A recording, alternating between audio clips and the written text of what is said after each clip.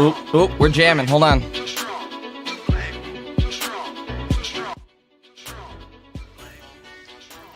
Alrighty, folks.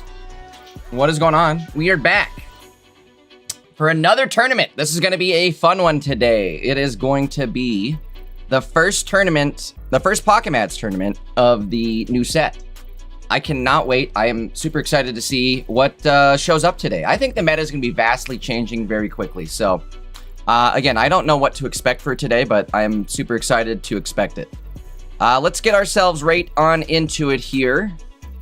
Just let the crew know we're good to go. We are running on a delay, so by the time you guys hear this, I'm sure things have already started. But we were going to try to run, or at least give everybody a couple minutes so that they saw the stream and go, oh no, I forgot to sign up for Pocket Mats. Oh no, I forgot to hit register or whatever, you know. So go register for Pocket Mats if you haven't yet. Even if you're late, we do allow late registration. Get on over there, get signed up. It's going to be a fun one today. I think we have over 400 people, 400 registrations.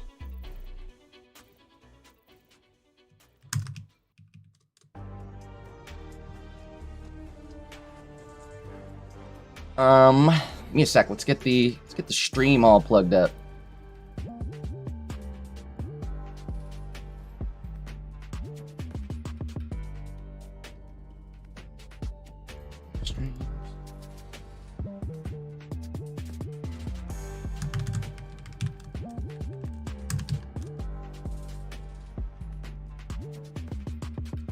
Guys, we're gonna be running Twitch and YouTube today. Just a reminder. Don't forget. See, I think we're ready to roll. Another reminder too, guys, we are going to need a bunch of people streaming games. I do see a whole ton of people in the Discord already. Are we doing it? Let's go with the our first round. Every time we go with Pock and it ends up being a good time. Our good time guy. We're going with Pock. I mean, I just had to click on him and I know he's already running some heat. Already got the heat. Oops, sorry for the dings. Let's pull it up here and see exactly what he's got. It's going up against Numa Tenale, too. This will be a good match. He is playing Noivern. Wait till you guys see this deck list. This is going to be hilarious. Numa Tenale playing Gouging Fire. Oh, it's catching on, folks. I cannot wait for today. Yesterday's tournament that I casted, the Umbreon 99 tournament, that one ended with, I don't know if you guys saw it, it ended in spectacular fashion where Mega Ray won it. Mega Ray won. Mega Ray is a threat, if you guys aren't familiar with the new Mega Ray card. It is a threat. So we are, I don't know, I would expect to see a lot of Mega Ray. Maddie and I were talking about it on the pod last night, like what are we expecting for the tournaments? And I do think we'll see a meta shift. I think people are going to see, oh, Mega Ray won. That could be me. So a lot of people are probably going to start trying to play Mega Ray. The other problem, though, let me see what's going on with this game. And Numa's not checked in yet, but we'll give him a sec. That's a little strange for Numa. Numa's usually here. Either way, though, I was predicting a counter to the Drampa Mega Ray meta. And I figured the best thing to counter it is maybe itself with the Gouging Fire variant. I don't know. What variant of Mega Ray have you guys been playing? You guys play Drampa? You guys playing the new well, I guess it's not new anymore. The old Gouging Fire. I'm playing Gouging Fire personally, and I really like it. It's very fun. It's also fun seeing those ancient dragon cards actually get some use. I remember when those came out, it was like, what are you guys doing? These are never going to be usable. One set later, it's like, oh yeah, these are the best. Good thinking. All right, here we go. Looks like they are just about ready here. Let me get everybody going. Again, it's going to be hilarious because Limitless doesn't have the cards fully loaded. So when I load these deck lists, it's going to say, I'll show you what it's going to say. So for every brand new card from the new set, since it's not loaded yet, you're going to get the image not available. I'll show you kind of what the deck list is, though, I suppose. You know what I mean? Like, as we go along here. All right. Excuse me. I'm losing my voice, bro. Yesterday I streamed and casted and recorded for like too many hours in a row. I don't even know. It was a long time. But we're here. Let's do it. We're here and I cannot wait. Hawk 55 versus Frog Numa.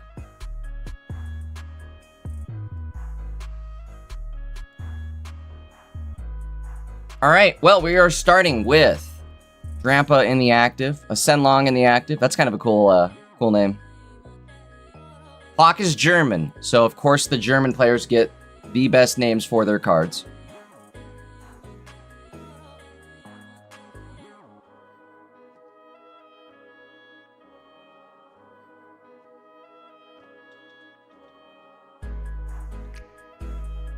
I'm going to be running a fan over on the side over here because it's going to be 1,000,000 degrees here today. So if I don't have a fan going on me, it's also going to be extremely hot. But if you guys can hear the fan at all, let me know. You shouldn't be able to. I ran it all day yesterday, no complaints. But just saying, if anybody hears a fan and you don't want to hear it, just let me know. I don't know if Pac necessarily likes the hand he was dealt here. Let's see what happens.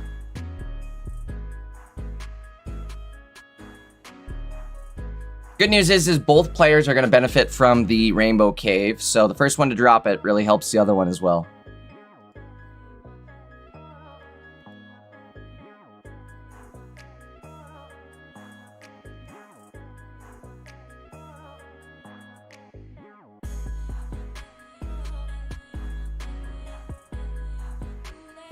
The chat says, Jay, how'd your tournament go? It's actually happening tonight, right after Pokemats. So guys, make sure you guys are signing up for the other tournament happening today. The Dankest Cup. It'll be a couple hours, I believe, after Pokemats ends. If I'm timing everything right, Pokemats will end probably around 5 p.m. Eastern. And the Dankest Cup is set to start at 7 p.m. Eastern, so the problem here now lies with the fact that Gouging Fire can one-shot this Drampa. That's why I was saying earlier that I think Gouging Fire is going to be the counter to Drampa decks. We'll see, though, because Numa can also not find electric energy here, right? And that's what it's looking to be what's happening, is we're not getting our energy in the discard to be set up to be pulled onto that active Pokemon. Again, with no cave, you're not able to discard and set that up. So, we are now applying to the bench instead. Next turn, we'll get electric energy. There's a big copycat. In fact, we could maybe even pull a play this turn. Personally, I like waiting to attach energy. With this new meta, I like waiting to attach my energy if I'm going to be doing things like copycat, just because you don't know if you're going to find your other Dragonair, your Rainbow Cave, and maybe set up a different energy play than what you currently had. I do think, and I'm going to say this now, folks, this is a disclaimer, we are bound to see a bunch of misplays today. This new set is kind of hard. It's new, it's all new stuff, so it's like, it's not muscle memory yet. So I am expecting to see a handful of misplays. No way, bro. Noibat is Ephem? What a name is that? You don't like him? Ephem. Bro, what sort of name is that? Honestly, it's hilarious. Oh. What? That's too funny.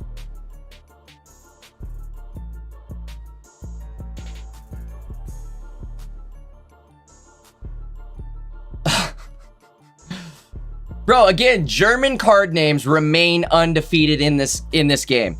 Guzzlord, Schling King. The Earthworm is the Schlermworm. Bro, there is all sorts of goated names. Noibat is Ephem. What?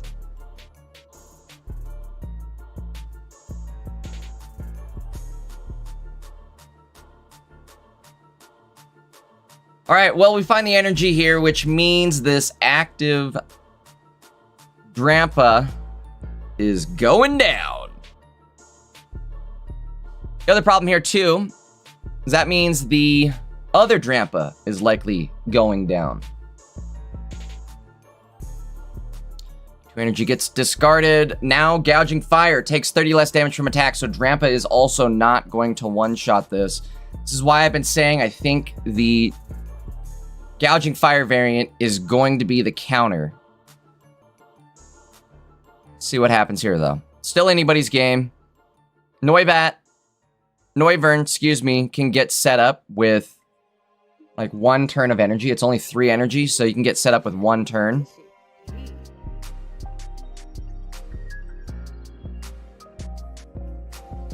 We already have our Drayden ready to go. We have our evolution for FM ready to go. Bro, I want to know, what's the evolution called?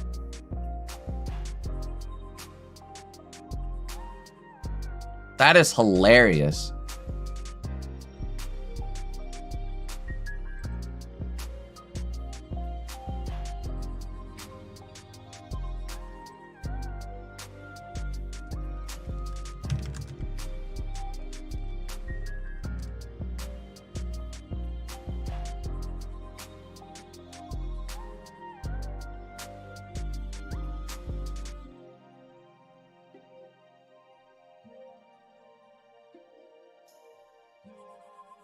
Dragons are everywhere. Yes, dragons are prevalent in this new set. I love it. I'm really loving the new set. It feels like we've gotten...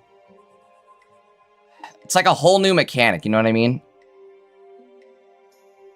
All right, here we go. Speaking of mechanics, we need... How are we doing this? I would imagine we Drayden this turn. I think we can pull... Okay, there we go. Doesn't matter. We have our darkness. We have our... Or no, it does have to be double dark too. So, okay, we've got our energy set up. No problem there. Now we've got our Drayden going out. Lysander. That's sick. A Nafair. A Hafner. Oh, big hit on the active, but it's not enough. Unfortunately, the other one gonna come in and clutch the game. KO. Ugh. I think, again, Gouging Fire is just going to be too strong, too much of a wall to get through. All right, let's see what we got.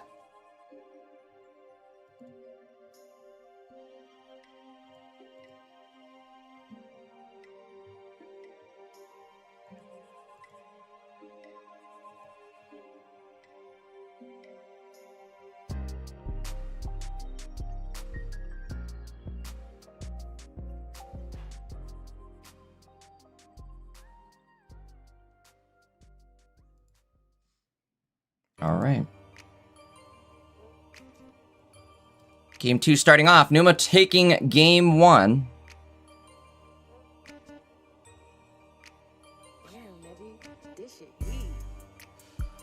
That's also very true. Guys, if you're watching, if you're just tuning in, you're wondering what's going on with these deck lists. Unfortunately, Limitless doesn't have the cards loaded, so we're doing the best we can. This is the unfortunate side effect of Pac running a deck that has, what, 14 new cards? Is all 14 of these cards don't have graphics. Again, any card that's from the new set, it's there on Limitless, right? Like you can use the cards in Deck Builder, but there's no image for the cards. So, all right, we got our double FMs.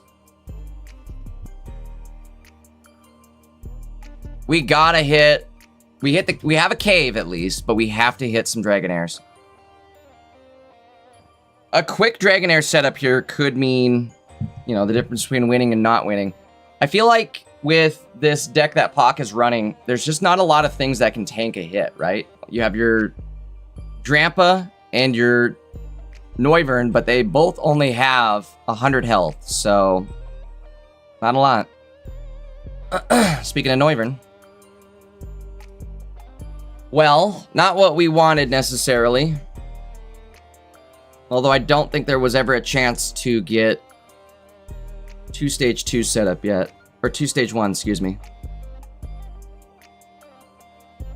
Not great. I would put the other bat in at this point. Just drop your other bat. Be ready for that.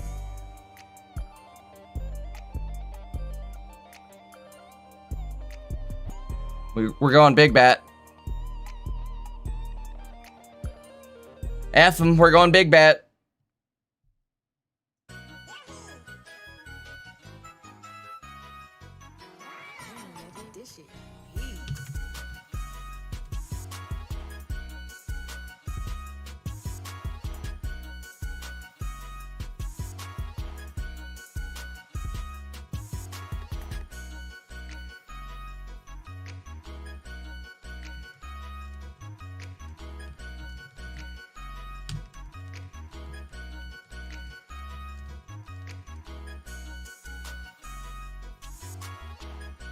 Well, again, no Dragonair here, unfortunately. And Dragonair is basically what we need to clutch this at this point. So, kind of rough.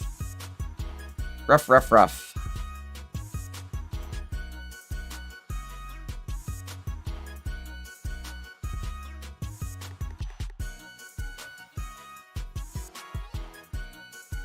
Ending our turn.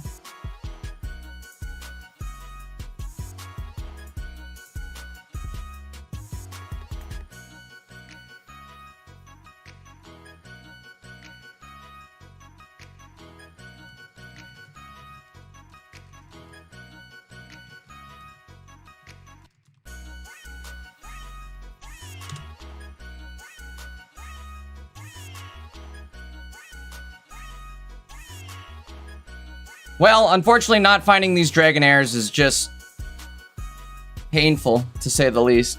At least Numa's in the same boat. Both players have their dragons hiding in the cave. They're hiding in that rainbow cave.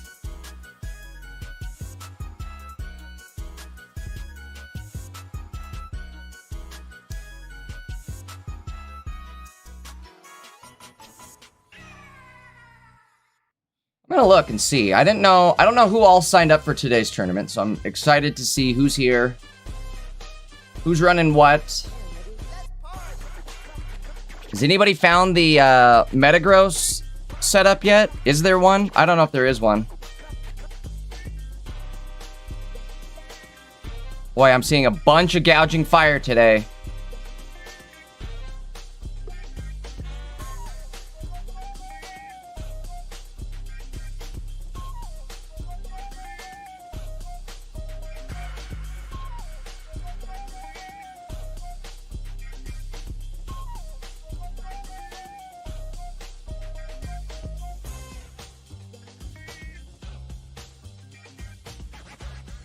I will say it's tough finding a co-host on day one, especially when it's like I have to ask somebody to give up their chance at playing in Pocket Mats. You know?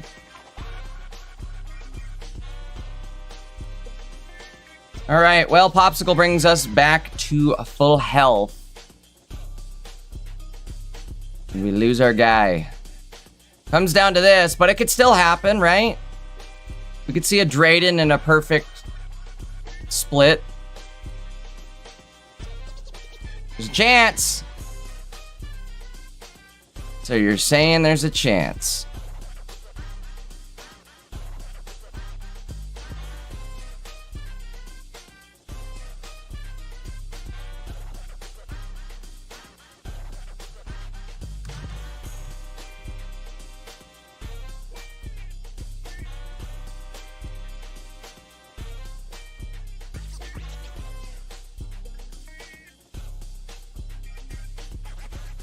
Okay. I mean, one more of those and we're in, right?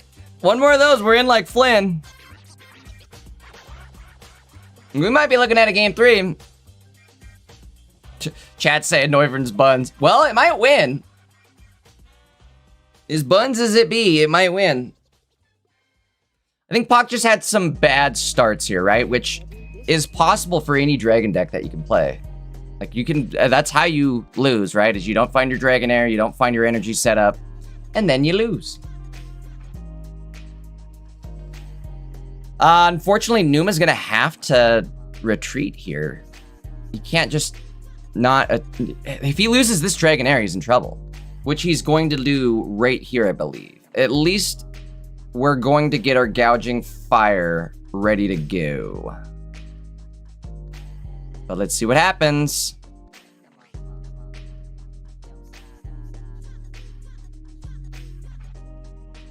A whole lot of nothing. Okay. Attaching to the bench. I don't know. What do you got in the pile? I would check before you do that. All 180 goes to the other Dragonair. Well, no more Dragonairs left. Oh, he loses. Right? That means he loses. Because Gouging Fire is going to hit here. Unless we top deck our Drayden, he loses. He has to hit the Drayden.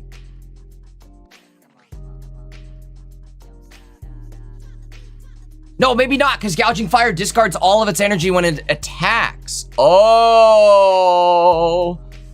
Hold on. We got ourselves a game, folks. Yo, this seriously might be a game 3. Don't give up, be strong, hey. Numa does run 1 Sada, and that could actually save his day here. 1 card left, he has it. There's no way he doesn't have it, so he's gonna have it next turn. Oh no! All right, he's gonna clutch it. There's no way he can't clutch it now at this point. Energy goes on Gouging Fire. All right, again, a top deck on. No, you know what also wins is all energy going on the benched Gouging Fire. All energy. Oh, 1 and 2, he got it. He got it. Big hit. Come on, here we go. Don't get me wrong, I love Numa, but I want to see this win. I want to see a game 3. Perfect energy on top here, allowing for the hit. Here we go! So close. So close. I am rooting for Pak. I'm always rooting for Pak, though. I'm always rooting for Pak. We'll check back in later. Hopefully he has some more wins under his belt later on. But dang, what a deck. Okay, in the meantime, let's see who else is streaming.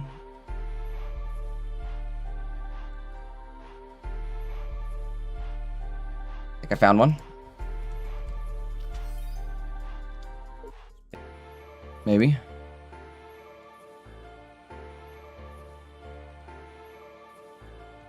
We'll hop into Danny's stream and see if he is still playing. He is. Still playing, he is. Up against Gosu. This will be a good one.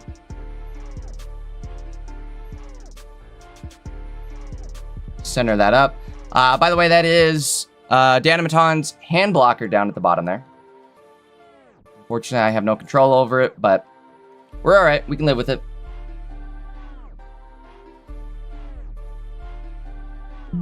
Sorry for the ding.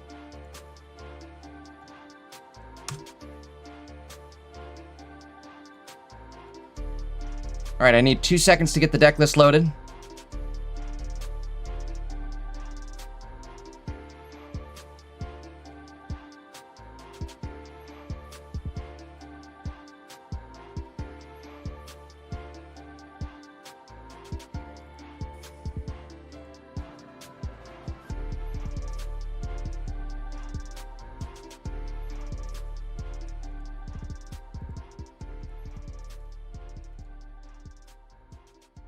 All right, here we go.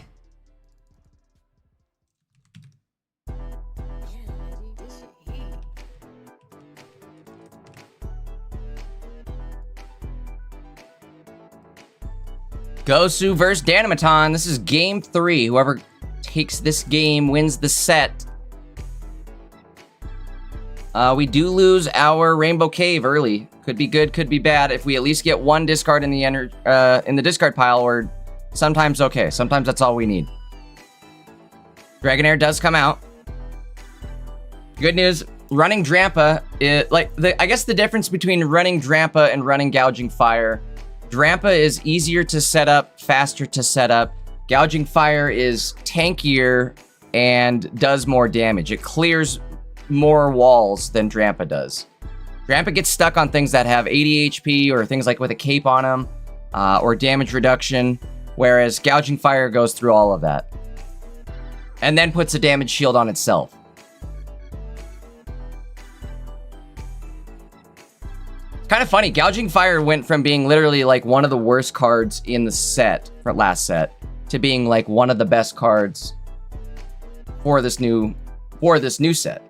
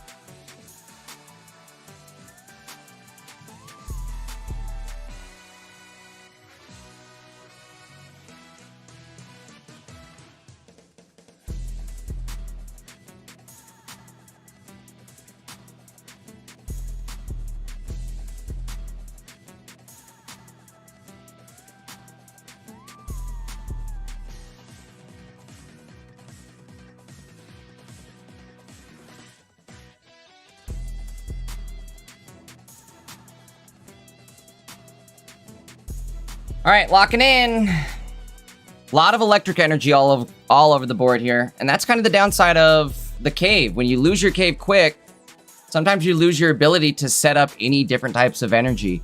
Once Ray has, like, especially when you have 2 of each different kinds of energy in the bank, you're set. But to start off, you really need that cave to put some energy in the bank. At least we do have a fire energy in there. And once we attack with Drampa or lose the Drampa, we'll have 1 of each. Danny able to build up his Mega Ray on the bench, so whenever that does come into play, it's going to hit like a truck. Playing it slow. Nowhere to go.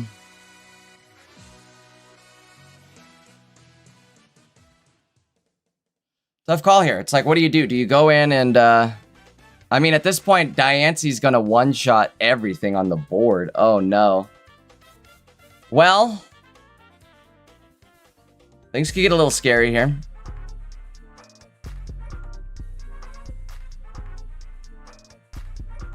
Gosu might be playing a counter to the dragons. Like, this might be a good dragon counter.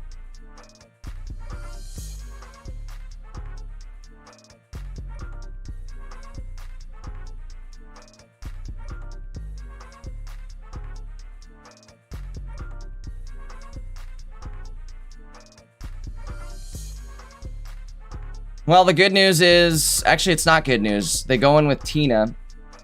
You know what I mean? Danny run. No Cyrus either. Ooh. See, this is where Cyrus would be nice, is we could pull in the... Indeedee. But if he one-shots this, there's not going to be enough energy on Diance to one-shot the rest of the board. Okay, we might have a chance. He might have Sabrina in hand. We have our other Dratini on the bench now, so we have the ability to set up 150 damage every turn if we pull our other Dragonair. This will be enough to knock out Tina.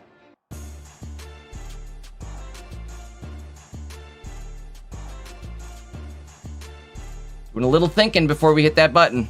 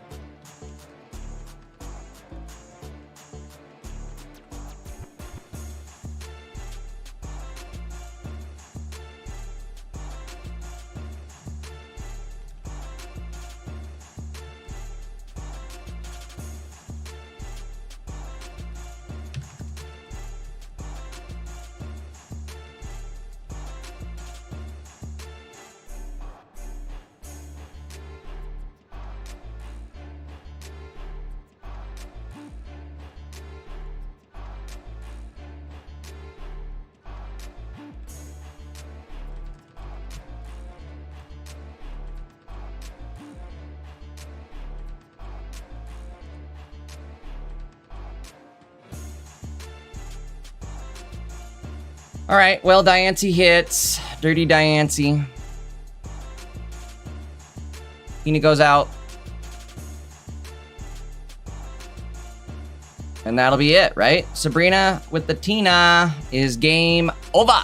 Close, though. That was very close. Very scary. Tina allows for Diancie nukes. All right, Danny taking game 3. Gosu, another amazing player that we see here quite often. So I'm super excited about the turnout today.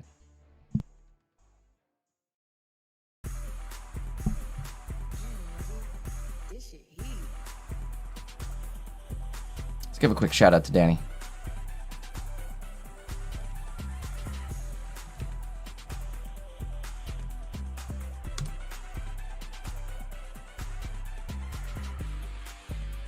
All right.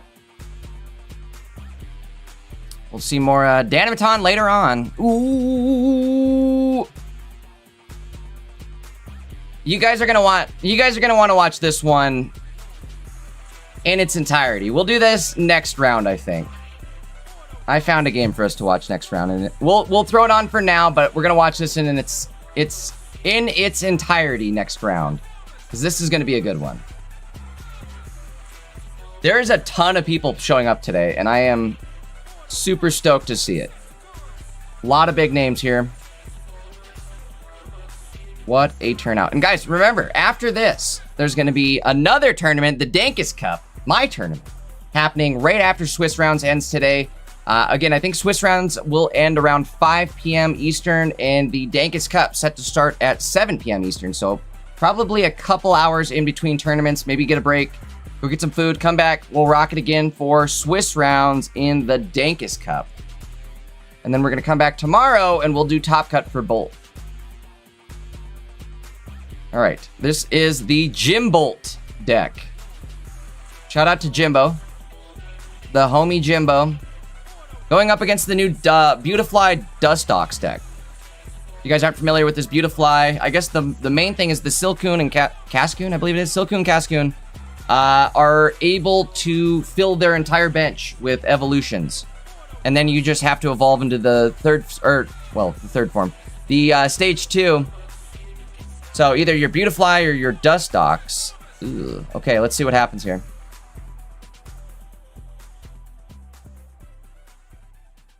It's 1-to-1.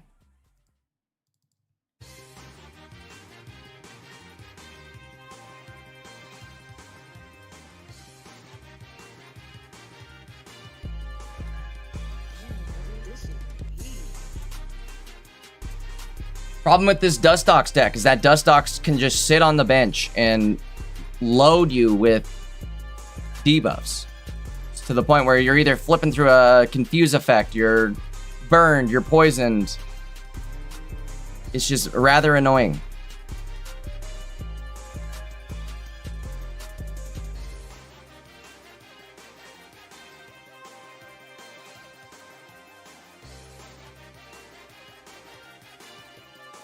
Jimbo thinking.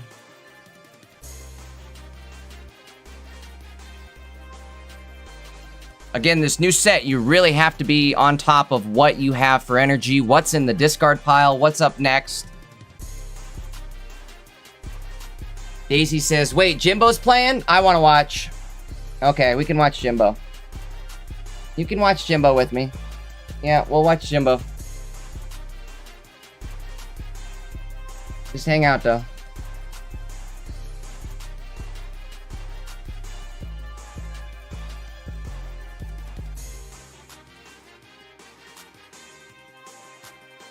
All right, Cape goes out.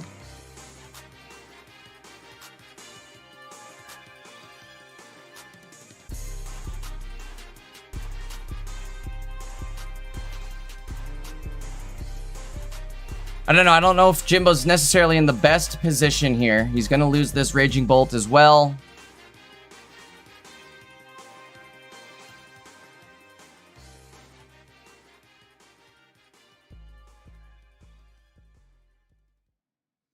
Gouging Fire. Sada. We needed that last turn. Cyrus comes out. We'll at least get rid of the Dustox. There's a chance here. So you're telling me there's a chance. I think, right? So we do damage with Gouging Fire, and that will actually... Wait, where's our electric energy? We don't have electric. Oh no, it's over. We're cooked.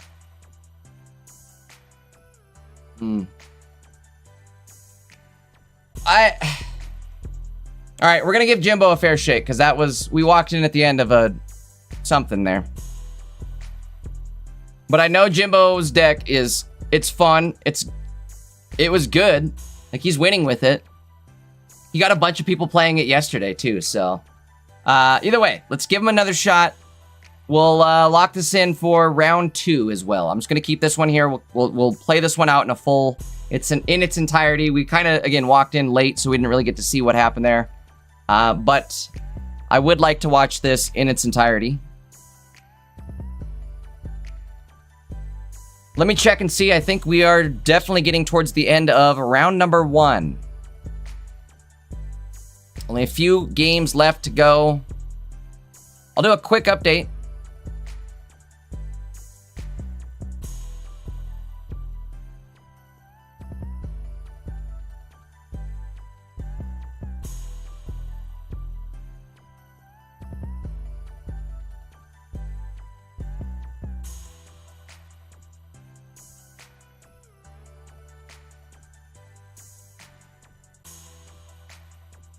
All right,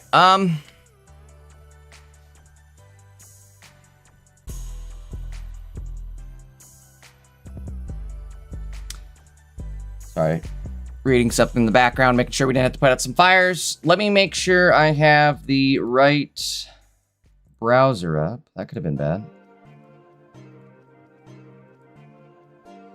Here we go.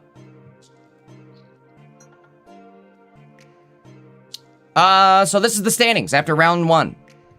Juggy, well, okay, so we're gonna have a bunch of people tied for first. I'm not gonna say Juggernauts in first because all he has is really 1 win. So everybody else that has 1 win kind of tied for first in the same sense. The standings really just populate based on how well your opponent did. So I like to consider it, at least for the few rounds, that everybody's tied for first or whatever place. But going down the list here, look at how healthy this looks. Oh, I love this. Nobody is playing like older decks. I mean, they still are to a certain degree, but like the meta looks brand new. This is a brand new wave of decks that we're seeing.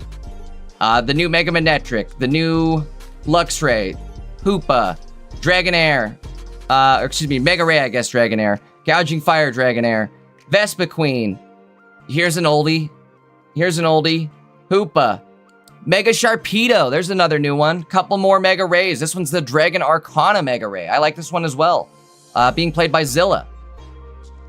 Going down. What do we got? A Mega Lucario, but still, you know. It's like 1 in every 5 decks, maybe even more. Like 1 in every 6 or 7 decks. That is an older deck. Love it. I love it. I don't hate, like, I don't want to see the old meta necessarily totally phased out, but I definitely want to see a wave of new meta. You know what I mean?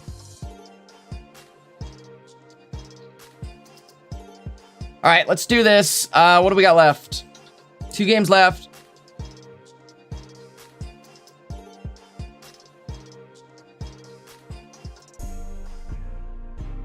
Reminder, guys, late registration still going. You guys are watching, you want to play yourself. Remember, head on over to the details page. Get yourself registered now. And then, do me another big solid. Head over to the Discord and start streaming your games in the Discord.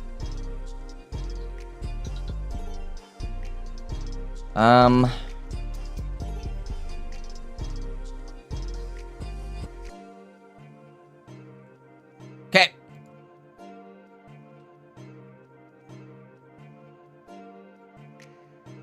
I do see somebody running Mega Metagross with Orthworm. Let's take a look maybe and see what the deck list looks like. I hate that it's like, sometimes it's not even worth clicking the check deck list right now until we get the images uploaded. We'll just get a bunch of image not available. So maybe for today, we're going to have to learn to read, guys. And you know how much I struggle with that. So we're going to have to learn how to read. We will make do as best as we can. Make do. I want to take a look, though, at this Mega Metagross deck. Oops, I just clicked that. So it's Beldum, Mega Metagross. There's no middle evolution there. 2 Orthworm and then a Minior. So they're running the Minior as, I guess, mostly an Oricorio handler, I would assume. Other than that, you just go Orthworm in the active and build up as much energy on Mega Metagross as possible. I would guess you could then go into, now that we know the Pokemon, we can go into the some of your supporter cards, like your tool cards. Put some Metal Core barriers on Mega Metagross, and I would assume you're gonna have to just like plow through everything with Mega Metagross, right? And then try to survive that entire time. So you've got your Lily, your Metal Core barrier, and then you just stack your energy up until the point where you one-shot everything and your Orthworms go down. Seems a little scary, but I don't know. I want something to work with Mega Metagross. I want it to work so bad. All right, that'll be it. All the games. We'll get ready for our next round. Again, I think we're going to watch Jimbo again, just so we can watch it in its entirety.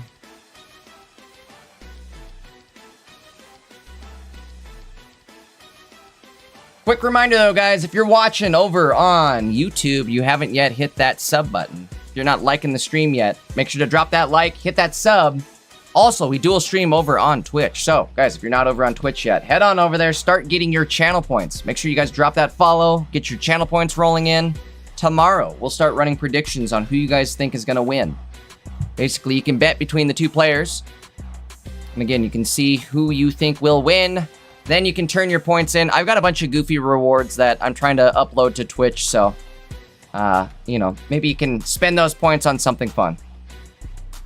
Impressions? Make me do something goofy on stream? Who knows? All sorts of fun stuff, though, right? All right, we're just waiting on that next round to start. Make sure everything's good.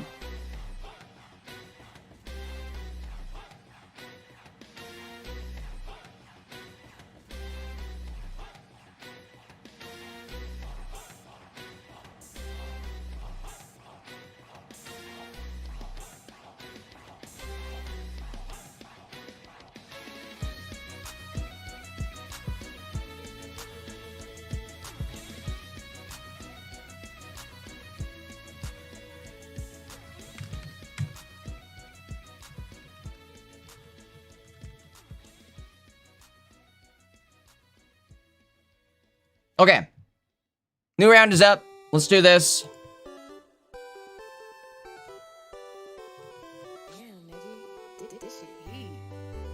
Oh, this will be a good one. Jimbo's going up against a Whale Lord. The Whale. Well, I tell you what.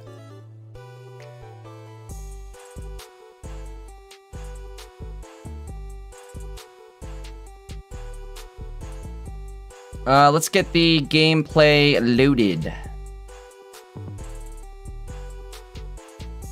Oh yeah, bunch of homies streaming today. Love it.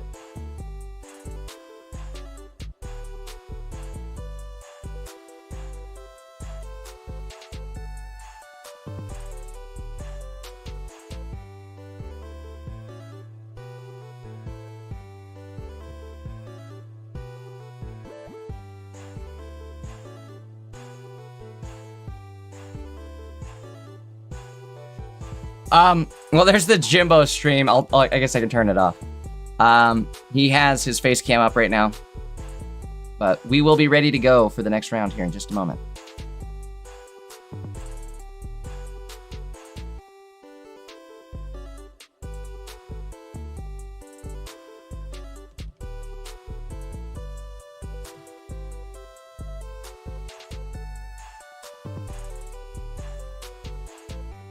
Here we go.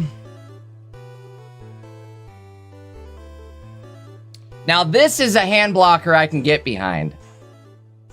I love this one. Those are all the full arts that I made for everybody. It's Eriko, Sekuru, me, and Jimbo.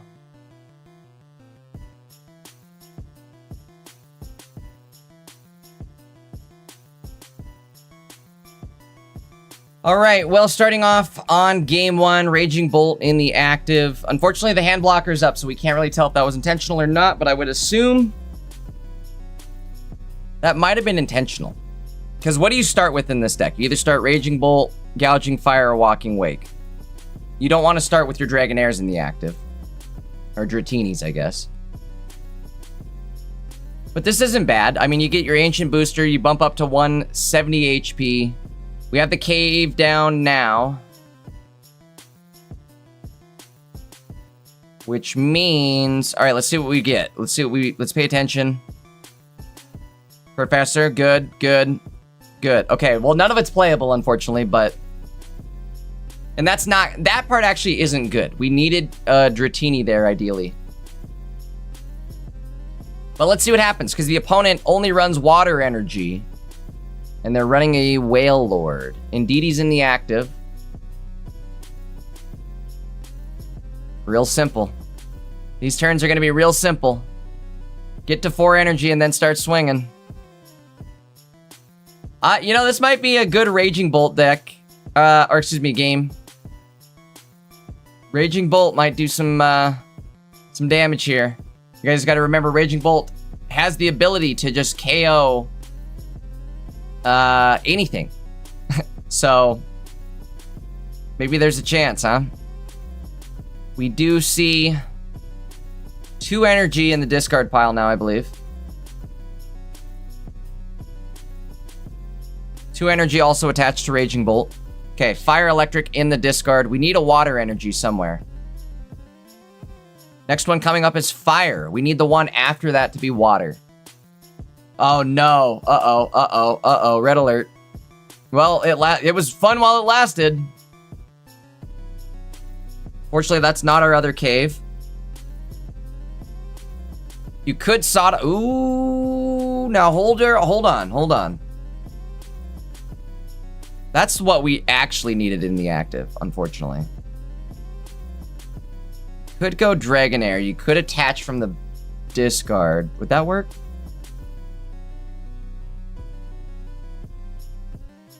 See, that's the problem, is we only have 2 energy, and it's Fire and Electric. Maybe that was a mistake, too, because what if you would have put the Electric on there, or the Fire on there, excuse me, save the Electric. No, I guess that wouldn't matter. Going in with Walking Wake.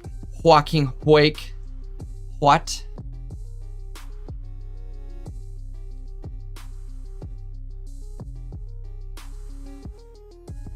Again, no water energy in sight. We need it.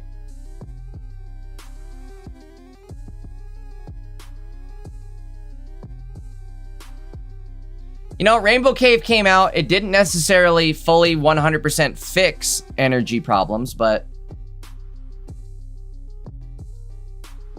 Jimbo's gonna need that Raging Bolt to take out this Whale Lord. The good news is, if he can get some water energy, there we go.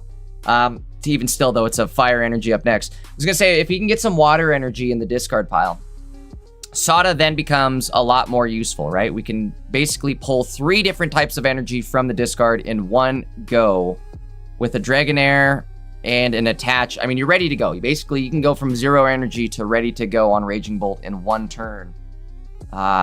Given we actually get some energy, which I just see coming up next now. We do have water energy, so things are looking a little better now.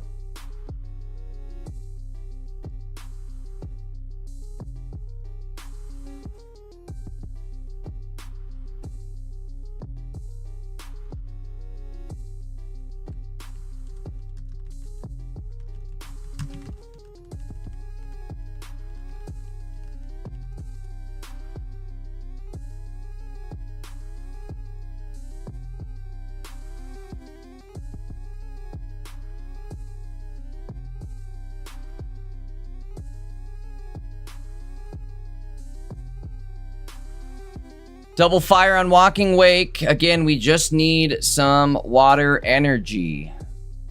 Need some energy. Need some water energy. Discard it. Then we can pull it out with the Dragon's Blessing.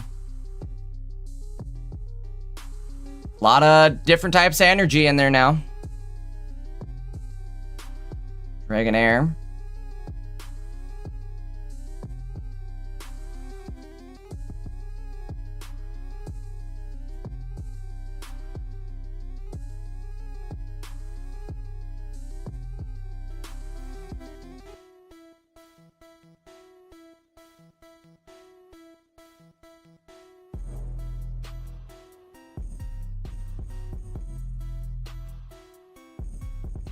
Putting energy on there because why not?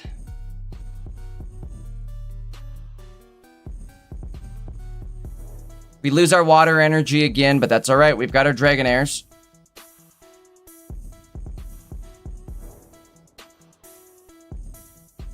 Double Whale Lord here.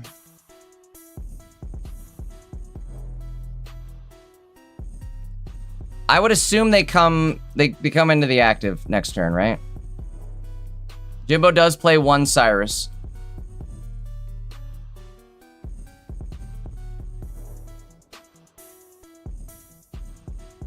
The opponent doesn't really play anything to get out of the active. So if Jimbo were to Cyrus in this other Whale Lord, they'd be stuck there for 4 turns or until they attach the appropriate amount of energy to get out of there. There's a Sada. Another water energy up next, which is huge. We need more in the bank. Now we have at least 2 of every type of energy in the bank, so we should be good. This allows us to attach that 1 needed water energy. No, I think you need 2, don't you, on Raging Bolt? Let me double check. I think it's 2 water, 2 electric.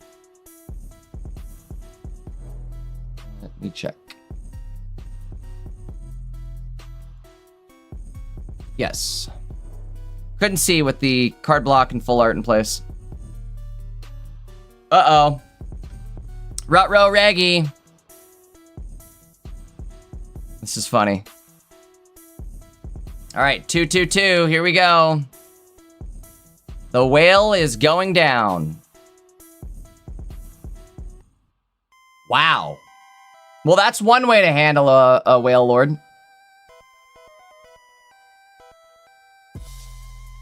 I think they're cooked, unfortunately. Yo. That was the best Raging Bolt play I think I've ever seen. That was insane.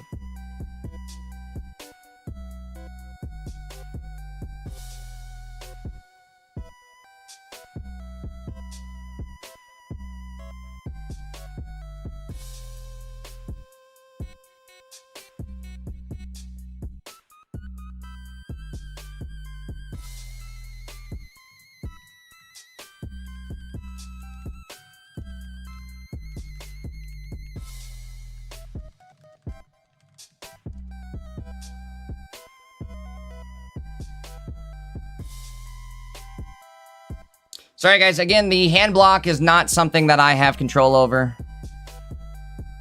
Here's Sada, which is going to allow for another one. 1, 2, 3. Dragonair to bring on that other electric energy. Bro, the double Raging Bolt spam is actually overpowered. Actually overpowered and disgusting.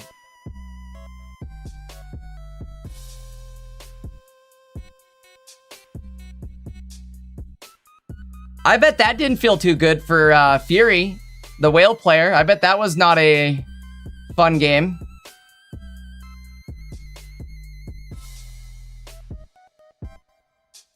What a great first game, though. Love it.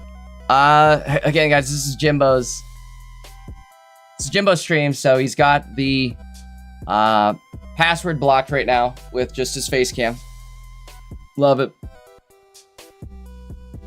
Ugh. Oh, big stretch. Holy moly. I did not get much sleep last night, but who didn't see that coming? Busy day for me yesterday. I cast almost like an 8-hour tournament with Umbreon. Big shout out to Umbreon and the Dark League. And then right after that, we went into a podcast with Erico and Maddie. You guys, eyes peeled for that. And then after that, we, what did I do? I uploaded a video, which you guys should go check out over on my YouTube channel.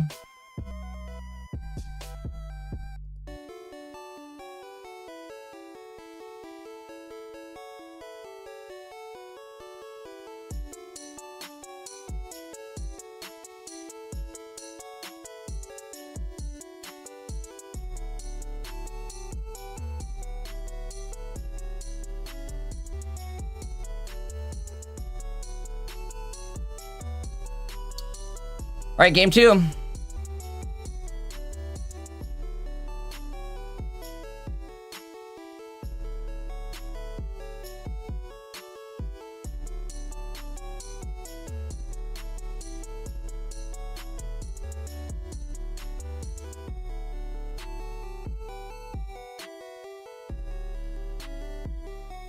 Well, we've got a Gouging Fire in the active, which does exactly 100 damage, which is exactly how much this Whalemere has for health. I guess the Whalemere does have a helmet on, so it technically has 120 health. But if we can get Gouging Fire online fast, which there's a Dragonair, so that's a good sign. But again, if we get this online fast, there's double Dragonair, that's an even better sign. We might be ready to go.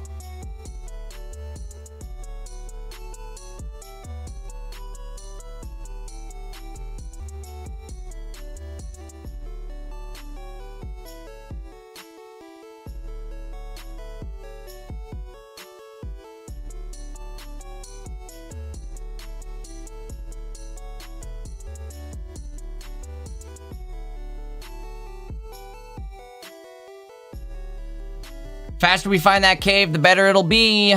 That's not good. We're going whale mode.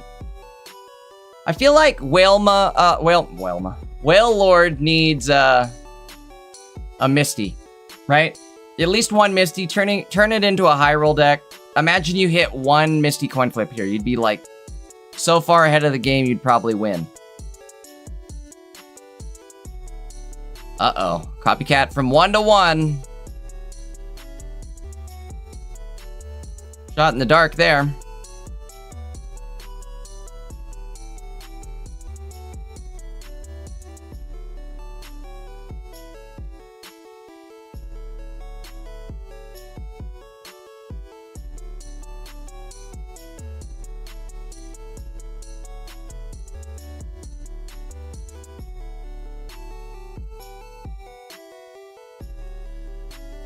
All right, starting off here, we're gonna throw our Pokeball. Get us our Raging Bolt. That guy puts in some work. The good news here is, so Jimbo put the capsule on Gouging Fire. When Gouging Fire attacks, it's going to take 30 less damage from attacks. That is actually going to turn it into a 3-shot for Whale Lord.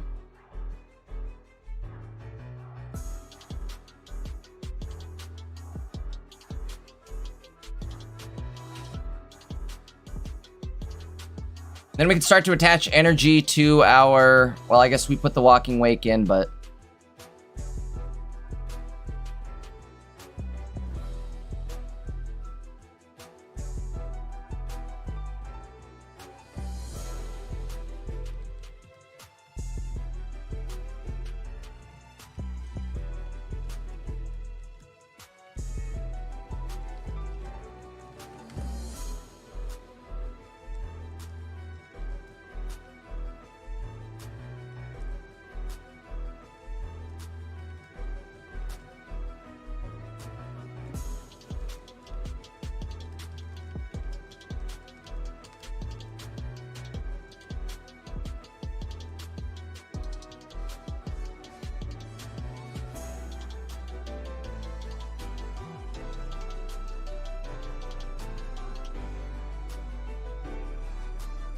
all right, Gouging Fire going to attack. Jimbo actually getting ready to set up one of his Dragonairs, which is telling that he may have a Dragonite ready to go.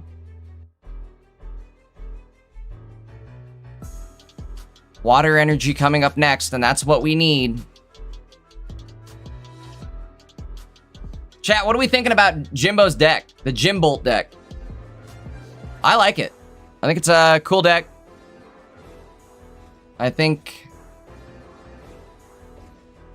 it's awesome thematically, too, that you're, like, running all of the dragons from last set.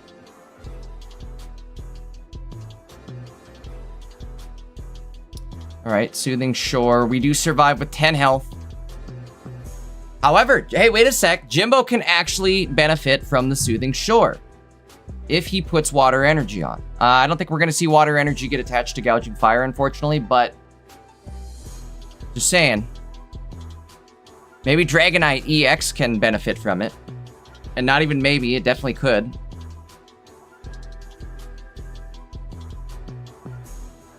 All right, getting ourselves ready to go with Gouging Fire again. I think we're going to sacrifice Gouging Fire here, then it looks like. Water Energy goes on the Dragon Air, it looked like. I'm assuming you put that on Dragon Air. Again, I would guess that we're going to see Dragonite EX come out this game. I'm out to play.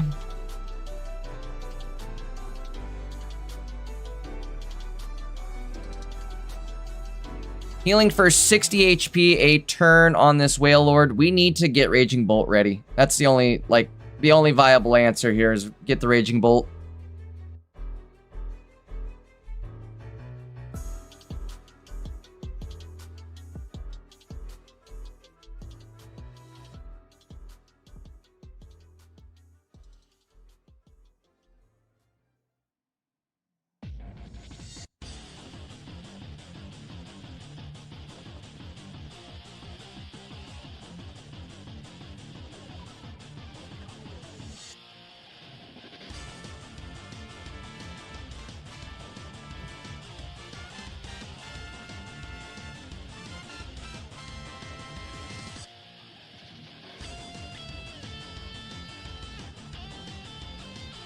Well, this is kind of scary now that Whale Lord's like online and fully tanked up and ready to go.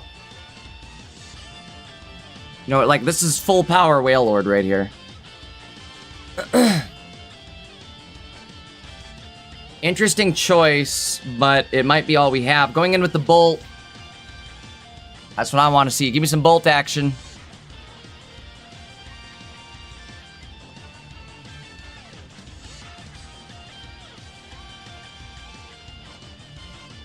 Or I'm gonna start raging. Give me some Bolt action or I'm gonna start raging.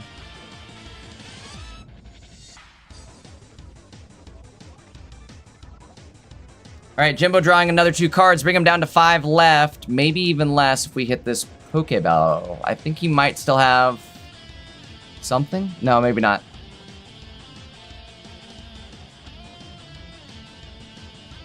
Okay, at least they lost 20 healing per turn. That's gonna be good. Jimbo's gonna get the Bolt ready to go for the following turn. Man. Oh, discard! Oh! That didn't matter. I hope it didn't matter. Hopefully he didn't need that Water Energy in the discard. Uh-oh. Uh-oh.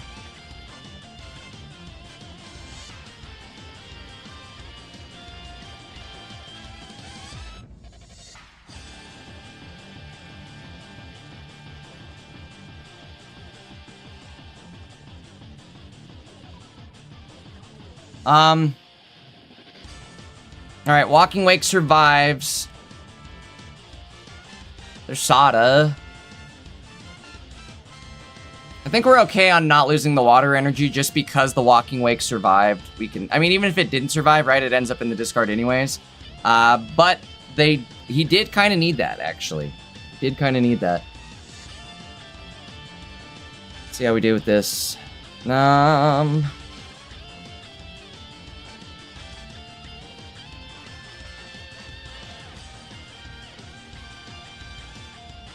Does he have a Water Energy already attached? Oh, he does! Saw, dude! Alright, here we go. This will be our second electric. The baneful boom. We're booming. This bolt be booming. And the whale lord be raging. We need a second Sada. Is there a second Sada? There should be.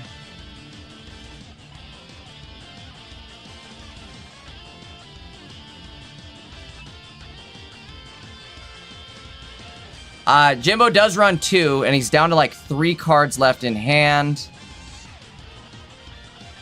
Say it with me, folks. Sada. Sada.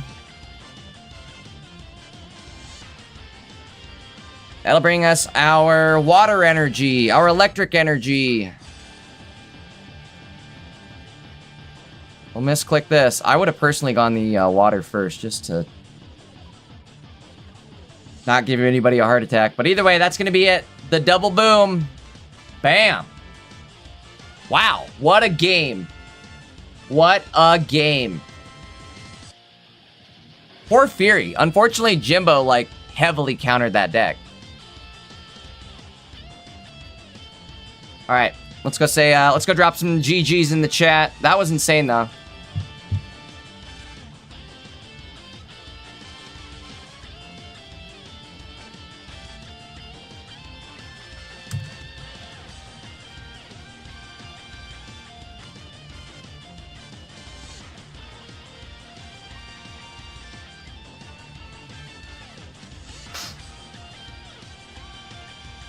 All right, let's get set up. That was a lot of fun. Really like that one. All right, there's still a few games going. Let's see what we can get ourselves into. Found one. Found one.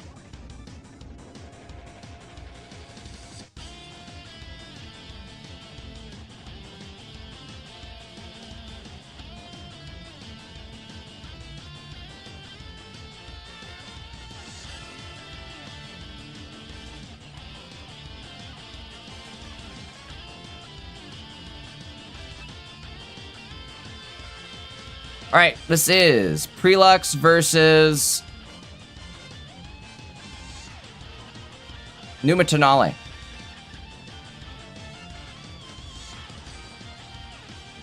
Wait, what's he doing? What's he doing? Oh, that's all he needs. That's all he needs to one-shot.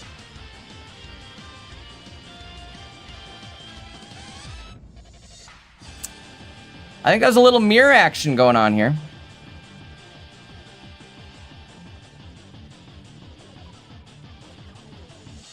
Not bad, not bad. All right, Prelux taking the dub. But that means we're gonna have to find something else to watch. It's all right, we can find something.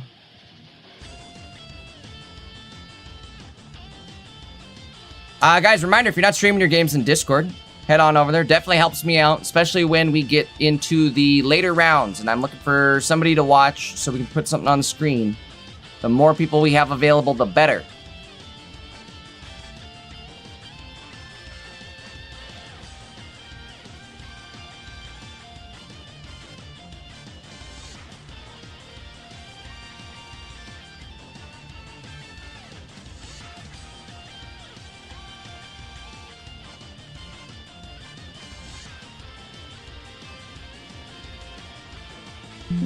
Sorry, you guys might hear some dings. I'm gonna try to find some people for us to watch. Sorry for the ding. HQ. Arcana playing Gouging Fire.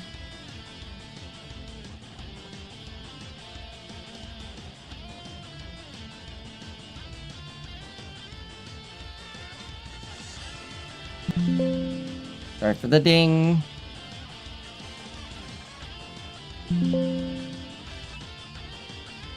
We're gonna find somebody. Oh my lord. Guys, if you don't have your name set to what your Limitless name is in Discord, please do that.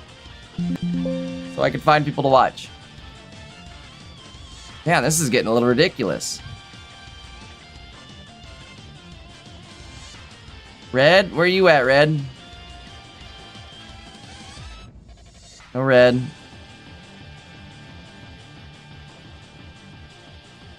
Prelux playing another game. Did I, like, close that too early? I did. No, I didn't. No, I didn't. No, I didn't. I just didn't mark the game yet.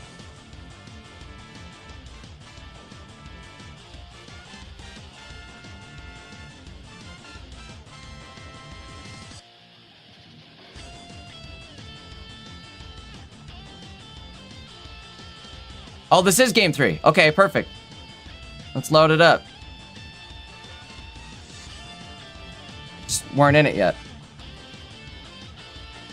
Wait.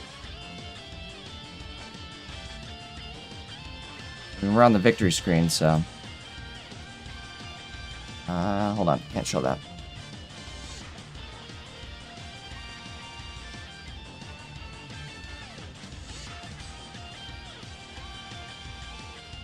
Did he go to the bathroom or something? I don't know. Alright, well, I'll try to find somebody else in the meantime, but I've also got that in the background, so...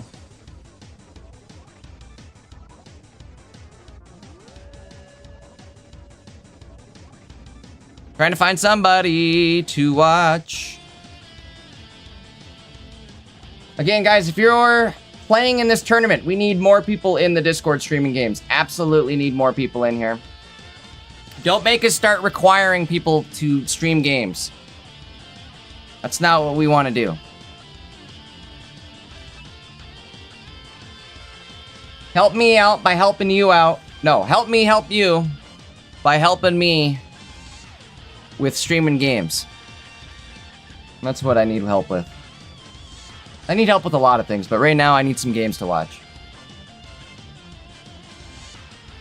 You know, and even if you're just streaming on, like, your stream, for instance, you know what I mean? Unfortunately, all of our streamers are done. Doug's? Doug's is done, right? Yep, Doug's is done. Proto? Is Proto playing? No way. Hold on, we might have one. Hold on. Nope.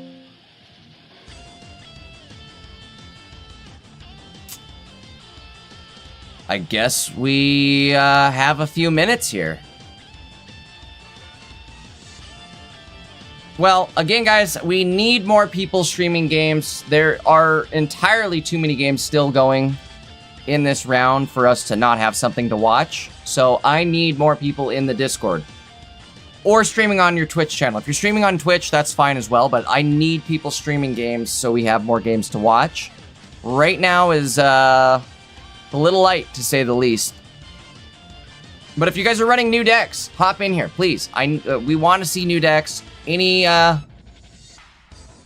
at this point. We'll take anything.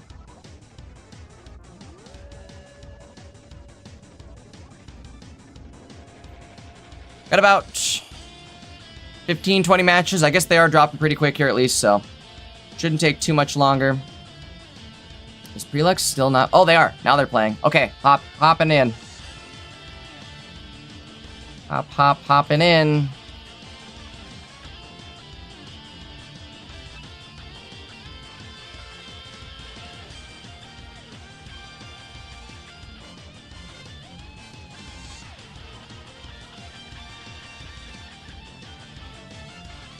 In just a sec, I'll get the deck list for these two players loaded.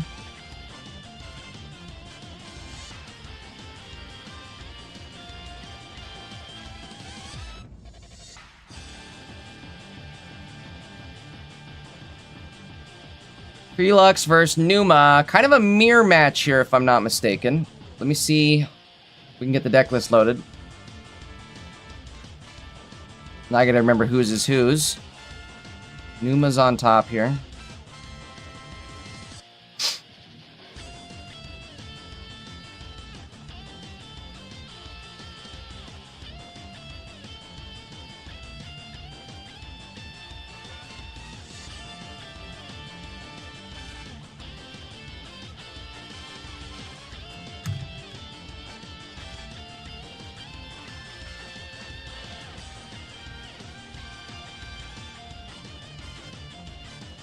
So again, fairly similar deck lists here. Both players only running one Sada. However, Prelux runs 2 Ancient Boosters, whereas Numa's running some, like, healing and a balloon. Huh. Numa also running no Cyrus.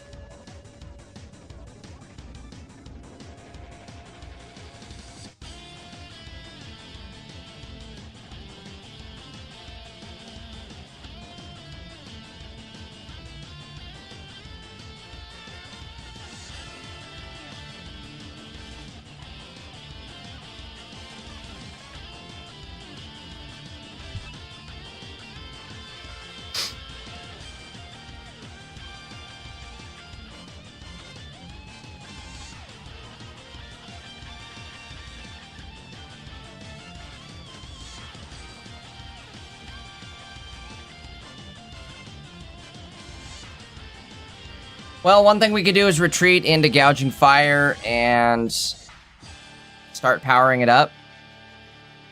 Good news is Numa doesn't have any of his Dragonairs ready to go. See what happens. He could go into Mega Ray even and just start attacking at this point. He is safe to do that.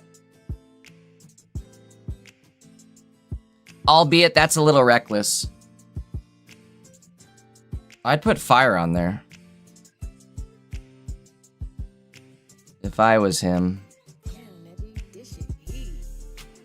Interesting choice. Okay, I like this too.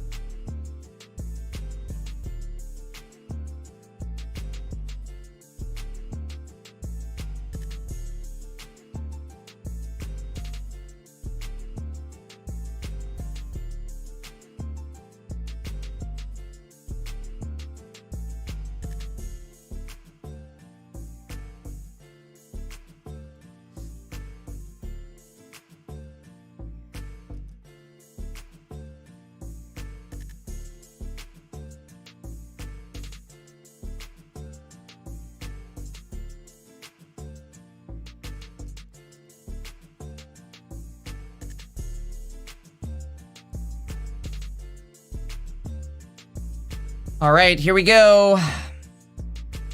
We'll start gouging with some fire. 100 damage going out, but we're also going to take 30 less from attacks. Not bad.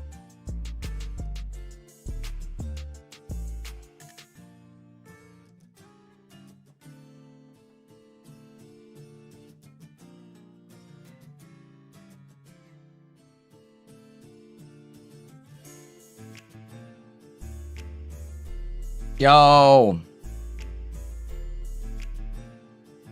Bro's getting gifted subs.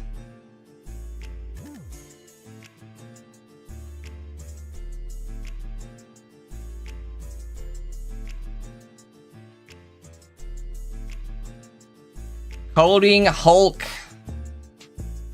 Bro is a sub monster, that's for sure. All right, next turn. Looking pretty good again for Prelux. This is like how these mirror matches will get determined. Who finds their Dragonair setup first? Who gets the right energy in the discard pile first?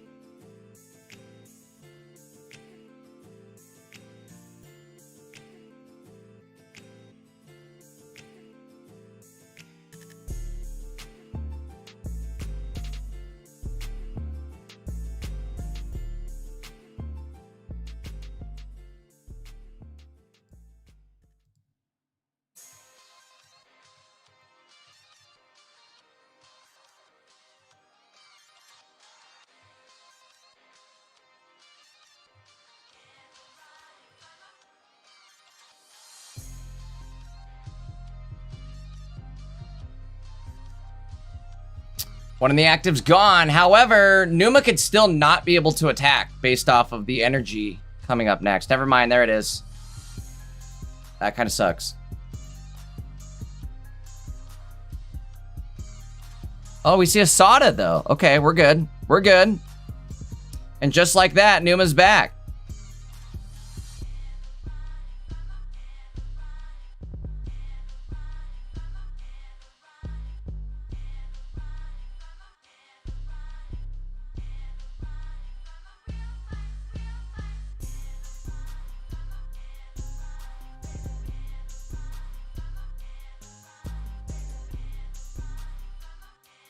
Prelux definitely needed to find his other Dragonair right there so he could start building up his benched Mega Ray and try to set up a one-shot. I guess the good news here, he is going to take out Gouging Fire before Numa takes out their Gouging Fire. And he has both his Dragonair set up. Almost. Potentially. This is big. This is big. Now Numa actually clears the Gouging Fires before Prelux does. So this means that Numa's going to be able to go in first and attack first. Ooh, this is really not good.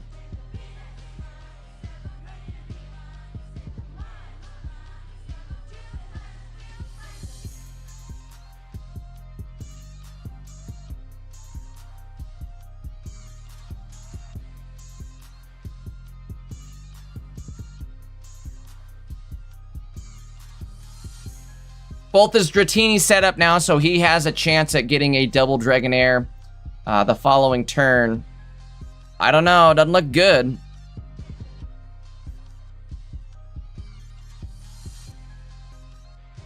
I guess one thing... Okay, hold on. So maybe it doesn't look bad, though, because we go in with Mega Ray. We get...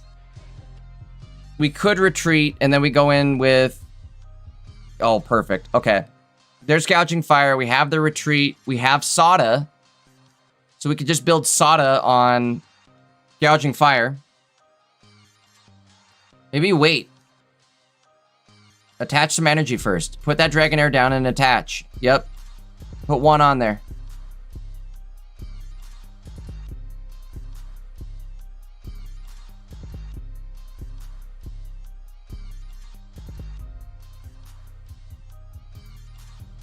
Yep. I'm gonna be real, folks. I'm surprised we haven't seen any misplays with energy yet. I feel like this new set, it's inevitable that we see misplays. Or it's gonna happen. Alright, so Prelux does get first KO, or excuse me, not first KO, second KO on the Gouging Fire. Both Numa's Gouging Fires are off the table. And now, Prelux put Numa in a spot where Numa now has to attack into this Gouging Fire first, which sets up Prelux for the KO kill. Potentially. We gotta see if Numa even has his Dragonairs here. He might not even have them.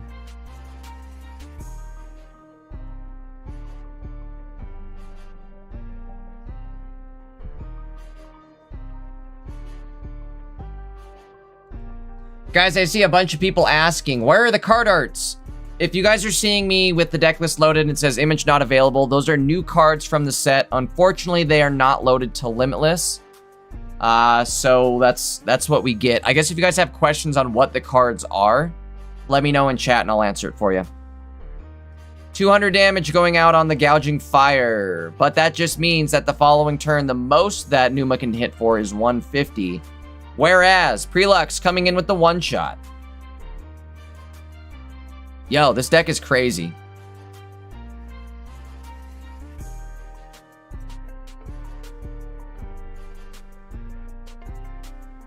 Mega Ray is a beast. Oh, he's actually hitting for 250 because we can attach too. Let's see. All right, let it happen. Let it happen. Big hit. Boom. We're doing Charizard numbers. Wow, what a game 3. Yo, I'm loving the Mega Ray gameplay. I love it. I just love it. I don't know what to tell you guys, but I love it. I was definitely a Mega Ray non-believer, we'll call it. I had no faith when I first saw Mega Ray. They showed us that trailer. They showed us no ability on Mega Ray, and I said, we're cooked. We're cooked, folks. Then the set came out. It's working a lot better than I thought it was. All right, I love it. That was the last match in round number 2 here. We'll be getting ourselves set up here for the next round in just a bit.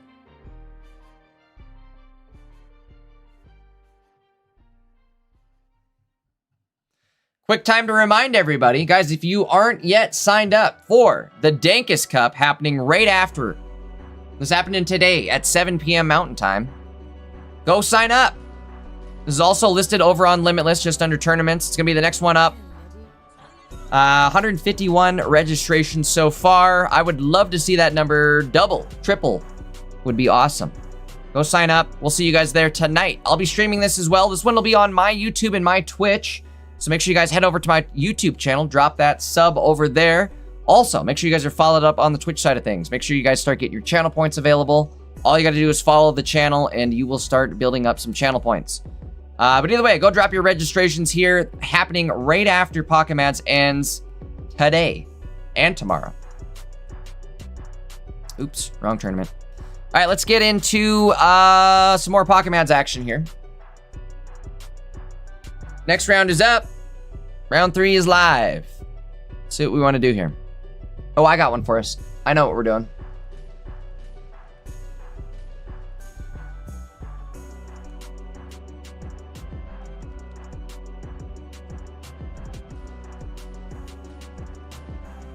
Let me do this.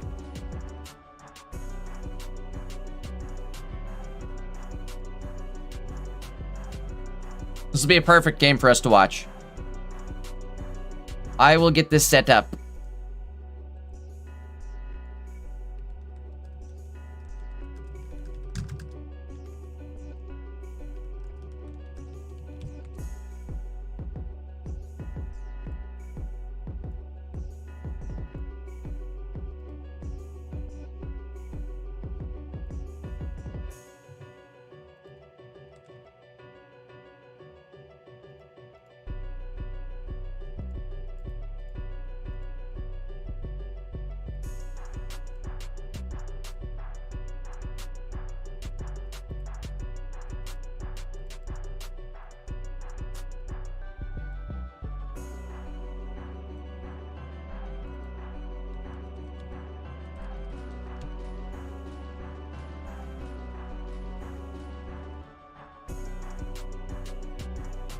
Ready, here we go. Getting ourselves all set up. They are searching.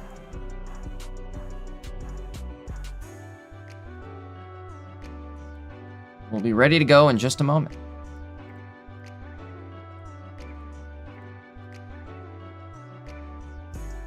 Deck list already loaded. Love that for us.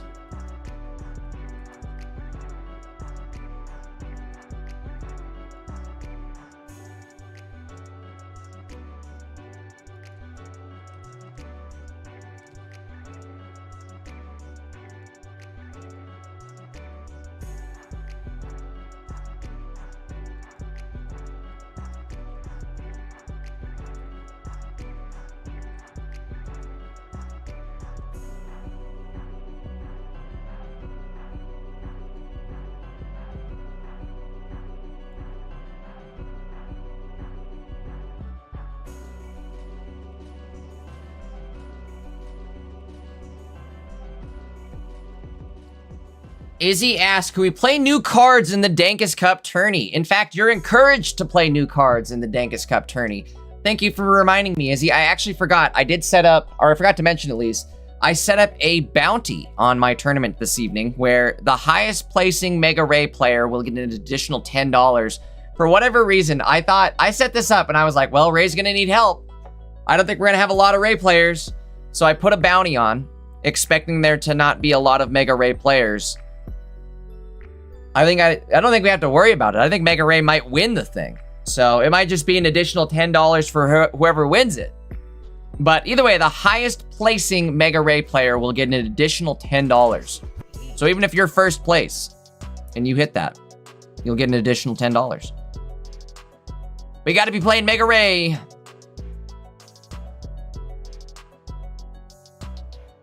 Going in with Pichu. Gonna eat you with the Pichu.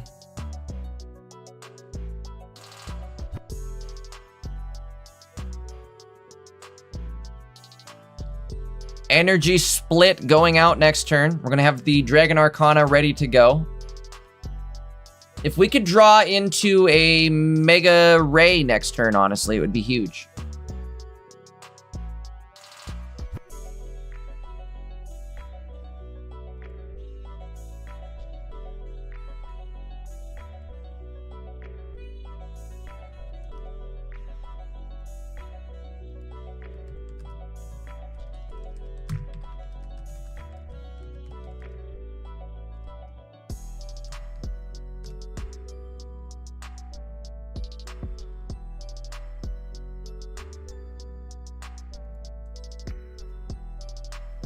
What round is this? Good reminder. I don't know why I didn't have my round counter up. I think I had that up from the other day. Round 3. Round 3.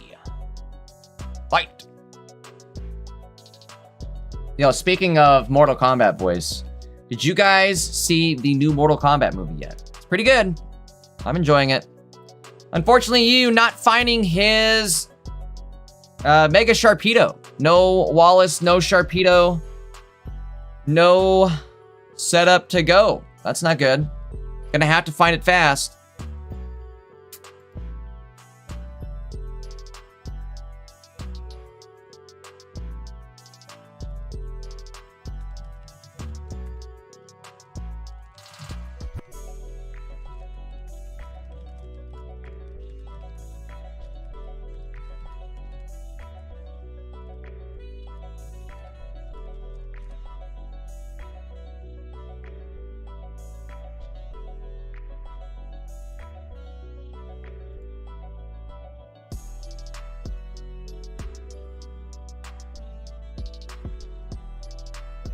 Even with the May, we cannot find what we need. That's not great, I would say. Now you have to attach to one of these two. At least you're not getting hit with Chen Pao the following turn. Actually, I think Bipples wins this. Or Bipple, excuse me. I think Bipple wins this just due to the fact that he has Cyrus in hand and he's going to be able to hit that Chen Pao.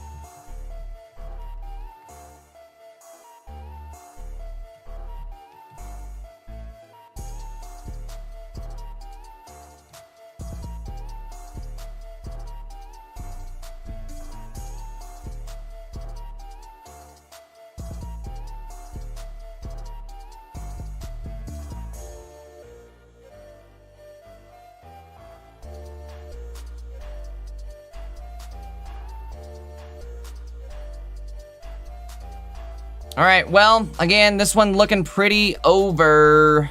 They did find Sharpedo. However, there is the Cyrus in hand. We already have 1 prize point. We survived the hit, and then it's over. Even if we didn't survive this hit somehow, Dragonair could actually come in and clean it up. Even Dratini at this point can come in and clean it up. That'll be it. That will be it. All right, we'll get set up for game number 2 here in just a second.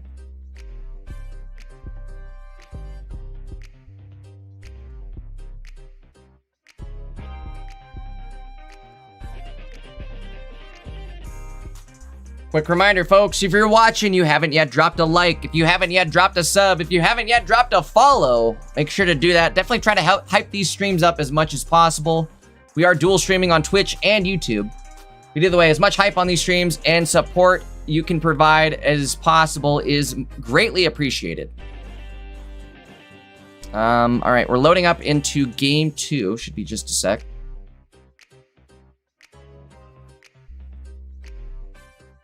Here we go. Here we go. Guys, actually, I'll be right back. While this game runs, I'll be right back. Give me 2 seconds.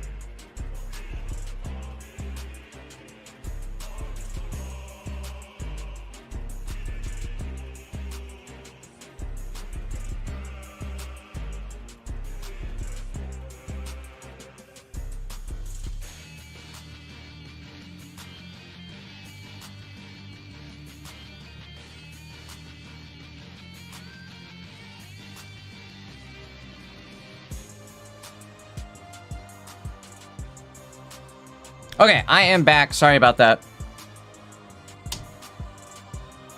My dog caused a giant mess upstairs. A giant mess.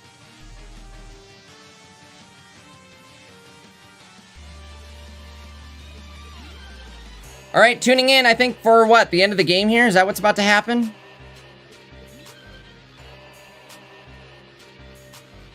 UU does run an elemental switch. What do we have? People's got to find something here.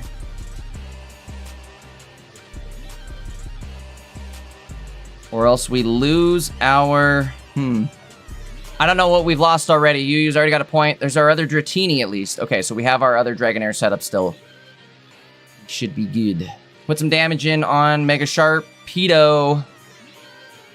Best case scenario is UU has a elemental switch. But honestly, that's not even great. I think best case scenario, he has another Wallace to go into his other car, or Mega Sharpedo on his other Carvana.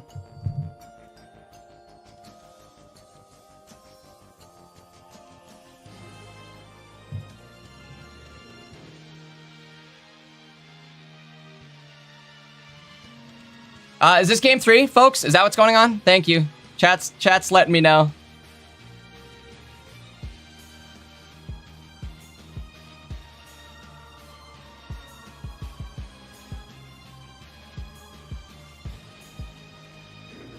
Chat, what happened? Let me know what happened. I don't know how we got here. Apparently, Brill lost the game in 2 seconds.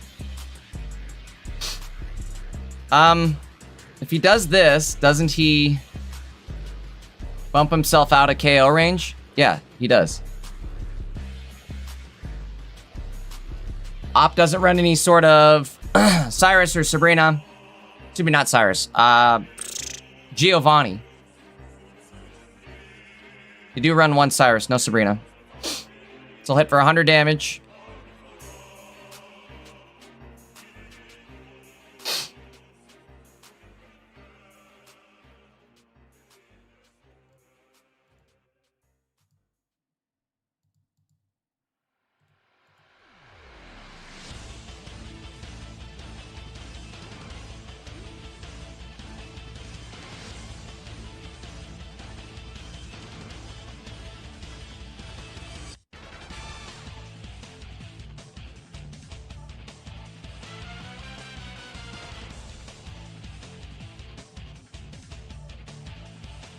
Popsicle goes out, and this actually could ruin the game. Spell disaster. Uh-oh.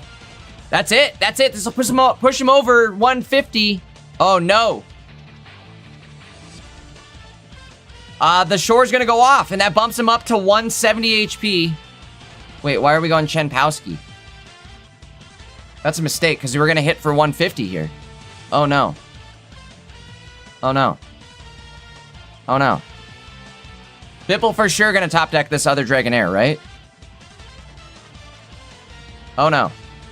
Oh no.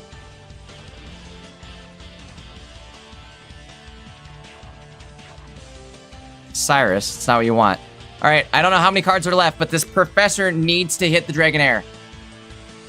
If Professor hits Dragonair, it's all over. Come on, Professor, what do you got? We need something good. Something big, something legendary. That's not it. That's game over. Kinda, I guess, right? There is a chance. We go like this. Get the blessing. You're gonna have to retreat and not attack.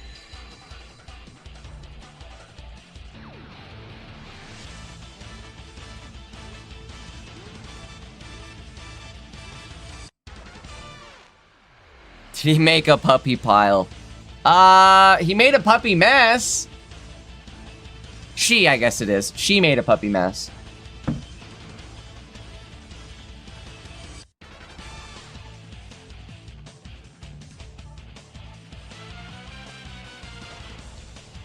All right, there it is, game 3.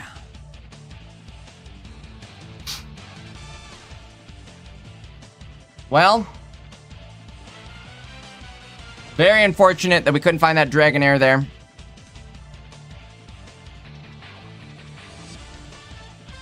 Great run from Bipple. That was the Shigun variant with the Dragon Arcana Sleep Swablu potential in the deck list.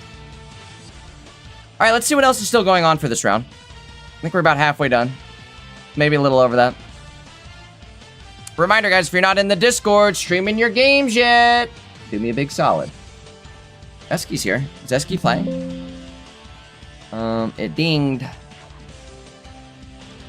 Be dinging.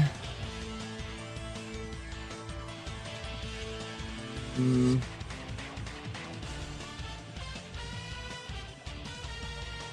gonna find us something here. Give me a sec. Putting it on. We're putting it on. New name in the channel here, Bibs. Not one I'm familiar with. Let's see, is he done? He might be done here, though. Hold on. Hopefully not. Bib. Game 1 is a loss. Game 2, inaction. Perfect. I think I scared him. He might have heard me joining the channel. Alright, here we go. Bibs on the screen.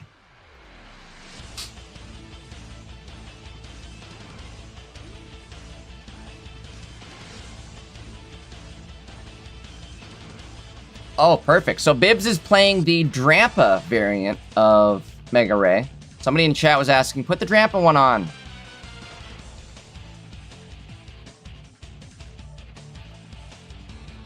Well, here it is.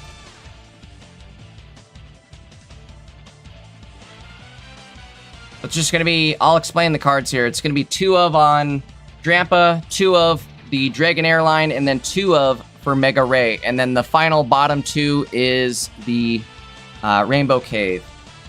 The way it usually lists the cards over on that side there, guys, is the Pokemon will be first, and then in like the bottom left, or excuse me, the bottom right is going to be generally the stadiums or items.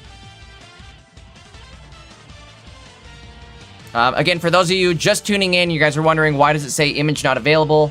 The cards are being pulled, the images are being pulled off of Limitless, and the new set hasn't been uploaded just yet. So we're getting the image not available placeholders until they have something. All right, we've tuned ourselves into a Hoopa Darkness deck. I think Dark is definitely strong right now. The problem is so is Grass. And Grass, I think, is keeping Darkness at bay.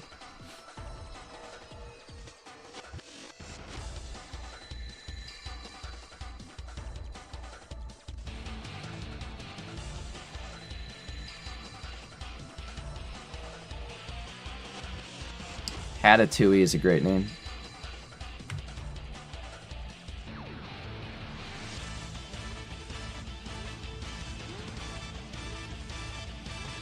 Okay, 2 energy on the Drampa here. We did find our other Dragonair. We do have a Popsicle, but is it worth using yet? I would save it for your Mega Ray as opposed to... I don't know, tough call, because Drampa can take a hit from Hoopa.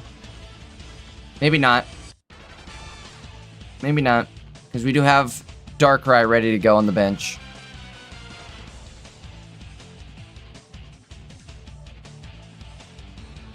Interesting combination with this Dark deck. Dark deck. Definitely one, though, I feel like maybe Raging or Gouging Fire is going to be better here again, because Gouging Fire able to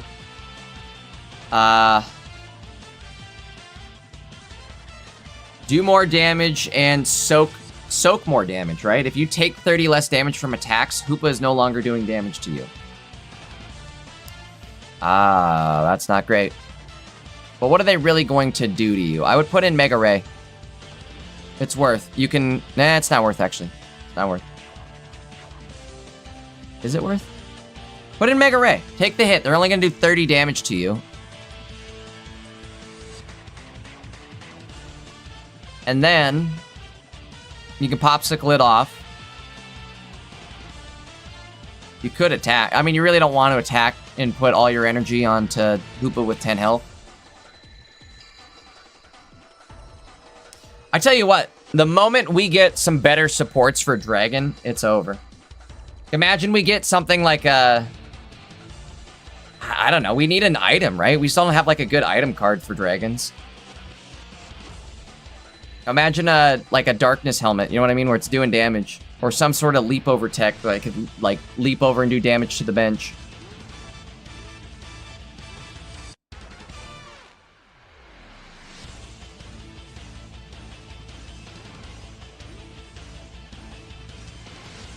I think I'm just gonna say YOLO, McDolo, let's go low. I would Popsicle here, absolutely. You don't want to get one shot. If this hits, you're solid. Oh yeah. You're solid.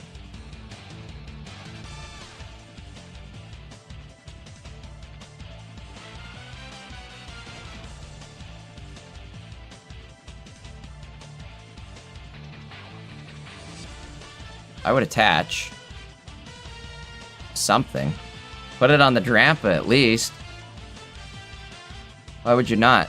Put it on Dragonair. Oh no, what are we doing? Why would we not? I am so lost. Those are take it for granted type of plays where it's like, yeah, you don't technically have to, and there's a chance you can get away with it not being a problem, but imagine it turns into a problem now. One thing too, that you can make note of is not attaching just automatically puts the energy in the discard pile, which you could argue is a good thing as well, but I still feel like I would have just attached. Been ready to go with something on the bench. You have enough energy in the discard pile, I think.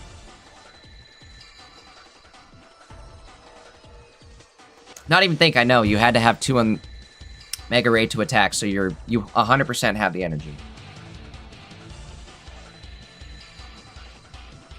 Alright, well, it comes down to this. There's the evolution. They got him.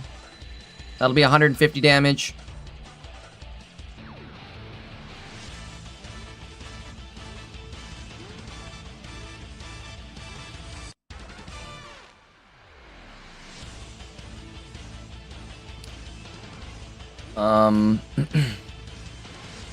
So is there any chance they could potentially mess up the energy? But no. No chance.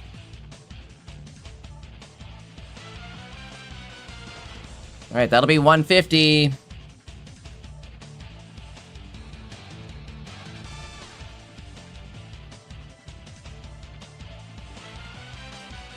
Bam! Big Ray. Just realized I think I didn't have that first game marked. Wait, is this game 3? Hold on, we might be going to game 3. I think we're going to game 3.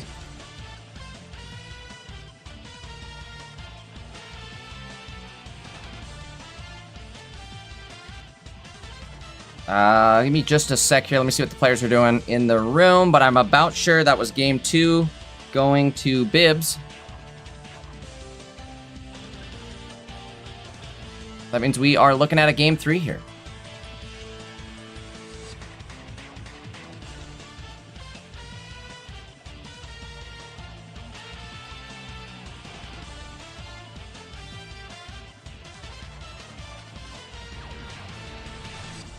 All right, here we go.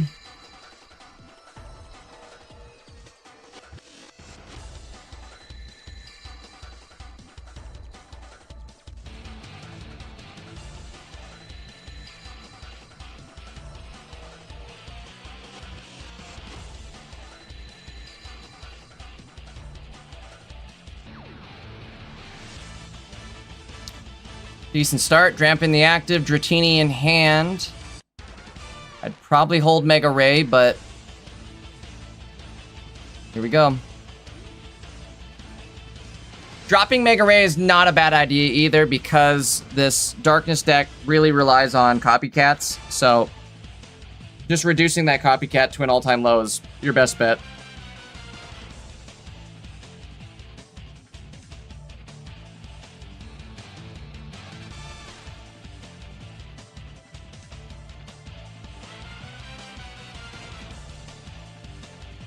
Chat, who wants to trade a full art Mega Ray? I just got a Rainbow Gallade.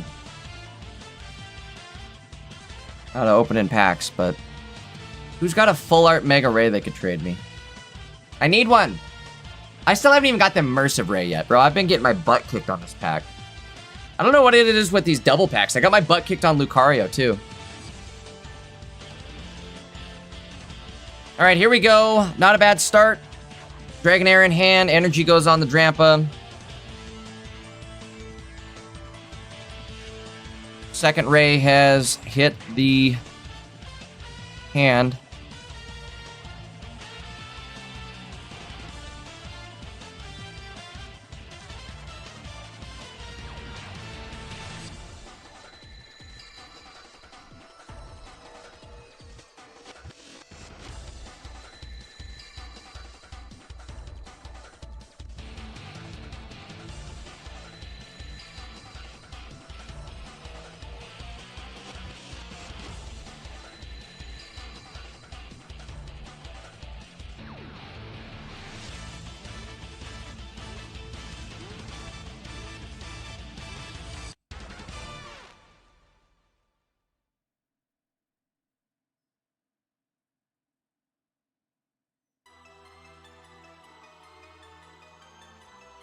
Hold on, my dog's screaming at me. What do you want? Where are you?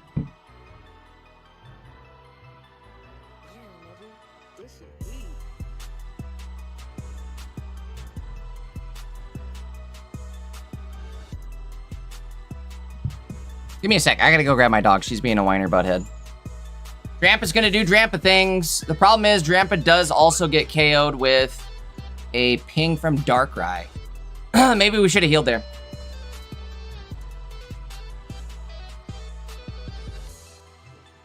Very loud and very bad. What? You just want me to come and hang out with you? I can't do that right now. We can't do that. We're on the middle of a stream. We can't hang out. You can come hang out with me. Oh, you're gonna pout and cry? It's okay. Oh, it's okay. This is my most emotional dog that I have. Her name is Dot. Every poll gave Doty a soak. He reminds me of Dobby. Huh. Say hi to the stream.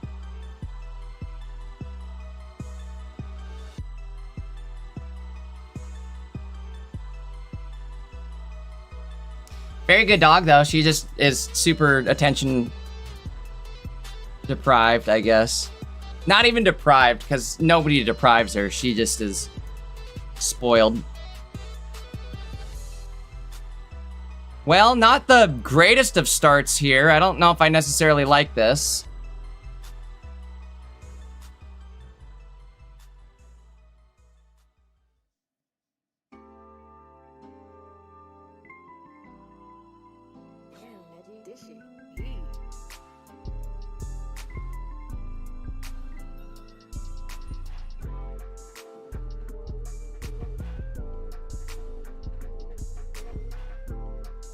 Dottie, I don't think the field blower is going to be enough. No points on the field. It's not going to happen. There's the compass just to make things worse.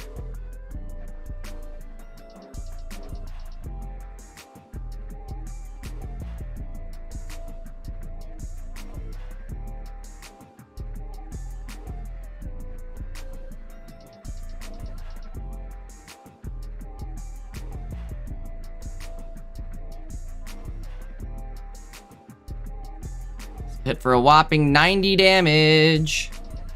We still have our popsicle? Is there a chance of a popsicle pop-off? No. No, there is not. Maybe, I guess. Hold on, we can still find it. Popsicle pop-off? We haven't seen an old-fashioned popsicle pop-off in a minute. Come on.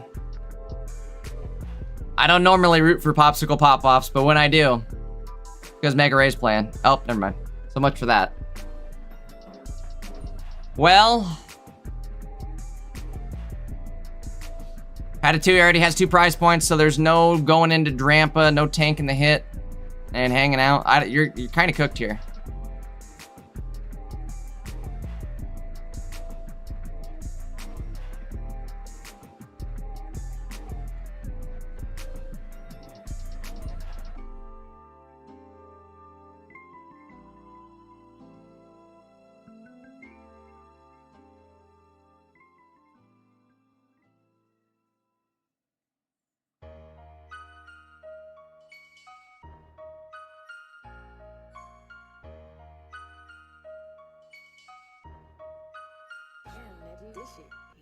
Well, that'll be it. The darkness deck gonna take it.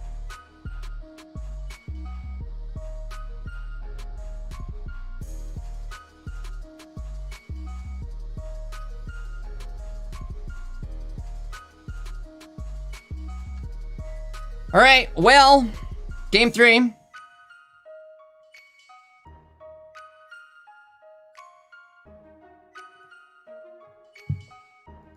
Going to dark. I think darkness is, again, it's very strong. It's just, if Vespa Queen is a thing, darkness is in check. So, tough spot to be in for a dark deck. All right, let's see what's still going here. Getting pretty close to the end of round number 3. I don't know. Do we have anybody else still streaming? Victor? Yes, got one. Oh, thank God for streamers. We might even watch a full version of this next round. Let's see. We'll see how this goes. Victor Cito on the screen for us. Victor's running a Carvana, Mega Sharpedo with Gyarados deck. I get my Carfax from Carvana.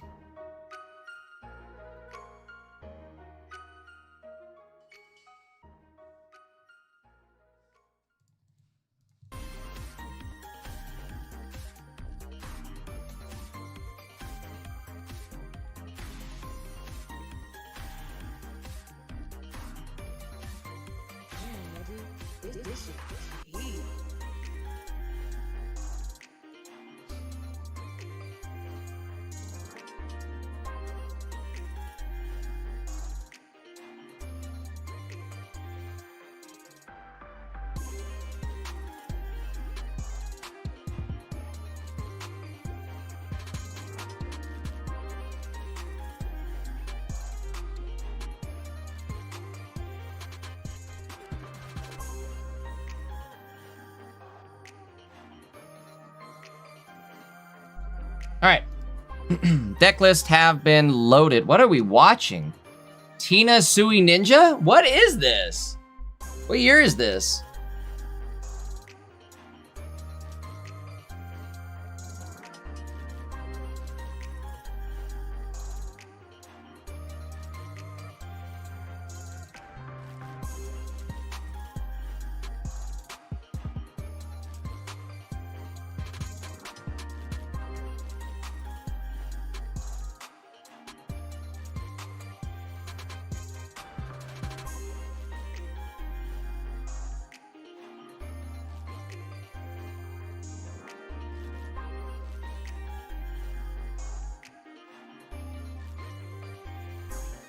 All right, well, let's see what we can make out of this hand.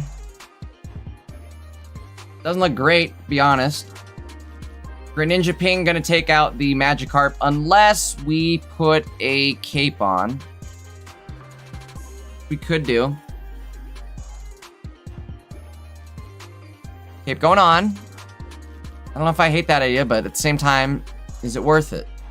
Let me work it. Let me put this cape down, flip it, and reverse it.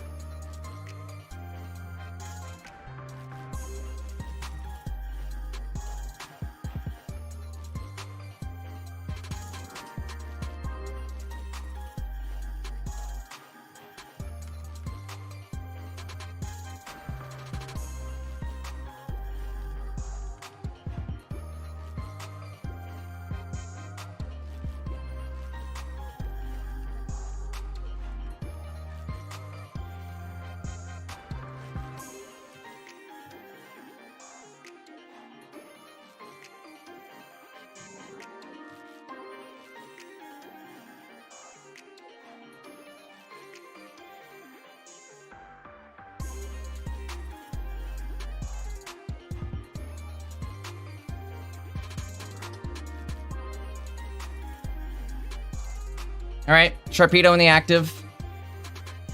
Should be enough to take out the Suicune. Opponent has all of their cards. I don't know, did they play a Cyrus? They definitely have a Cyrus. What I was gonna suggest is if you can drop that Carvana and get away with it. If they didn't use their Cyrus yet, I didn't pay attention yet. Could be scary. See what happens. Technically, I think he should have not loaded the board and should have just waited.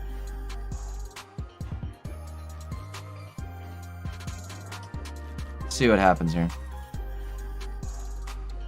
Maybe I'm wrong. Never mind, I'm wrong. He's got it. He's got it. Because now he's going to be able to Chen the Greninja on the bench. Tina's not ready to attack. We have to bellow again.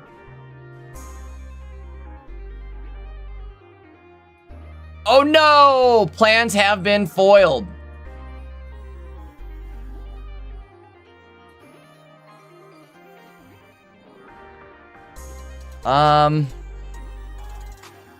What do we do? What do we do? We have Sabrina. We have the Chin Pao Snipe.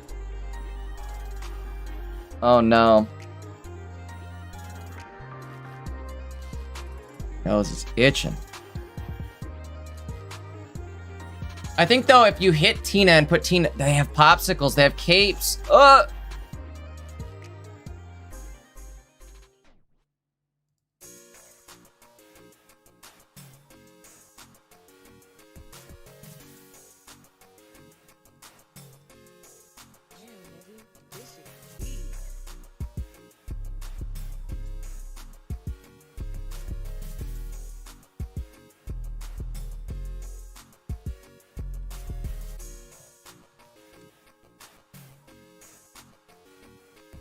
Suit Ninja, is that what this is? Suit Ninja. We're trying to decide a name for Suicune Greninja with Tina. Suit Ninja. What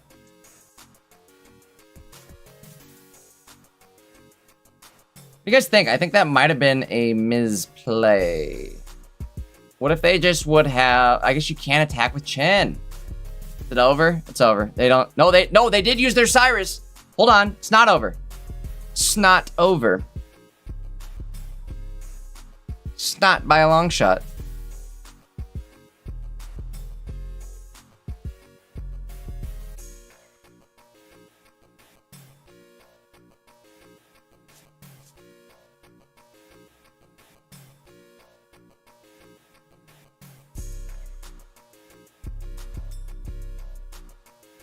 All right, Chen ends it. They Chen it. Chened it.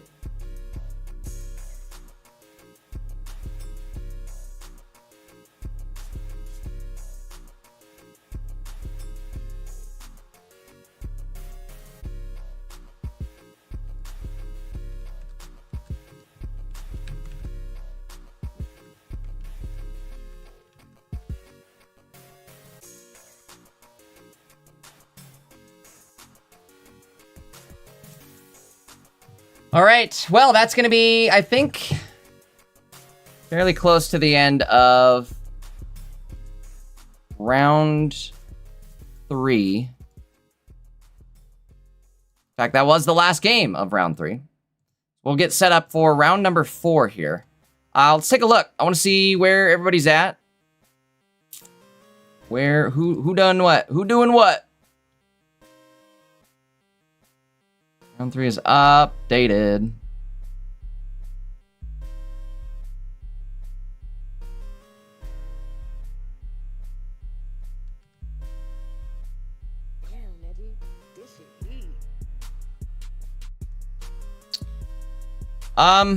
You guys want to watch Jimbo again, or what are you thinking? I'm really liking Jimbo's deck list. I feel like that's not a bad one to showcase.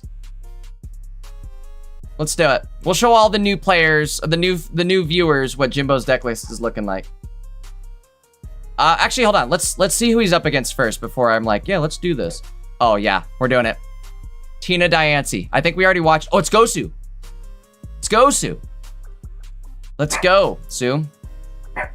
Sorry, my dog is barking. Hey, be quiet, please. We're live on stream. Yeah, tone it down. No.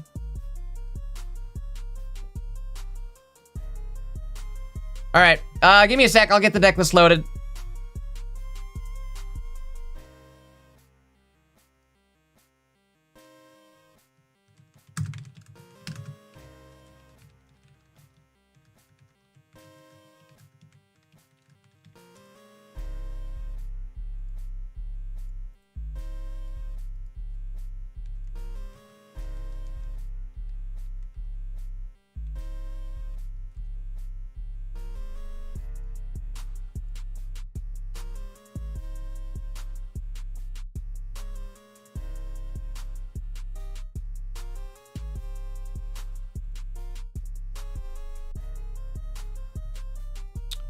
All right, we're just waiting on Jimbo to get going into his game here. Should be just a minute. Let me get the deck list all loaded up.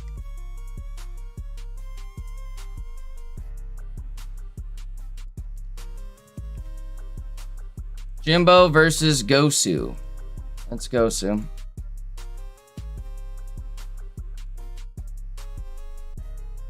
We need Jimbo's deck list to do well so it catches on and becomes meta. That would be awesome.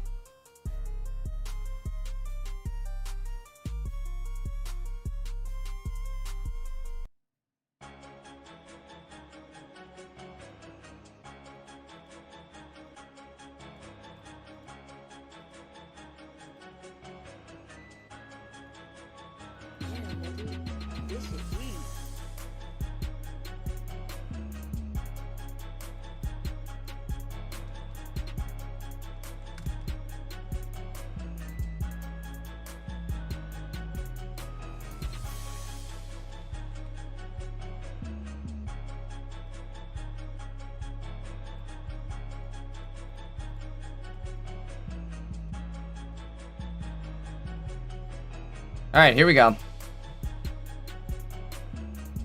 We're rocking now. Guys, unfortunately, Jimbo does run that hand blocker.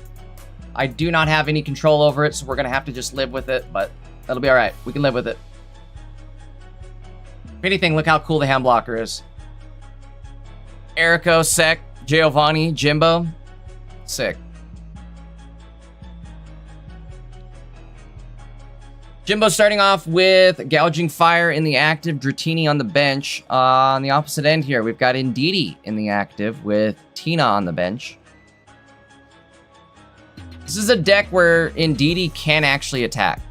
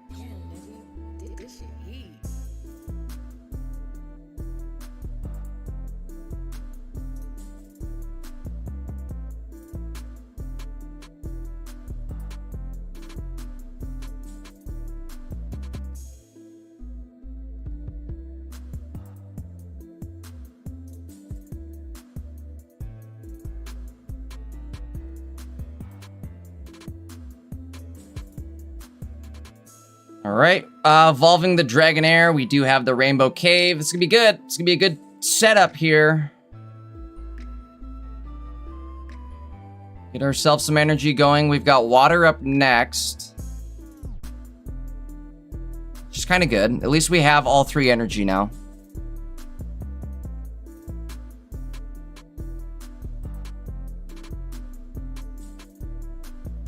But debating, is it worth even attaching?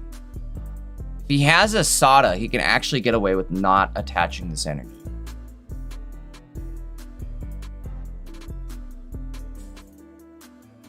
Is it worth it? He's thinking about it too. Again, if he ends his turn, that energy will just go right to the discard pile, and it's going there. And that's where it'll go.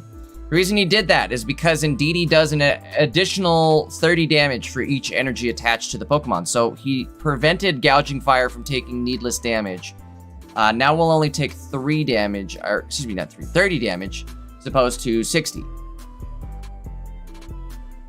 But he did also, see, maybe he should have baited it, because then you prevent Tina from bellowing. Is, I think, the big thing. Double Rainbow Cave coming out. This is big. Also not great, though, at the same time, just because we are going to have to... Well, it doesn't matter. Now we have all of our energy in the discard pile. I guess it doesn't really matter. We don't necessarily need the Rainbow Cave at this point, it feels like. But it could get bumped. what I was trying to say. By the second stadium from Gosu. Gosu does run a plaza. And here comes the Sada.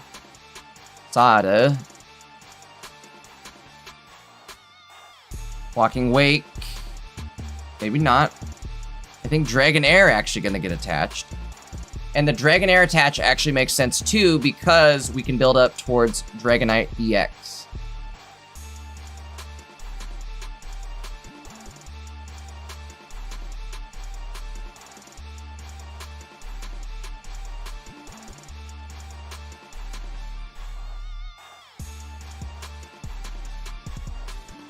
There's the plaza.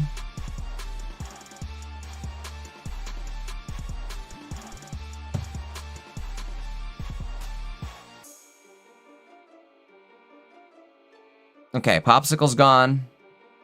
Say if this popped off to the point where they can heal over 100 would not be good for Jimbo. But Jimbo, I think, is going to be able to clutch a KO here.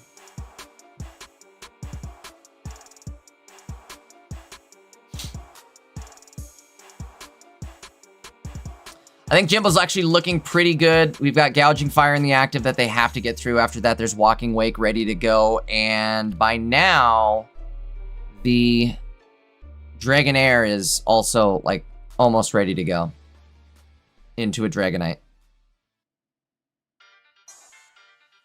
Rough Copycat would be down to 2 cards if we decide to do it that way.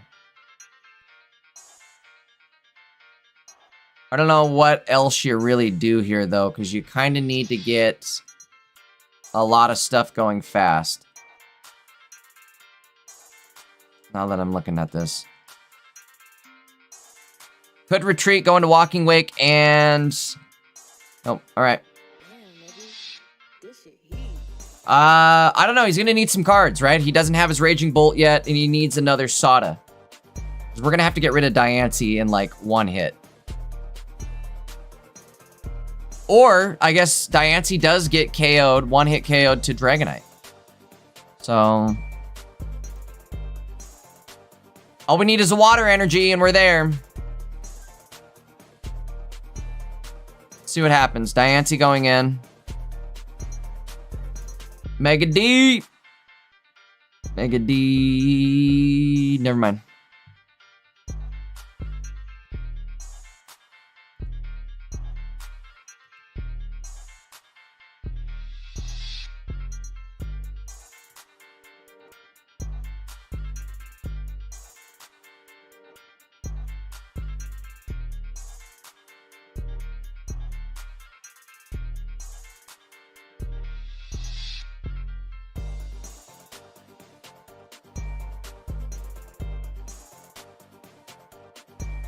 Okay, Poncho goes out, which will prevent that Walking Wake damage from happening. Mega D.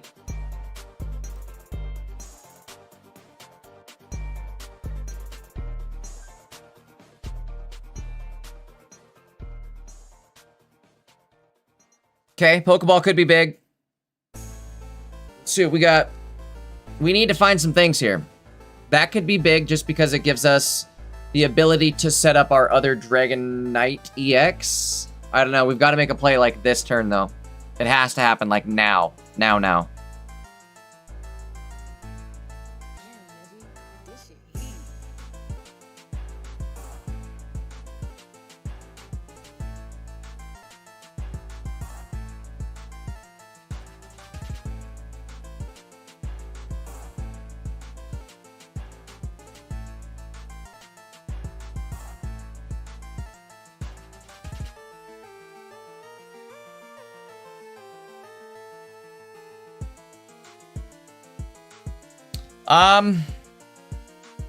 Thinking.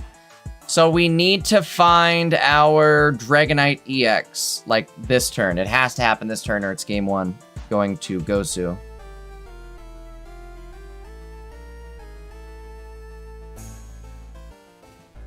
Gosu cooked. I'm gonna go ahead and say it. Gosu cooked. Mega Diancie strangely works very well with just Tina and Indeedee. All right, all or nothing. Or nothing it is. He can go Dragonite EX. Okay, yep. Do it. 2-card copycat. We have to hit the Dragonite. Dragonair, excuse me, Dragonair. That's game, I think, right? Or do we tank a hit? Can we tank a hit? I don't know how much damage that's going to do. It didn't tell me. Very unfortunate. But I do think that is outside of being able to tank the hit. Alright, game 1. It's alright. It's alright. Let's get the trash out of the way. Come back in for game 2. Lock it in.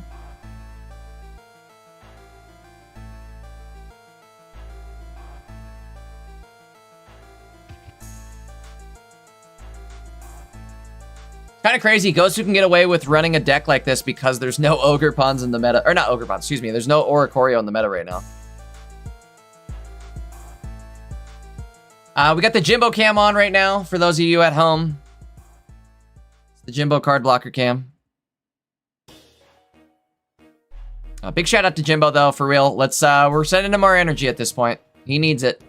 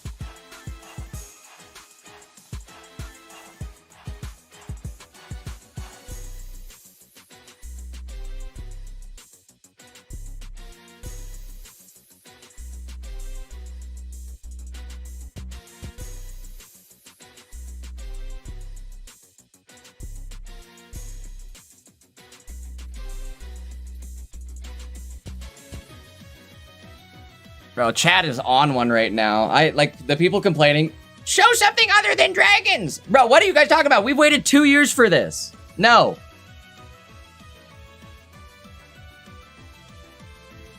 I'm gonna start getting heated with the chat. I'm gonna get chat going. First off, people are like, show something other than Jimbo. The lack of respect there is already unacceptable.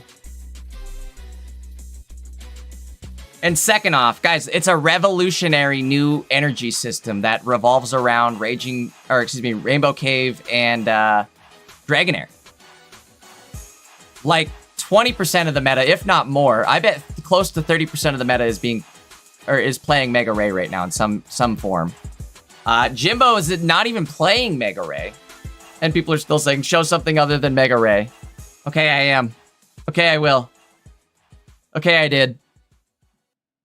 Honestly, though, Jimbo is playing one of the most interesting decks in the format right now. So that's why we are showing this. If you guys want to see something in chat, let me know. Instead of just saying, like, show something different, give a suggestion. What do you guys want to watch?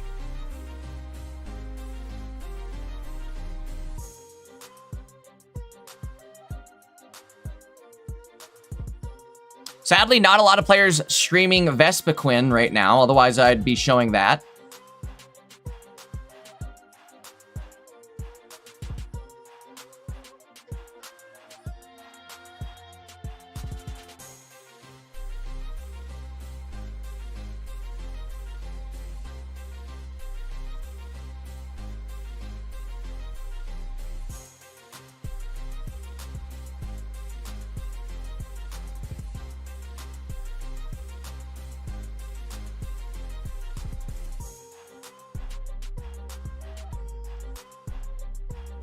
We get a set, guys. Now that we're into the, like, we're almost halfway through Swiss, we'll take a look at the metagame tab next time we have a chance to yap. Again, we'll take a look at the metagame tab and kind of just see exactly how many people are running this new Rainbow Cave Dragonair setup.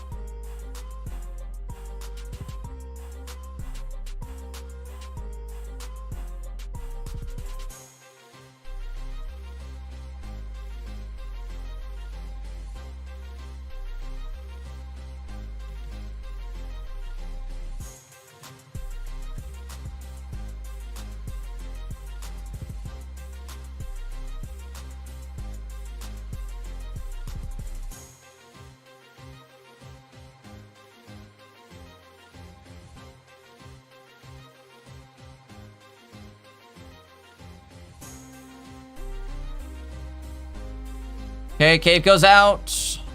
We'll start burning some energy at least.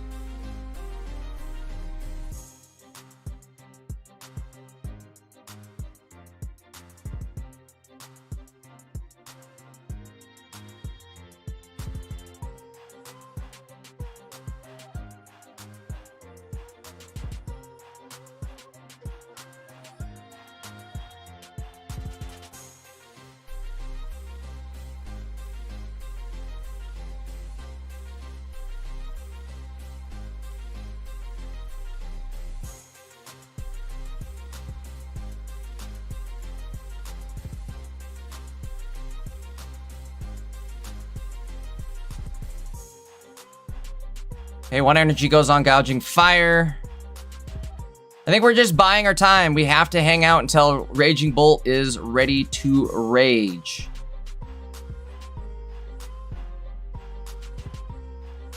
Doesn't look great, though. I gotta be real. Looking a little scary at this point.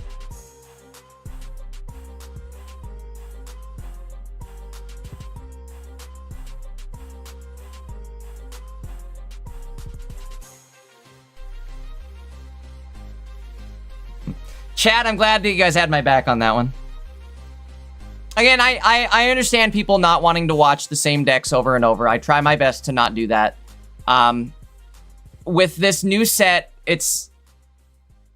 we just got a revolutionary new, like, energy system, right? We're able to actually play dragon cards, so the community's loving it, right? That's why we're seeing 30% of the share be dragons, is because the community wants to play dragons. So it's, I guess, a couple things. First off, realistically, it's just going to be hard to find somebody that's not playing it.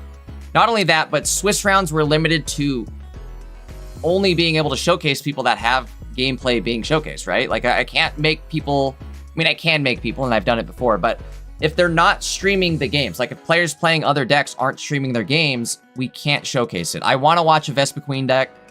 We just, again, there hasn't been a whole lot of opportunity to watch one. And that's my holdup, so.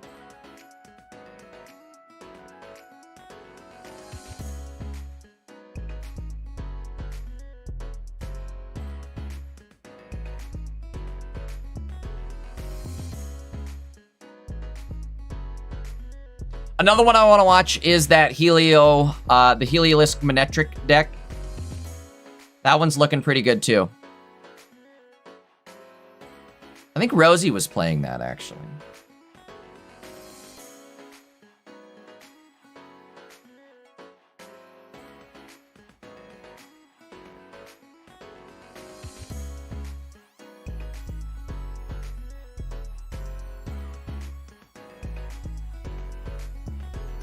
Chat, what's the over-under on Mega Gallade? That's another one where I feel like it just doesn't... It's not like it doesn't work, it just... We're in a meta where... First off, Rare Candy is... We've outgrown Rare Candy, it feels like, right? You guys should go watch the Pocket Podcast. Me and Maddie were talking about this last night, a little more in depth, but... I feel like we are in a... we've outgrown Candy, right? We're in a meta where you're almost better off running the basic stage 1 and stage 2 as opposed to trying to like jump and just skip right into stage 2. Really, think about like the rare Candy decks that are working right now. Sceptile, Blaziken. Those are the two, right? Greninja obviously kind of works, but Greninja is more of like a supporter. There's a bunch of stage 2s that act as supporters now, more so than your mainline attacker. The only mainline attacker stage 2s that use rare candy are Sceptile and Blaziken. The other ones, like I said, Greninja, Baxcalibur, those are all like bench supporters. So again, I just feel like we're at a point where we've outgrown rare candy. Rare candy gets so heavily rare candy gets so heavily countered by things like Chingling, right? Whenever we have a stage 2 that's popping off in the meta and is doing good, they tend to get countered very easily with just a couple Chinglings, right? Like we start seeing the Dark Ninja decks come out with the Chingling openers, and that's all it takes to shut down those stage 2 decks. So again, I feel like we're maybe more so in a meta that you want to just manually evolve everything. Not only that, but we live in a copycat meta too, right? Where you're wanting to play your entire hand down and then hit a copycat and then play that entire hand down. And it's easier to do that. Obviously you can do that with a rare candy, but it seems more viable to me to drop down all my basics, all my tools in a stadium, copycat, get my hand back, hopefully get an evolution or two, drop those evolutions, do the same thing again the following turn, right? Evolve, copycat, and then get all... it just... Not only is it a better way to evolve, it feels like, but it's a better way to get through your entire deck list. And that's another thing, too, is if you look at Quick Grow, we have things like Quick Grow that are pulling they're evolving you, but they're also pulling a card from your deck. So it's a double whammy. It's thinning while evolving. And I just think that that's kind of what we need to focus on more so. Or not even focus on more so. That's just maybe where the stage 2s are going to be heading. Hopefully, potentially. If you look at some of our other good stage 2s, Charizard, right? Charizard doesn't... It has that good stage 1, the Charmeleon that's invaluable. You don't want to skip that. Dragonair now with Dragonite EX or any of the Dragonites. Dragonair is invaluable. You want that as part of the evolution line. Magneton, that is invaluable. You want that as part of the evolution line. The stage 1 is potentially the most important part to the entire line. So I would like to see Pocket move more into better ways to evolve into stage 2s. I really like what they've been doing with these grass decks where you're evolving just by playing the card, with the Cascoon, the Silcoon, or the Butterfree, for instance. Just by playing the card, just by having it in the active spot, you're evolving. It's pulling the evolution from your deck. It's doing multiple things to get the card not only evolved, but pulling cards out of your deck. It's doing a lot of things to help you progress your game. So I don't know. I would love to see more evolutions like that, or just better ways to safer ways to get into your stage 2s. All right, Jimbo gonna take this one. We're gonna see the Raging Bolt. Love it. Ba-da-ba-ba-ba. Hydreigon's another good one, I guess. Hydreigon's a good example. You guys are right.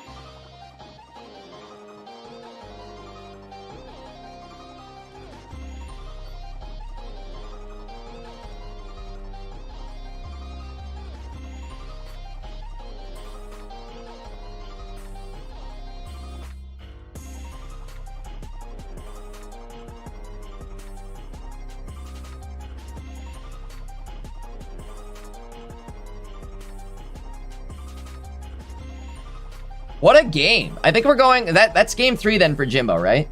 Like, again, how are you watching this and being like, no, this is terrible? So good.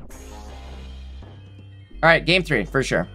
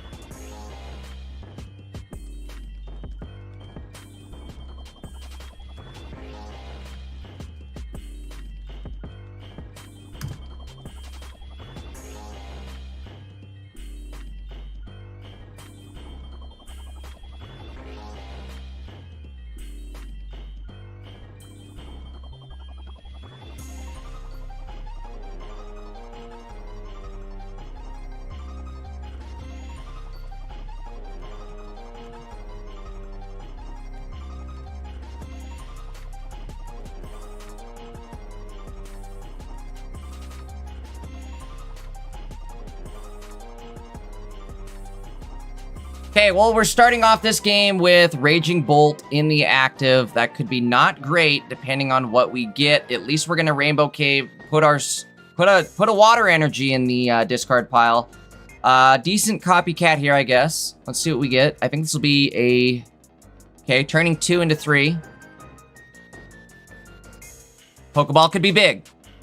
Pokeball could be big.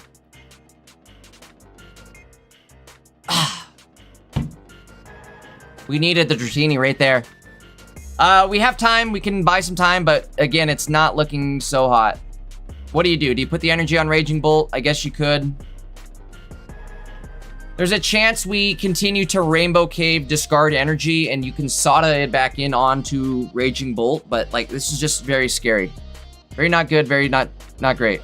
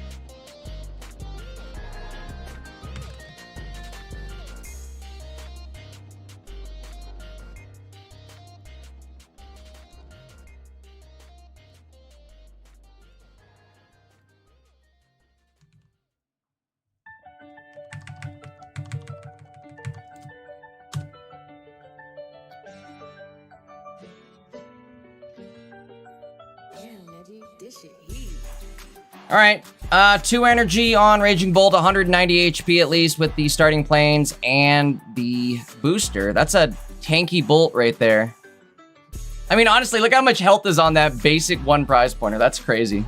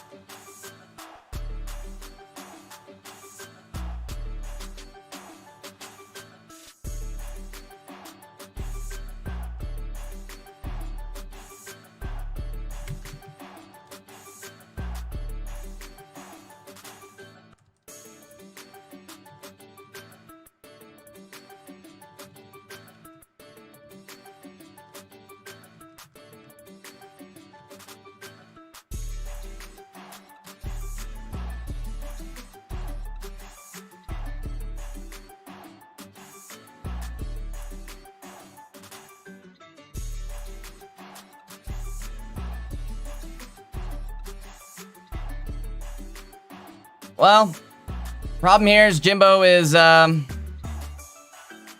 looking so hot. Still no electric energy either, so even if we did find like a Sada, we're not ready to go.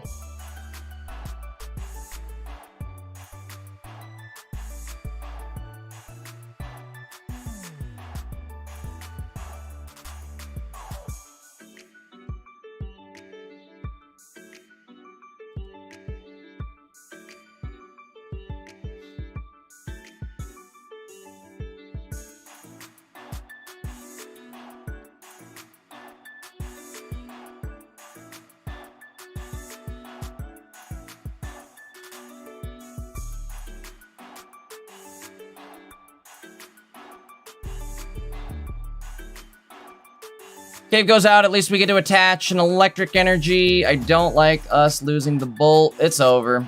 It's so over. Well, that was painful to watch, but what can we do? You know, that's pocket sometimes, huh?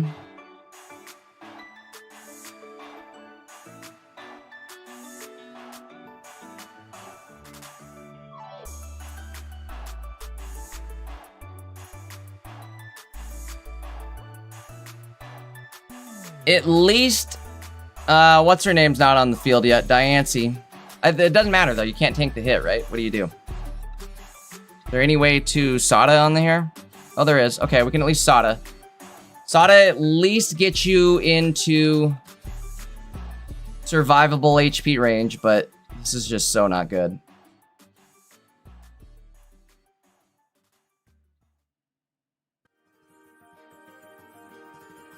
I don't even know what your, like, path to victory is outside of this. I think Jimbo maybe actually should have even attached to this Gouging Fire, just so if he does draw another Pokemon, he could retreat into it.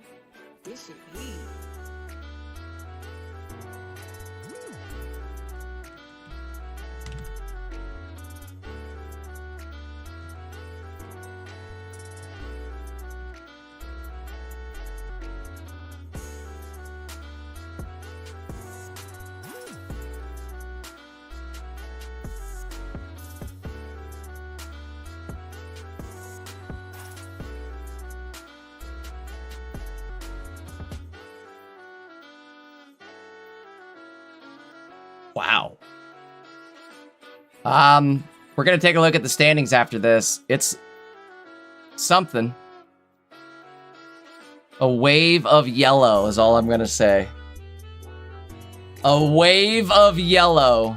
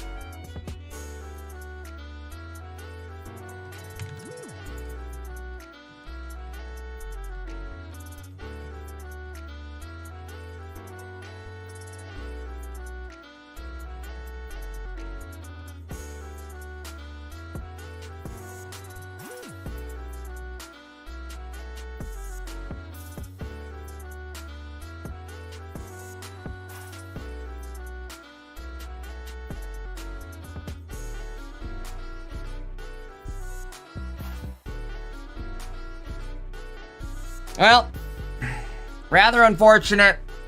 Can't win them all. I still love this deck list, though.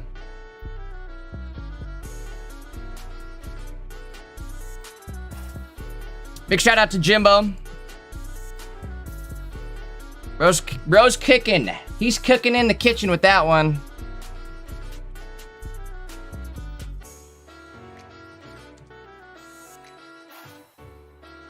All right, let's see what else we've got available. I think that's going to be the end of round 4 here.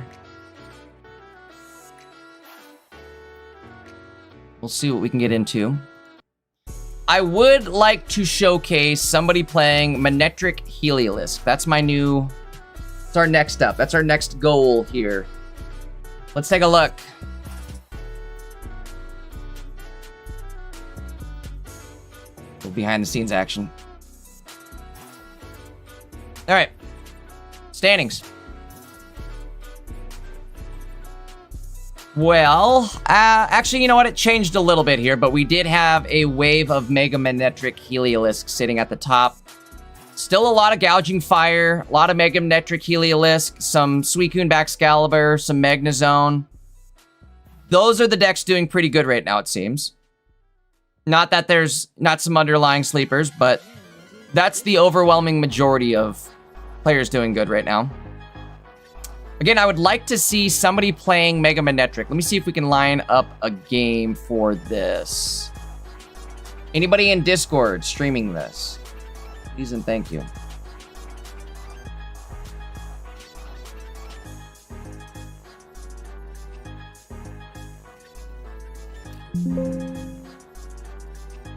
I think, unfortunately, the homie Pock might be out of it. Let's find out. Pock's 2-2. Hold on. Pock is 2-2 with the Noivern list. That is hilarious. He managed to beat a Mega Ray and a Melodic.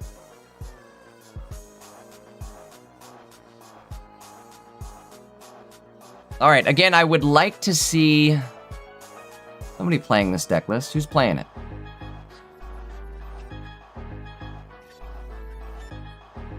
J Phenomenal playing Sharpedo Gyarados. We could maybe check that one out. Erico playing Gouging Fire Dragonair. Victor Cito also playing Mega Sharpedo Gary. We did check that out not long ago. Fossil Man is also in attendance, rocking the fossils. Bro, I love how this dude just showed up, started playing fossils, and like has made a name for himself. If you're not following Fossil Man, go do that. Bro is definitely a great addition to this community. What else we got? There's Fossil Man. Rosie's here.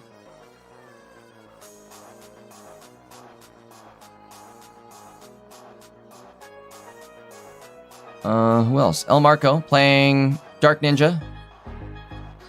Red playing an interesting Magnezone Mega Ray variant. Okay.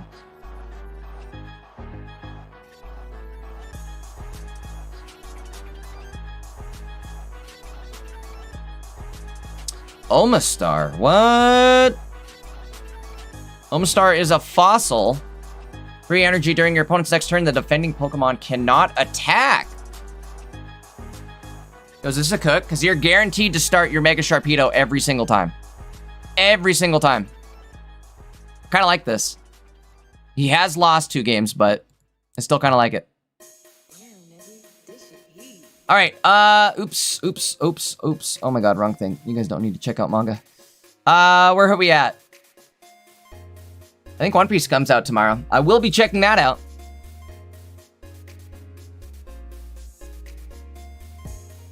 Let's see where we are at.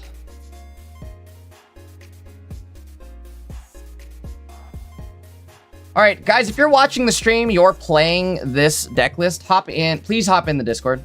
Please. We want to watch a game. Otherwise, I'm gonna pick somebody and make them do it.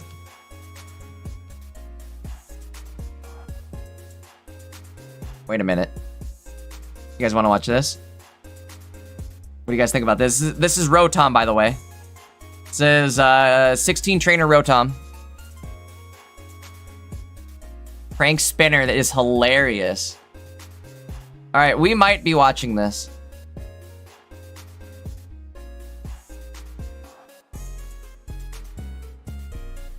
All right, I think I'm overhauling it. We're watching this. Bro, imagine we have a Rotom make it to top cut. That would be hilarious.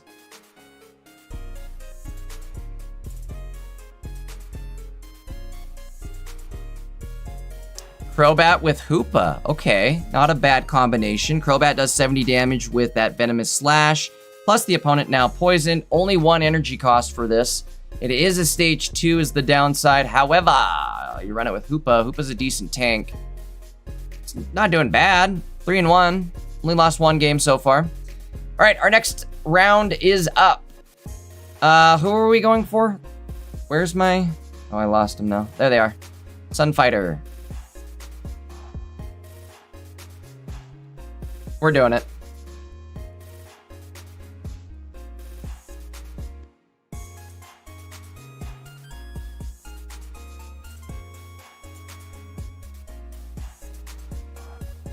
This might be the most interesting deck of the day so far. This might even beat out Jimbo's deck as far as, like, interestingness.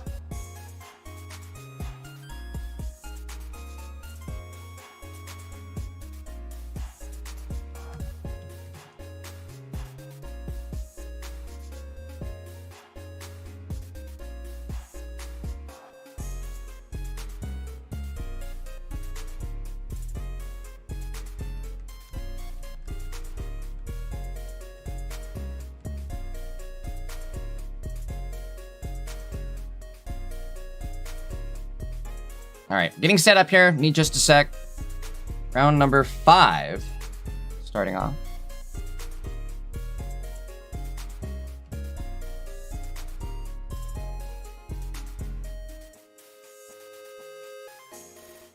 Sunfighter versus Law S. Sunfighter playing 16 Trainer Rotom. Up against Law S playing Gouging Fire.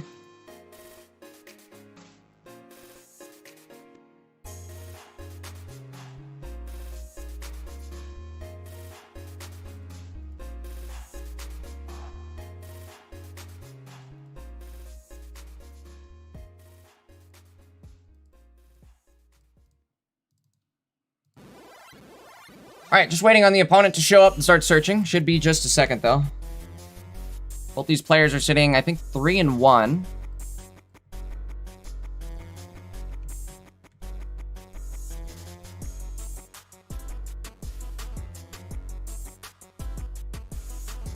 There we go. Checked in. Ready to win.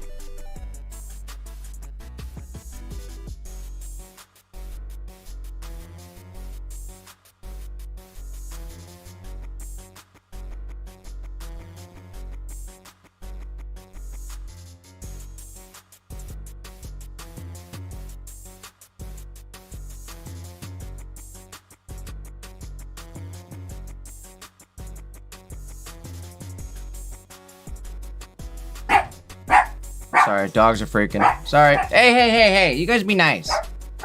You hear one thing outside and they set the whole neighborhood off.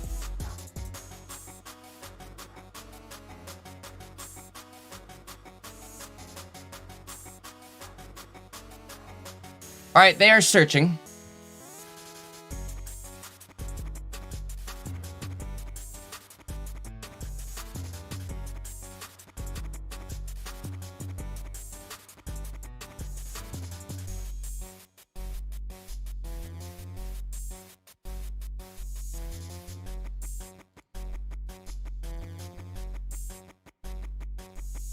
As soon as they have gameplay on the screen, or gameplay up and running, I'll have it on the screen.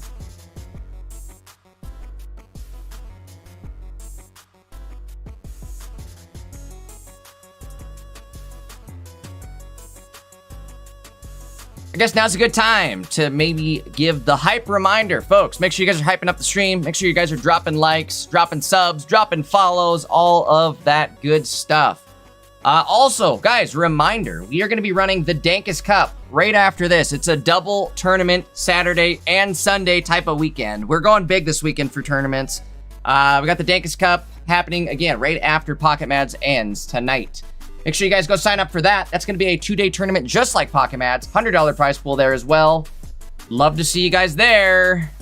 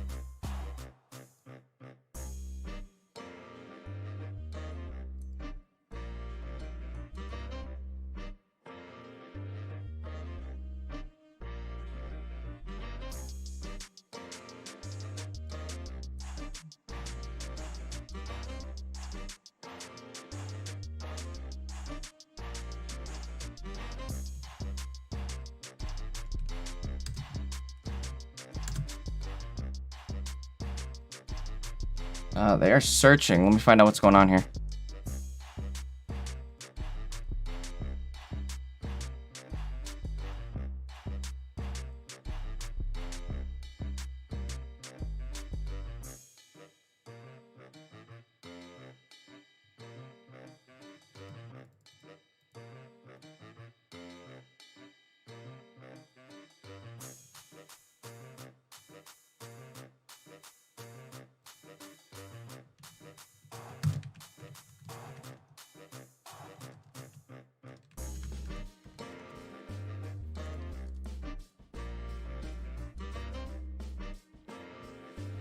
All right, they're searching now. Should hopefully just be another second. Just took a sec to get into the round. But again, while we're waiting, guys, perfect time to go sign up for the Dankus Cup. I got links in the chat, so make sure to go sign up. That's happening tonight, right after Pocket Mads ends.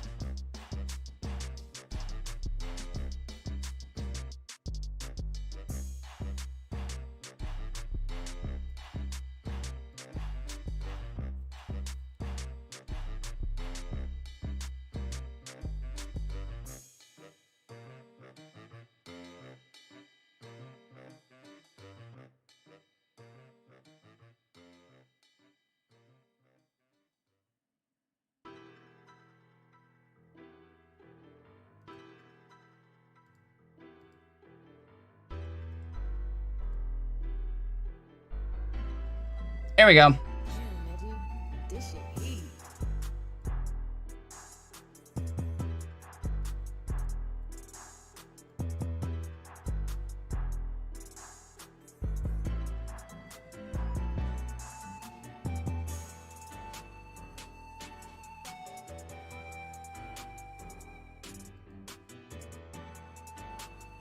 Oops. Phone call coming in. All right, either way, let's get back into it here.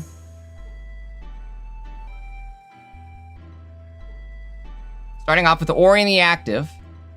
Give me 1 sec, guys. I got to step away for just 2 seconds while this game starts.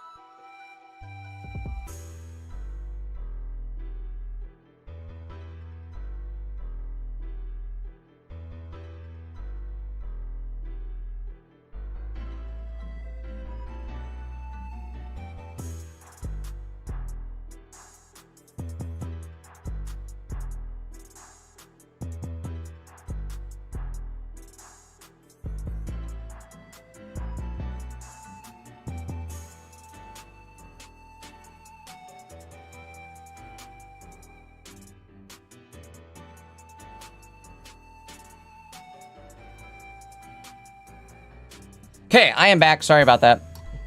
I had to shut my window. Oof, I'm sweating my butt off.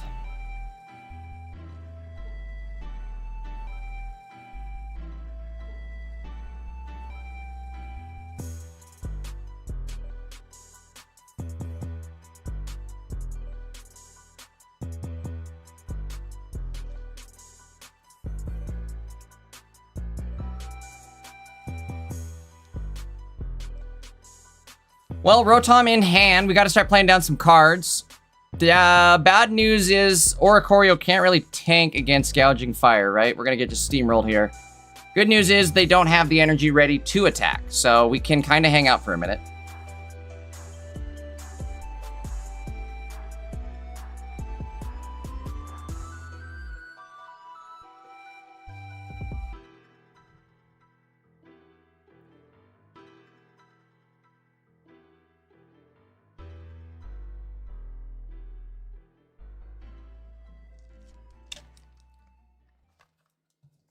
Oh my god, I'm sweating. Oof. Give me a sec, guys. I'll be off cam for just a sec.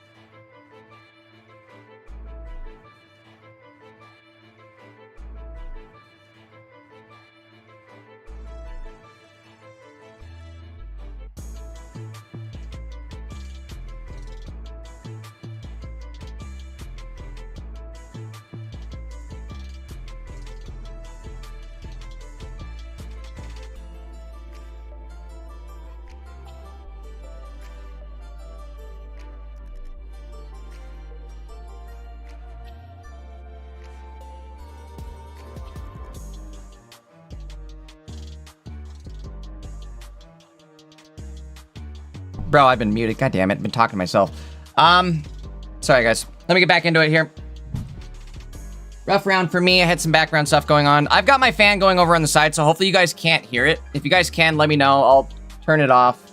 But I am melting right now. It's 105 degrees outside right here. And it's a little hot. Guess I can come back in.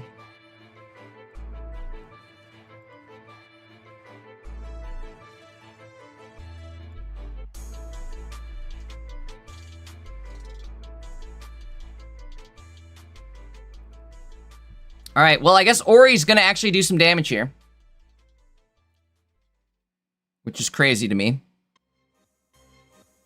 Double X speed. The problem here is the fact that you don't want to lose your Oricorio. You want to be able to tank against, what's his name? Mega Ray.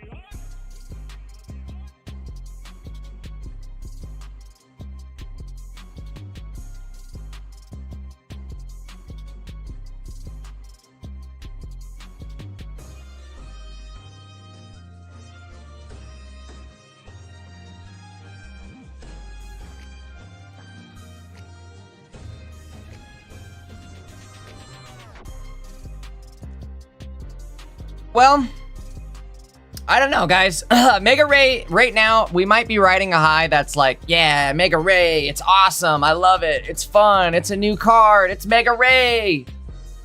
A month from now, we might not be saying that, right? In fact, I already see chat getting sick of it, so that is definitely foreboding.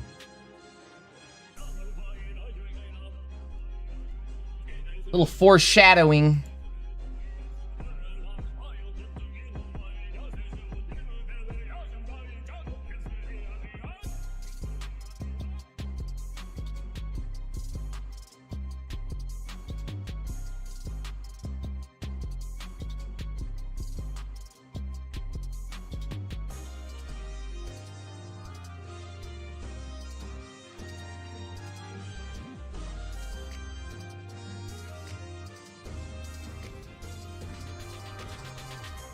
Yeah, a little troll deck on Sunfighter's End, guys. A little bit of a troll deck. I guess what's great here is we've got a bunch of items already played. Rotom P potentially ready to rock. We'll keep our Ori, and I like that, actually. Never mind, this is a better play. Keep your Ori alive. And just go with Zeta Oda. I would get the KO now while you can. I know they want to attach to Rotom so they can, like, start hitting big on Rotom, but not worth taking damage on it. Uh-oh, Sunfire at, I guess it's 20% battery, but definitely getting low.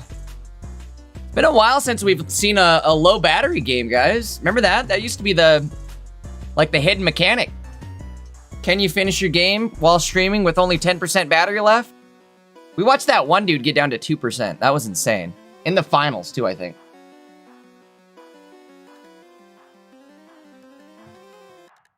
He is muted, right? We're gonna mute that.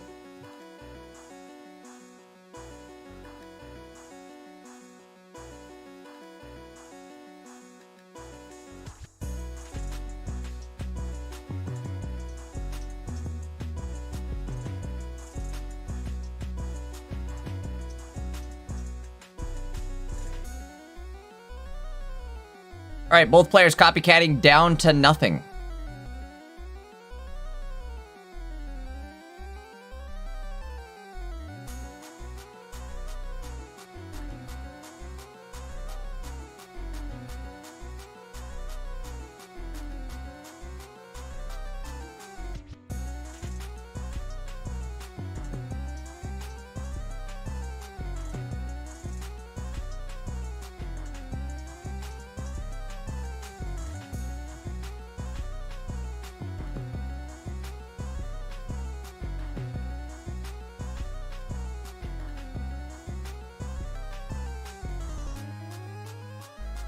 Well,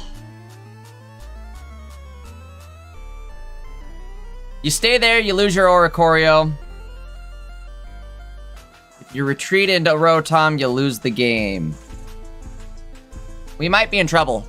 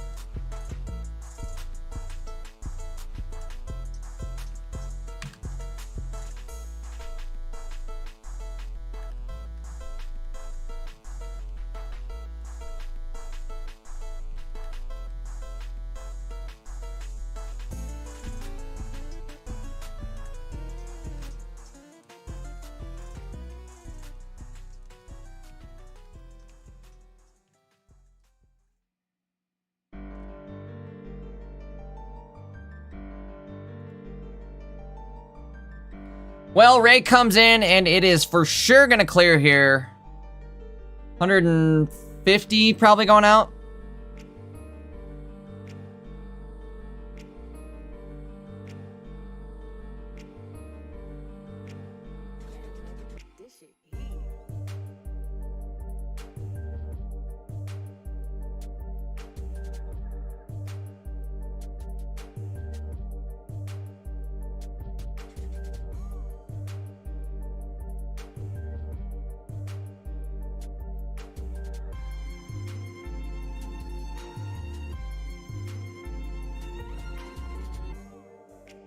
I think, so again, guys, I don't know. We are maybe riding that Mega Ray high right now. And I've said this for a lot of new sets and new cards that are like I did it with Lucario. I did it with Miraidon. Miraidon's probably a better example of like, oh yeah, this is a sick new card. This is so fun. It's saving the game. 1 month later, 2 months later especially, like look where we are now. Who likes Miraidon in chat right now? Raise your hand. Nobody. Not a single person. Nobody raise your hand, by the way. But either way, my point being is like, nobody likes some of these decks that are like, yeah, these are fun. This is so fun. A month from now, it might not be so fun. You know what I mean? Like, we might be just flat out sick of Ray. I do think we are definitely riding a dragon high right now. I think people are, like, losing their minds over dragons. Which, you know, makes sense. But I think we also are going to see a big shift in the meta. Maybe even between, like, Maddie's tournament and my tournament today. We were talking about that yesterday, about how the shift in the meta might be like a drastic shift.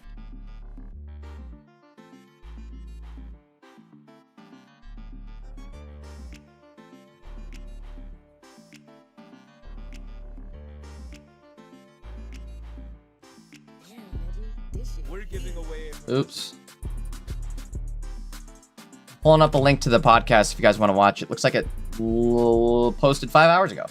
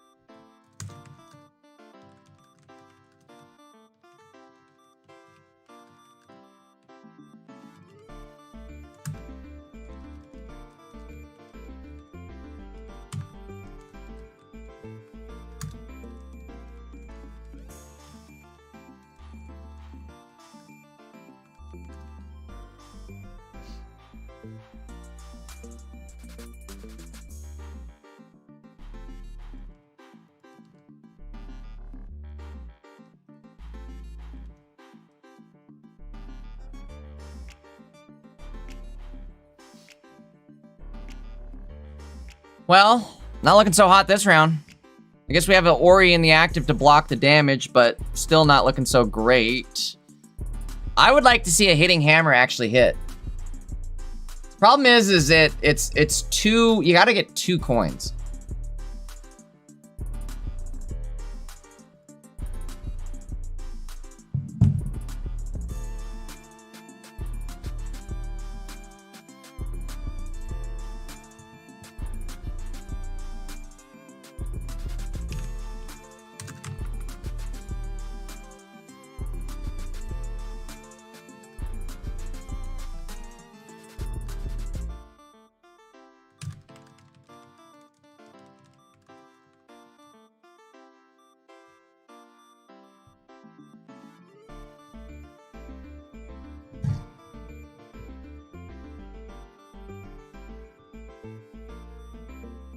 Well, I've got good news. While we're waiting on these turns to play out, big shout out to Annalise and Javier. They said, hey, Dankus Cup happening tonight? I said, yup. They said, here's some extra cash. We're doubling the prize pool, you guys. Doubling it up. Double it. Double it. Yo, thank you again, guys. I really appreciate it. That means it's going to be bumped up to a $200 prize pool with a $20 bounty. That's insane. I've got to get this updated real quickly here. 2 seconds. $200, $20 bounty. Updated. Let's go.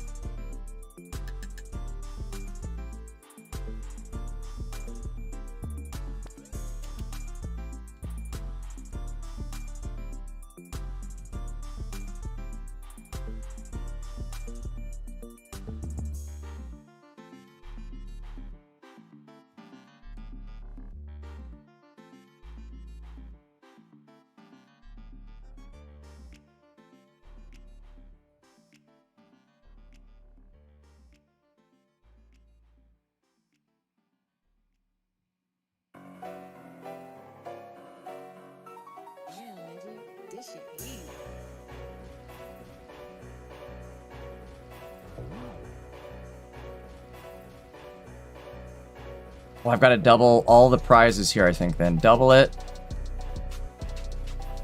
Double it. Double it. And double it. Make sure I do my math right on that. Holy smokes, you guys. That means first place is winning $100. Again, we're going to have a $20 bounty now. Whoever places the highest with Mega Ray gets $20. $100 first place prize, $50 second, $30 third, $20 fourth place. For a whopping $200 in total prizes and, well, $220 in total prizes. $200 in prizes and $20 bonus. Bounty bonus. All right, let me make sure I've got this looking all good. Up and down. Yo, thank you again, guys. Absolutely massive.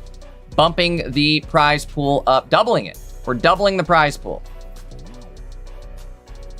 Insane. Thank you, thank you, thank you.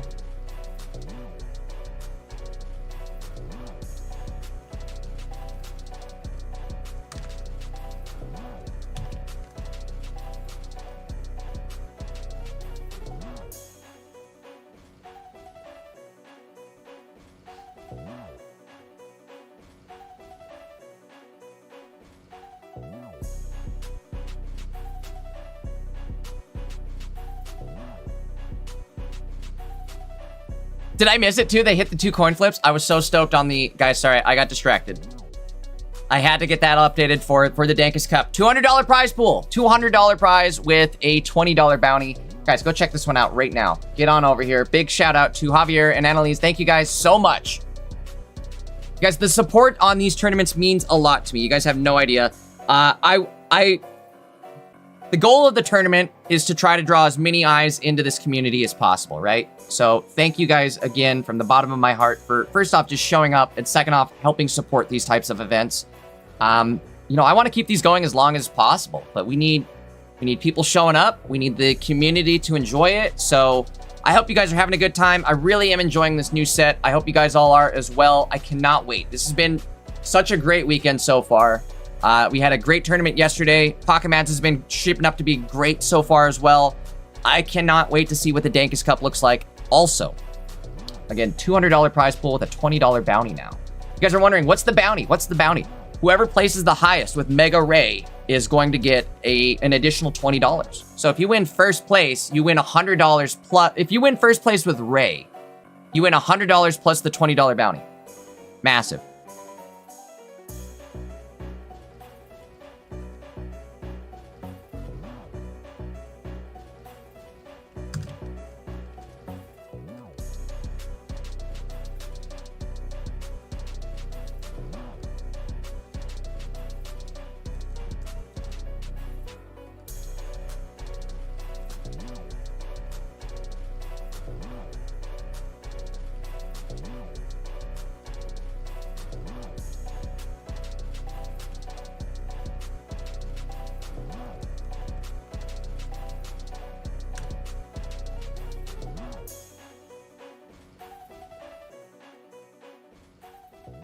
All right, Rotom doing a little extra. He's being a little extra.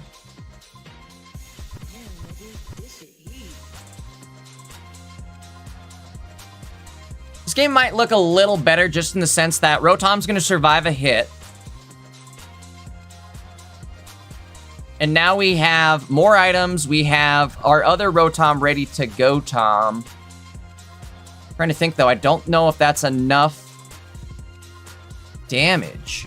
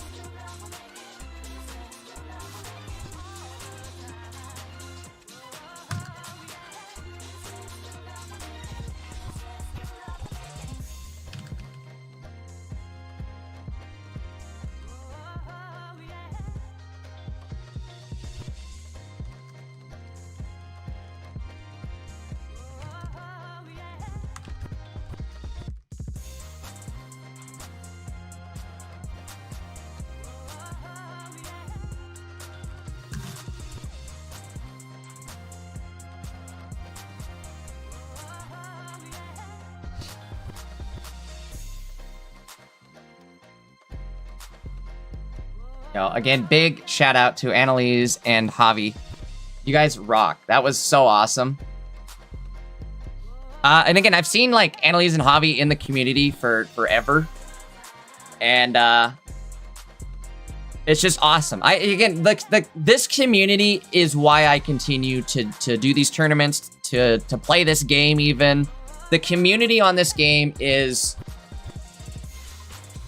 by far better than any community I think I've ever been in. And I've played like classic WoW type stuff, you know, where like that was like the original birthing of video game communities, and those were really tight knit. Either way, I still think this somehow manages to top that. Somehow, some way. All right, either way, this way, Rotom going big. I think it's over, right? I think, what do you do now? Rotom just had its way with you.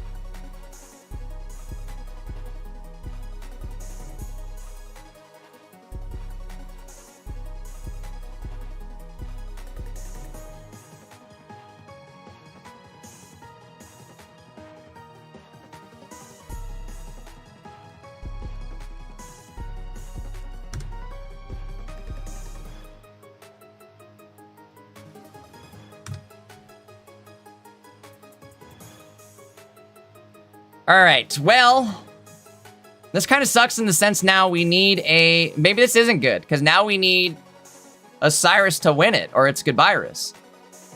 They have energy built up on Mega Ray. I don't know where you go with this. Ori? Problem is you can't survive the hit with Ori on Gouging Fire, and you're not going to one-shot. I don't like this. I don't like this. Doesn't look good yet.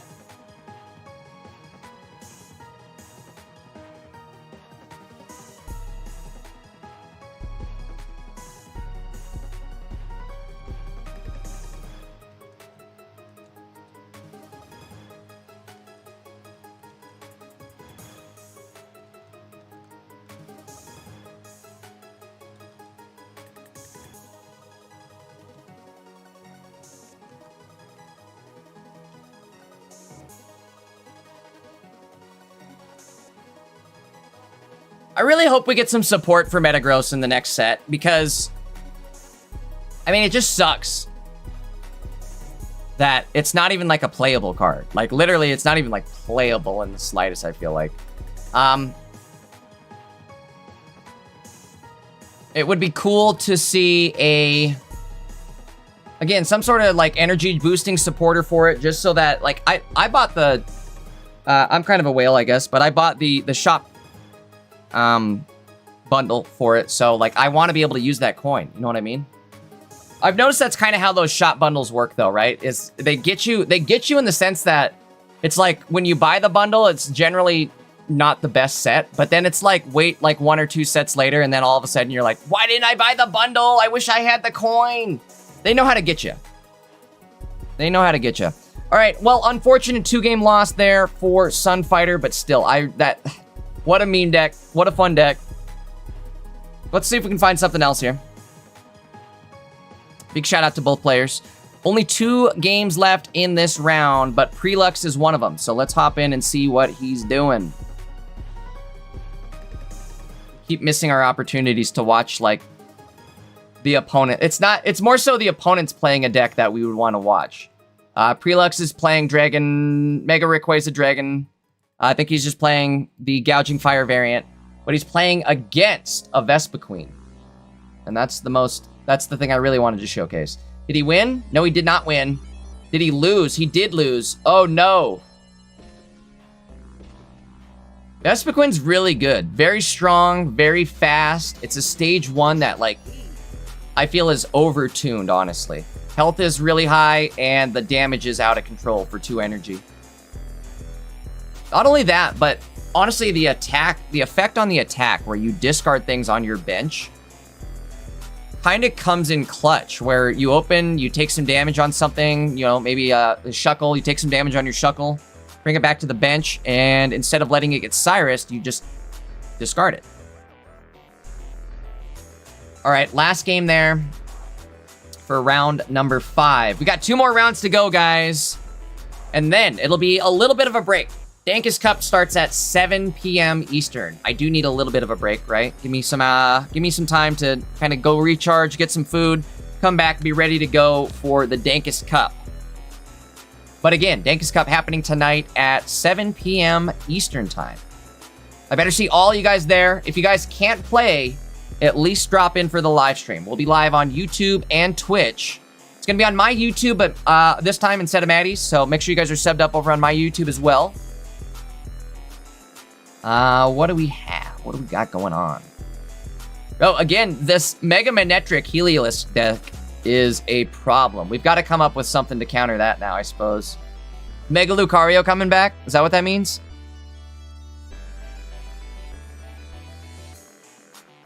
All right, waiting on the next round to start. Oh, it did start. Okay, I'm gonna see if we can find us a good game to watch. What do we got?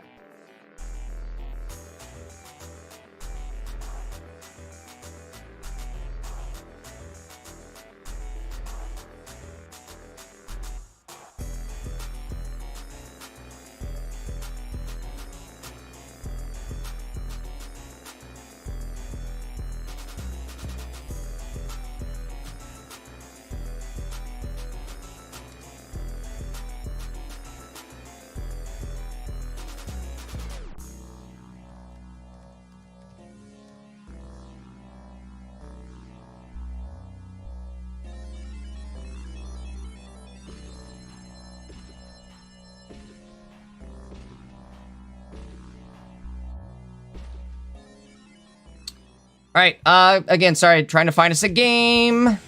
The problem is, guys, is the people that are actually streaming, I have to try to find a game based off of who their opponent is what it feels like.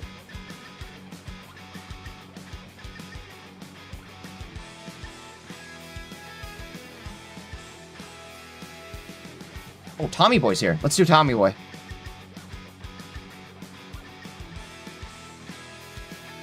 Big shout out to Tommy Boy, playing the whale. Oh yeah, we're watching it. We're going big. Tommy is... Where's Tommy? Which one? Okay, there we go. Got multiple Tommies streaming today. All right, well, not streaming, but playing. Okay, we'll get Tommy set up here. I think this will be a fun one. Yes! I nailed it. We're going to watch against a Heliolisk. Might be a bad matchup for Tommy, honestly, but I want to watch a Heliolisk deck. I want to do it. Give me a sec, guys. We'll get all set up for round number 6. Starting off here in just a moment.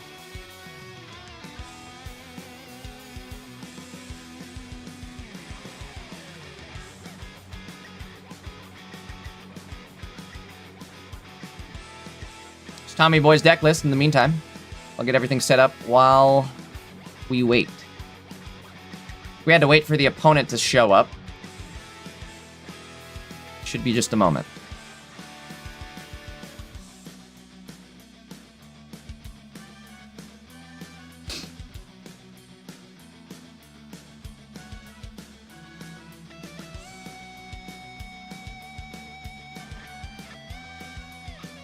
Quick reminder, folks, if you guys are just tuning in and you're wondering, why does the image say not available on the deck list? Unfortunately, some of the newer cards have not been fully uploaded to Limitless. So all we have are these placeholders in the meantime. But hopefully they'll be uploaded shortly. And I don't know, I would imagine by next weekend we'll have the images in place. I would guess, if I had to take a guess, it's because of the swap over to the new engine, right? To the Unity engine. I would imagine that has something to do with it. What are they playing? I'm gonna look. Hollow TCG. Yes, I like that. Is that a Bleach? Is that a Bleach reference?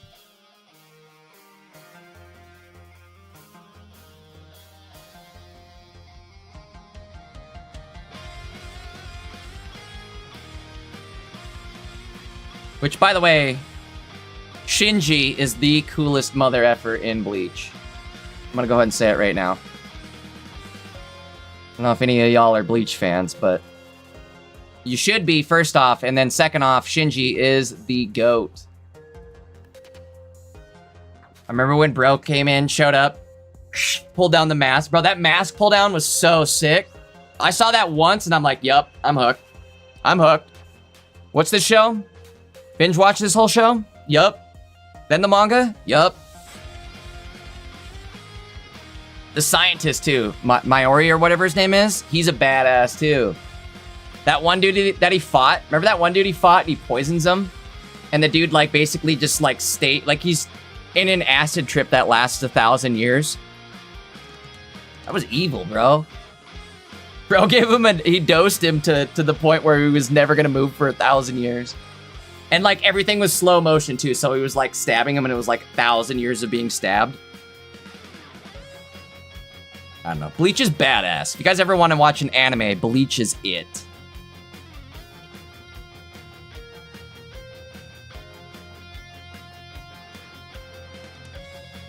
Back to the game.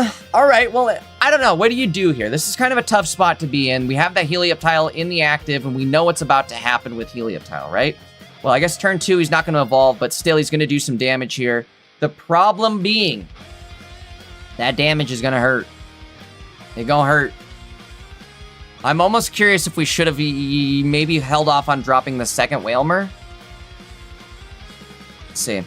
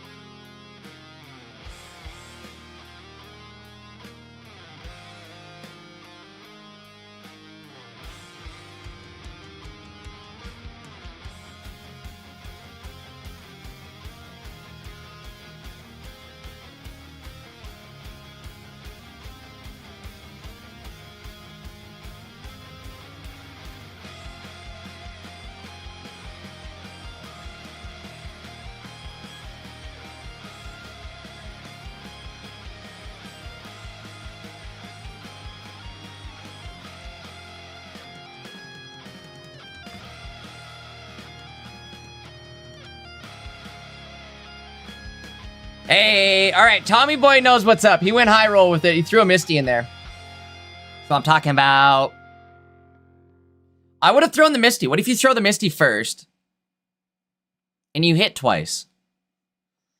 Let's see. Hold on. I guess attaching the energy before you throw the Misty is how you guarantee coin flips on Misty. Yeah, you see, these would have been tails otherwise. That would have been a tails otherwise. All right, we're ready to go. Could be worse. Going for the retreat ski. I think you have to, right? This is the only turn you have an X speed, so you might need to use it. Use it or lose it. So let's use it.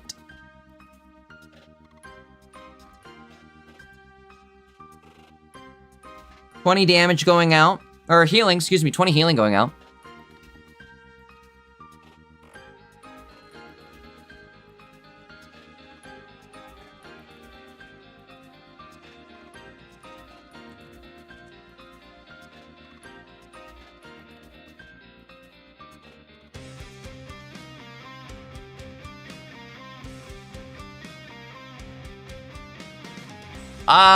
Chat asks, Jay, how many rounds? It's 7 Swiss rounds today, guys. We just were under that 8-round cutoff. Almost 500 players registered today. But 7 Swiss rounds. We're gonna have a big top cut tomorrow is what that means.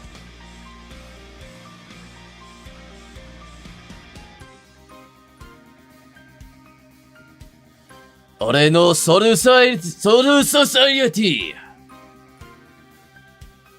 Bro, I try to, like, that's where I got my original samurai voice from.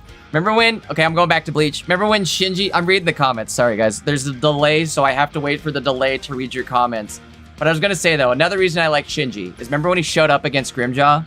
Pulls the mask down, and I think the first words out of his mouth were, yade yade. And he was just, like, so unbothered by that. Bro, it was so sick. Also, yes, I do need to get back. I still have to watch the rest of, like, part 2 of the final arc, the 1,000 Blood Year, or Blood War, whatever, 1,000-year Blood War.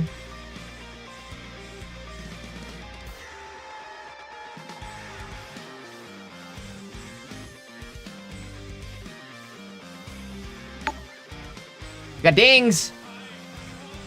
Ziggo with the Prime subscription. 3 months of Prime. Ziggo says, love you, brother. Ziggo, love you too, broski. Ziggo, definitely, like, one of my best bros in all of this. I couldn't do this without Ziggo.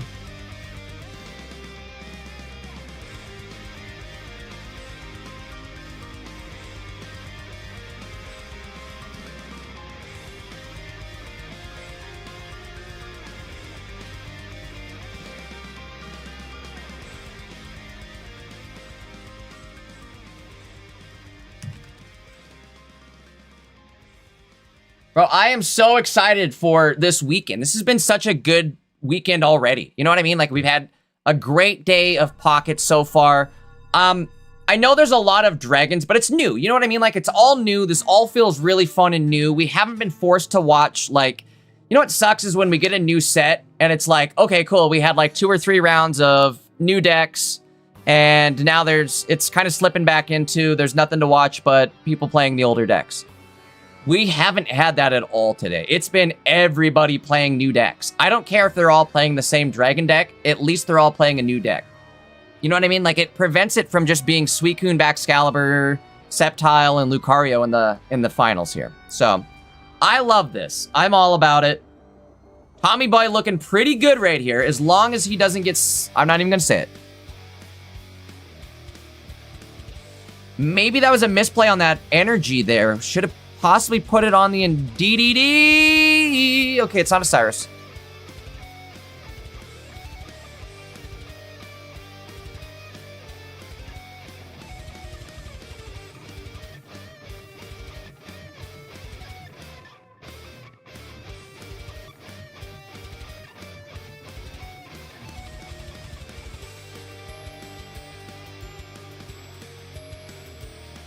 Unfortunate. All right, well, we're back in it now. Again, Cyrus in play. It's over. It doesn't matter what happens, I guess.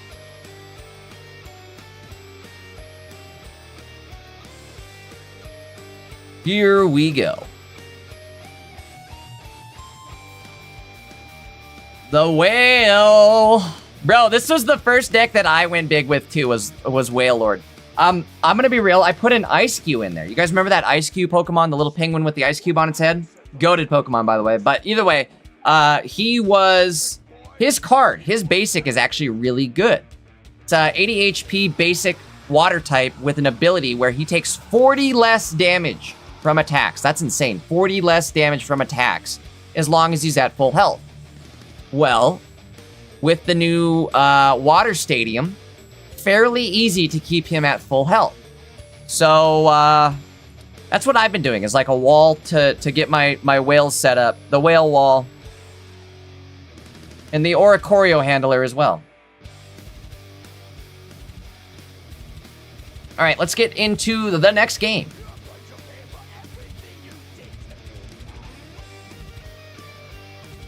Be just a minute. Just a moment here. Excuse me. My jam.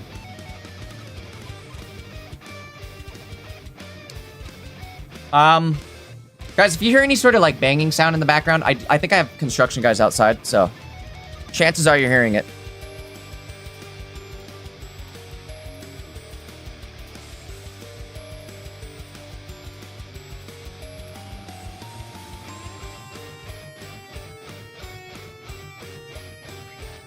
Did you guys watch the new Spider-Man movie yet?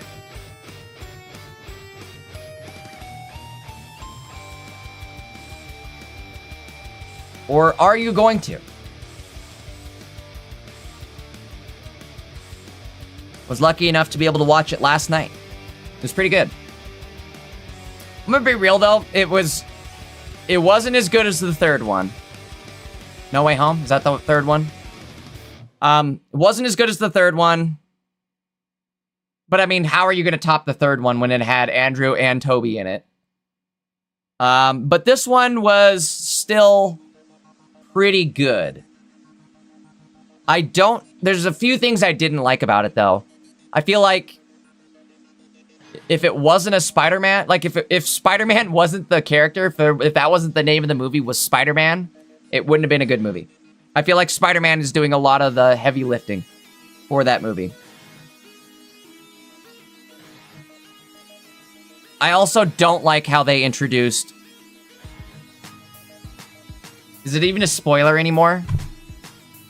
I don't like how they introduced the main bad guy and how she was the main bad guy.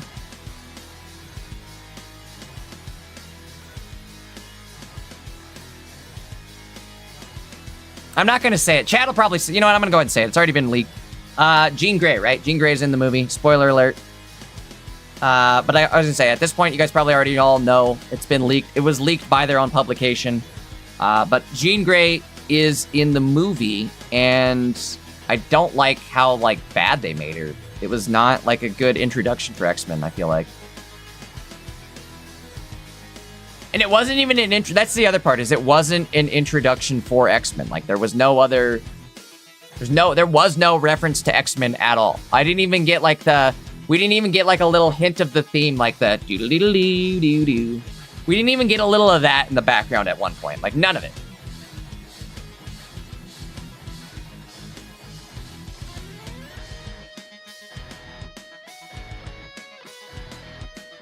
Is the whale the new Steelix? Yes, but cooler.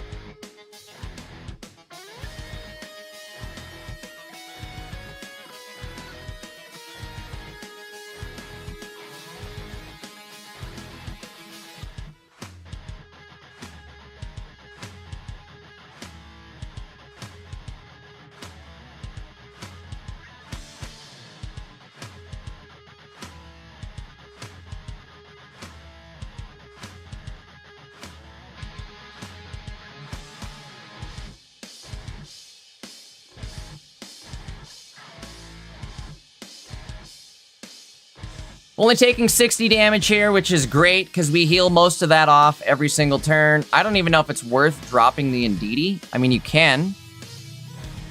Good news is we do get rid of Heliolisk in one shot. And then we go back to full health. Is this full health?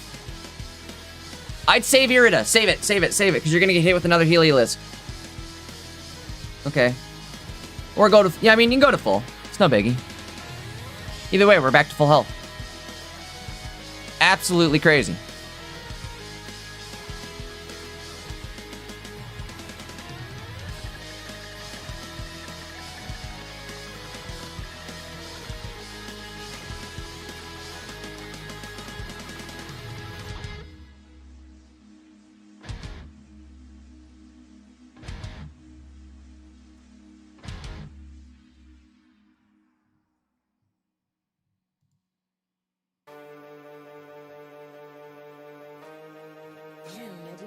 This shit heat.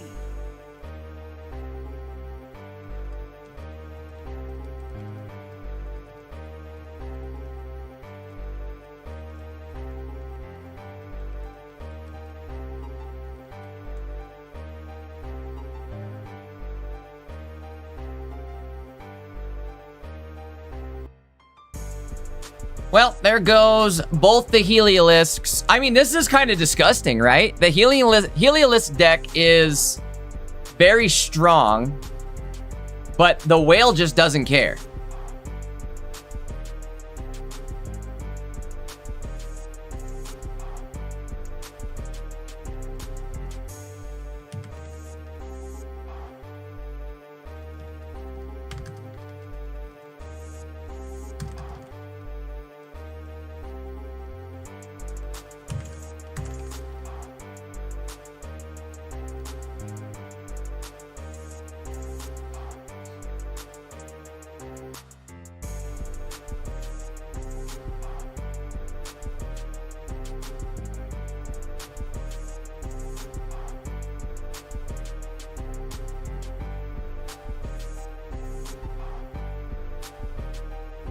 Chat's catching up to my X-Men talk now, or not my X-Men, excuse me, my Spider-Man talk.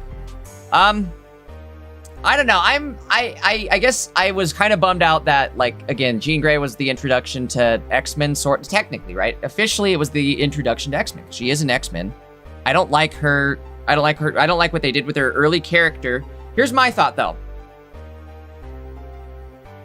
What if she just goes right into Phoenix Force? You know what I mean? Like, that's the vibes I was getting. She was so evil and, like, jaded and mad at the world that we could just see some Phoenix Force stuff happening. Also, I will say there was, like... Chat, close your ears for 30 seconds if you don't want to hear it. It's a minor detail. It's not even, like, a spoiler. If anything, it's something to watch, like, look out for when you're watching the movie. At one point, she picks up a hairband that has the colors of her green and yellow X-Men suit, but that's the Phoenix Force suit, is it not? That's not her Jean Grey suit. Jean Grey, she's just like blue and yellow X-Men. Phoenix Force, she has that green suit with the Phoenix on it.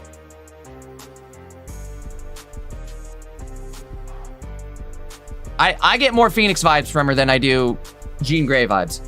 I don't know, it just was very, it seemed like the way she was acting was very, like I said, it was more so like we should be way further into the X-Men era. You know what I mean? Like, I don't know. It also felt weird to me too, where like she has this big explosion with her power, and you're telling me Charles Xavier, if he does exist in this world, he didn't like instantly feel that and be like, oh shoot, we gotta intervene. You know? I think the problem is the X-Men just truly do not exist. There is no Charles Xavier in the current MCU. I think we have to wait until Doomsday when he pulls everything into Battle World. And I feel like but see, that's so weird too. Like, how is that the introduction of Jean Grey? She's just gonna meet some people from a different universe and just be like, okay, I'm with you guys now, I'm an X-Men. That seems so weird to me. I like the whole Professor Xavier finds her and helps her and like saves her and all that. You know what I mean? Like, I like that part as opposed to like, how the hell's it even gonna work? I don't know.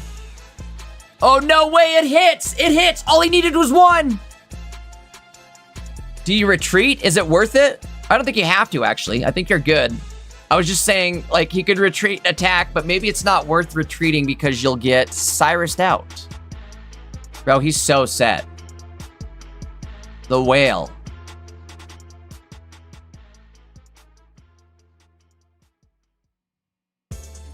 All right, sorry guys, I'll lock in on the match.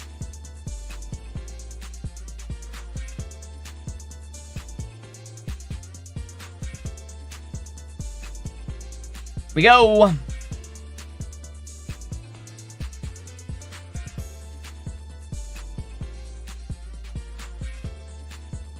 All right, well, grats to Tommy Boy. Taking the dub there. We got one more round left, and he'll make it into Top Cut. Let's see what else is still going on. That was kind of a longer game. I did see Prelux still playing. He's up against Brago TCG. Let's see if we can maybe find somebody else playing here. And just hop into a game. Dexter Morgan. Tonight's the night. I'm gonna do it again and again. Oh, Jimbo. We gotta watch Jimbo. He's 3-2. He has to win this to stay in.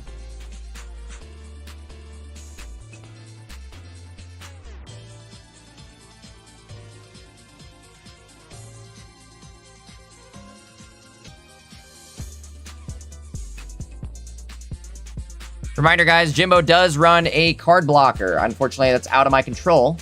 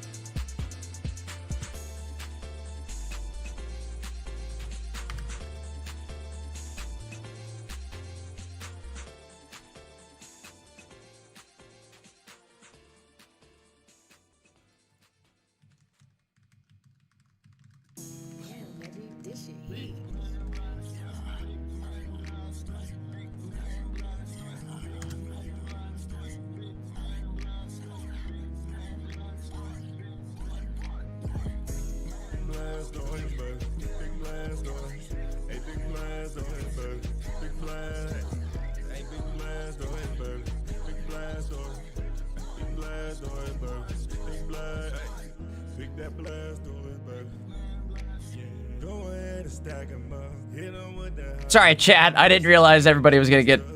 I was trying not to include spoilers. I'm done with it, but... Sorry about that. I know some people just don't even want to hear about it at all until they go see it, so I can respect that.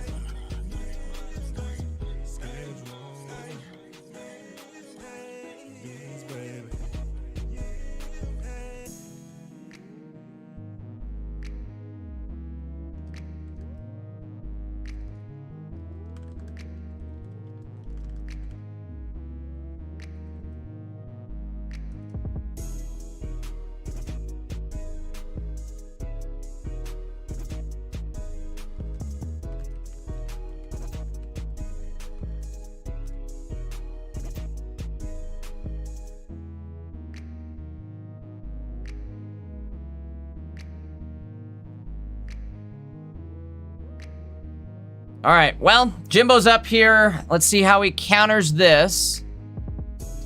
Good news is the gouging fire in the active does only have 80 HP, which is going to be able to get KO'd with a potential gouging fire attack. There's the bolt. Really need the bolt, I would imagine.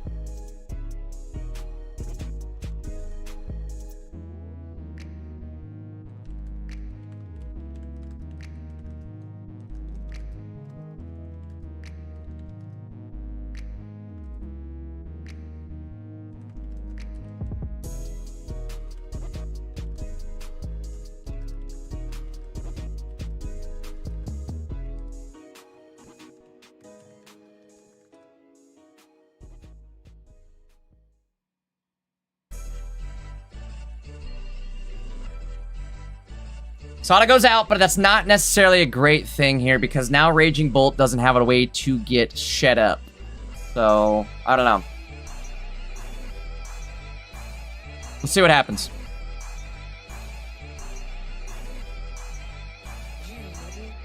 Oh, wait, I forgot. We're gonna survive with 10 health. Oh, no! Maybe that's a good thing, though.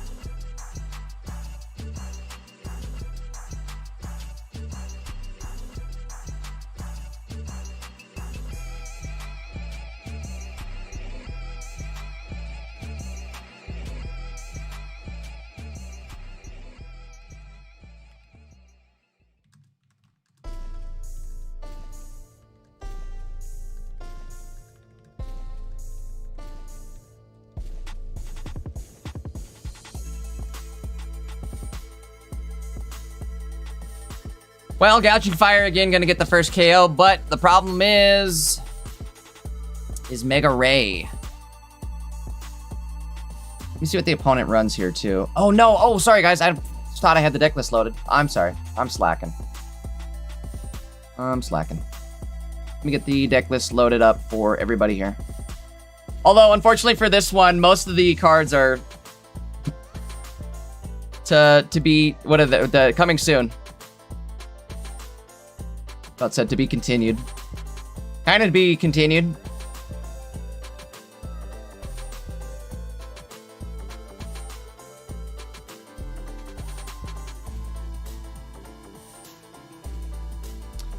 Jimbo's deck does a pretty good job, though. He's only got the Dragonair, the new Dragonair, as the new Pokemon in his deck. So, his is fairly easy to understand what cards are in there.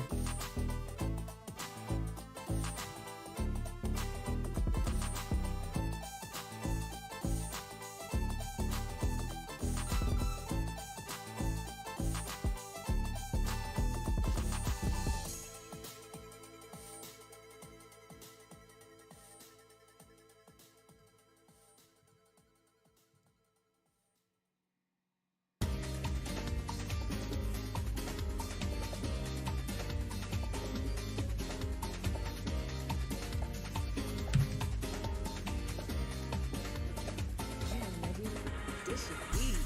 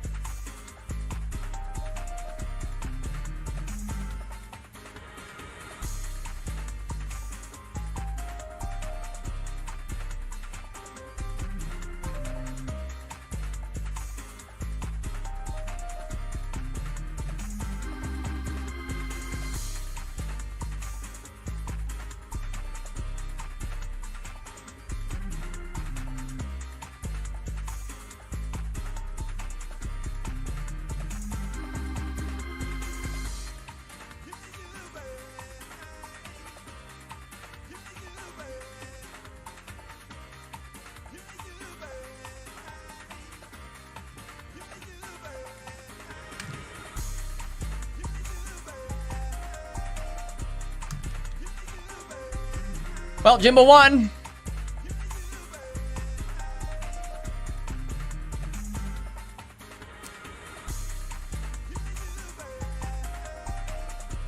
Game 2. I think all I have left still playing is Prelux, so let's hop in there. We'll do that. Shout out to Jimbo. He's 1 game away from locking in Top Cut. Prelux. See what he's playing.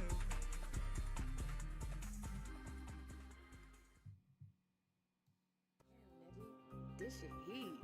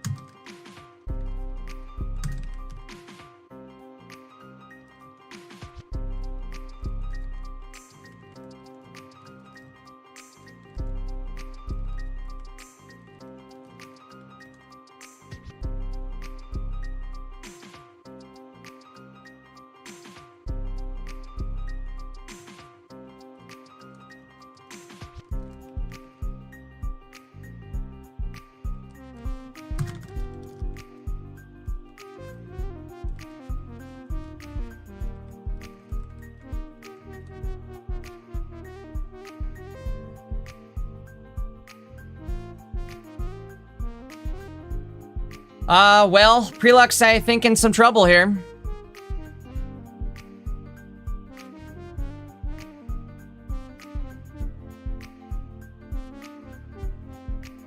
I think it's cool that Mega Sharpedo is,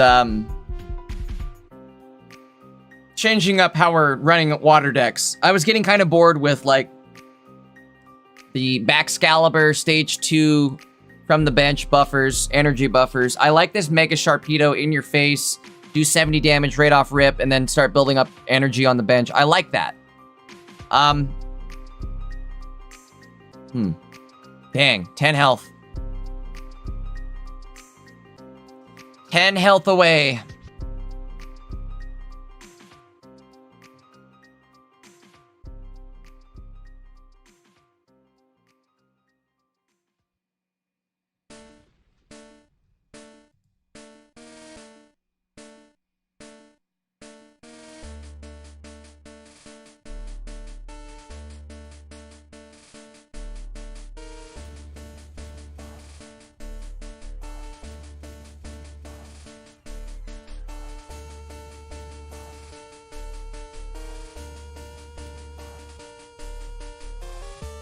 All right, guys, let me see where we're at with things. That is one of our last 2 matches still remaining. I think the last 2 players are Evan and Law. What's Evan playing this weekend? Evan's playing Greninja Lucario. Interesting. Stay tuned for next week, guys. Next week is going to be our Greninja week. I'm sure people are going to start teching Greninja into everything, including Mega Ray, right? I like this deck. It's just Froakie, Greninja, and Hoopa. Ninja Hoops. Froakie, Greninja, Hoopa. That's all it is, with a Darkrai EX. Yo, I like this deck. Dark Ninja. Has been upgraded. All right, what else do we got? What else do we got going on here? I'm trying to find maybe something interesting for round number 7. Our final round of Swiss.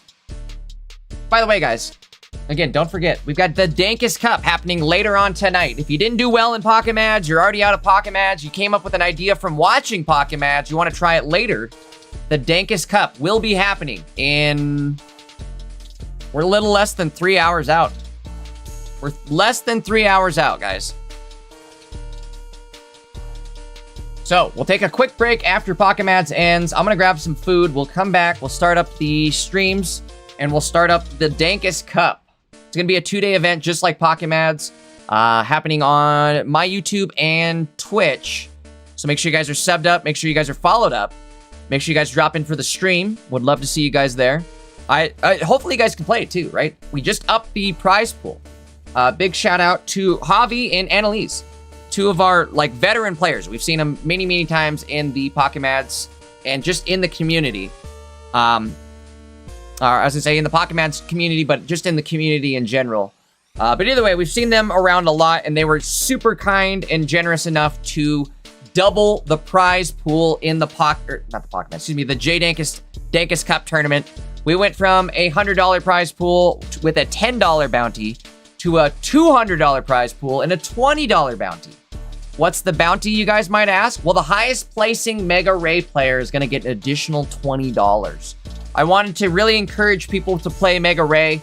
Honestly, I set the bounty up. I should maybe change. Maybe we should change it to Metagross. It's too late now, but I set the bounty up before the set actually dropped, so I wasn't sure if Ray was even going to be good. At that time, I was thinking, you know what? Ray's going to need all the help he can get. No one's going to be playing this. There's no chance it's even going to make it into Top Cut. So I was trying to healthily encourage people to play Mega Ray. I think it's going to be overkill. I think we might even see somebody win the tournament and get an additional bounty out of it, because Mega Ray is flooding the scene right now. Not that there's not a whole handful of other great decks also in the scene, but Mega Ray is really, a lot of people are wanting to try it. That's for sure. What are we at for the percentage? I think close to 20% of the meta share, probably over 20% of the meta share once you add all the different variations of Mega Ray. We are easily over 20% of the share playing Mega Ray. So close to 25%. Guys, we are just waiting for the next round to start. Should be any moment now. I'm just going to get things set up. This will be our final round of Swiss in Pocket Mads. Round 7.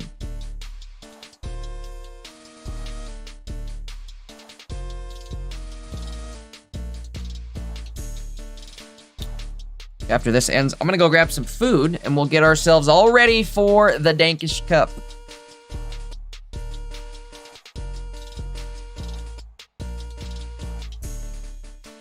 All right, I'm gonna try to find somebody to watch. I wanna find somebody.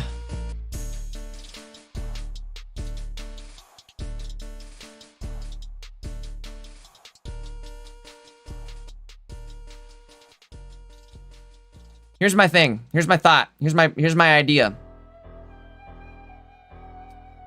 I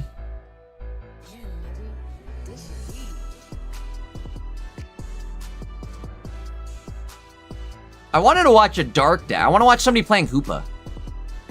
Where my Hoopers at? Hoop, hoop, hoop.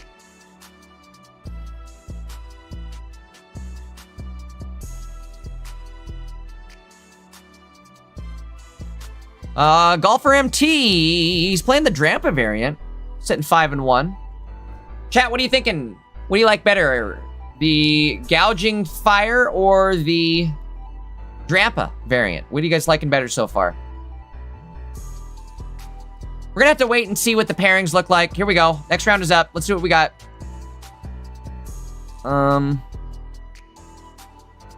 Cdax and Harukana both undefeated. Harukana is undefeated with Gouging Fire.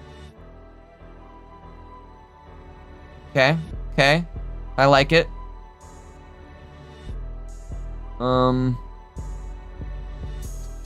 Alright, so next round is out again. I'm scrolling through. I'm gonna find somebody to watch, but I'm also trying to make it so that we have like a good opponent to watch.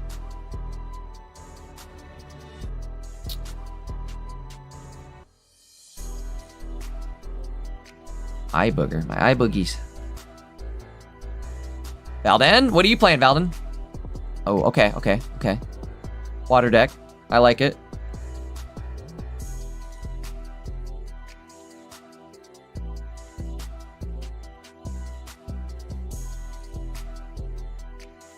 Javi's playing. Javi, what are you... Oh! Javi's cooking. Okay, I like it. Javi's sitting 4-2. Javi, are you in the Discord? Would love to catch your game. Oh, he is! Big money. Wait, hold on. Hold on. I promised I would do this. They even went out of their way to set this up. Let me make sure. We'll hop into Javi.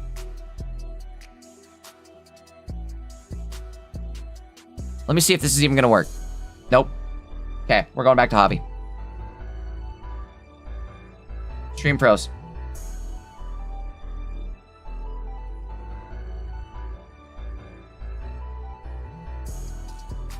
Razbersky, I went into your stream on Discord, but it's a black screen for some reason. Could be Discord. Sometimes you just have to, like, reload it. I'm gonna put Javi on the screen in the meantime, though. If you get it fixed, just let me know. Holler at me. Holler at your boy. He says, so many ho-ohs on day one set release. Yeah, I know, there's a lot of ho-ohs and Lugias being played. Kidding, obviously.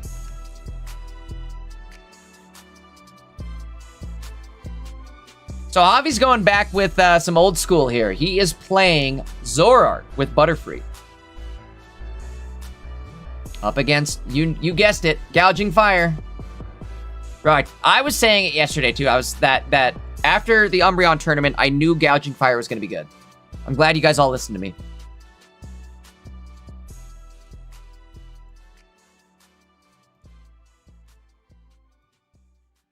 Did this freeze? Oh no! Oh, it didn't freeze. Okay, I'm tripping.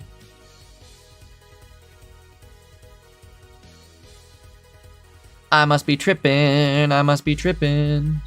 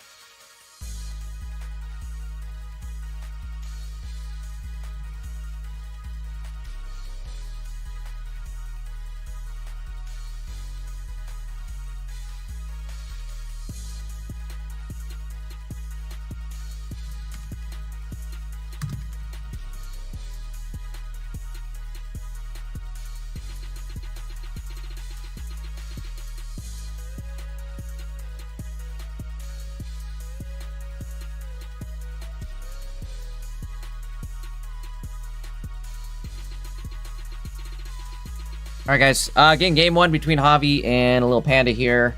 Javi already ready to go with Butterfree. This is the strength of this deck, is you are self-evolving. You're pulling cards out of your deck while you're evolving.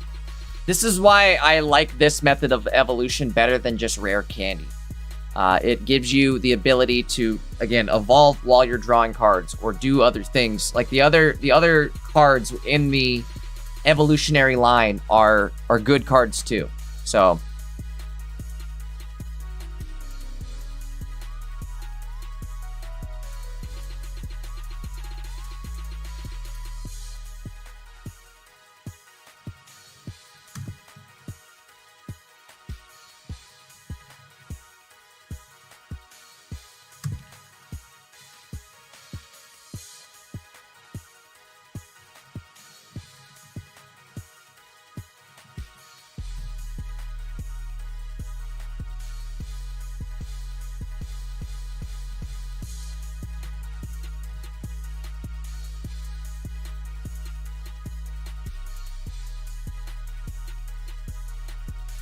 Mega Sharpedo's been very scary this set.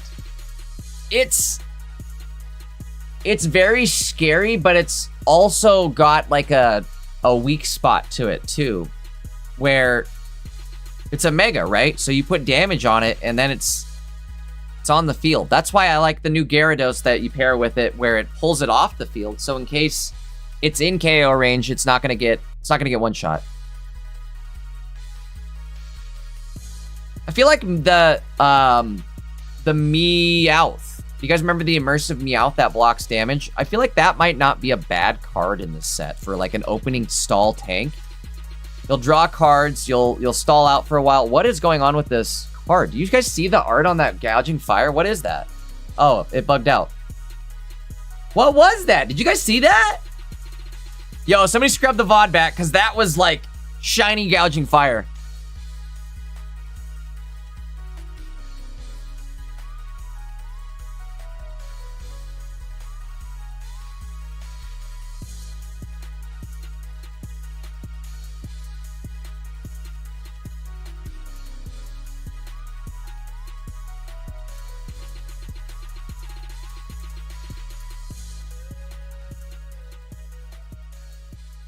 Okay, attack goes out, but it should only do 30 damage, right? Ugh.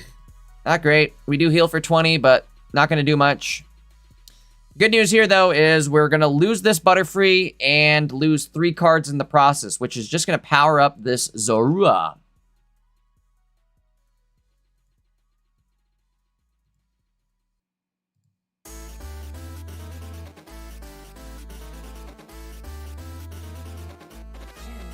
This shit heat.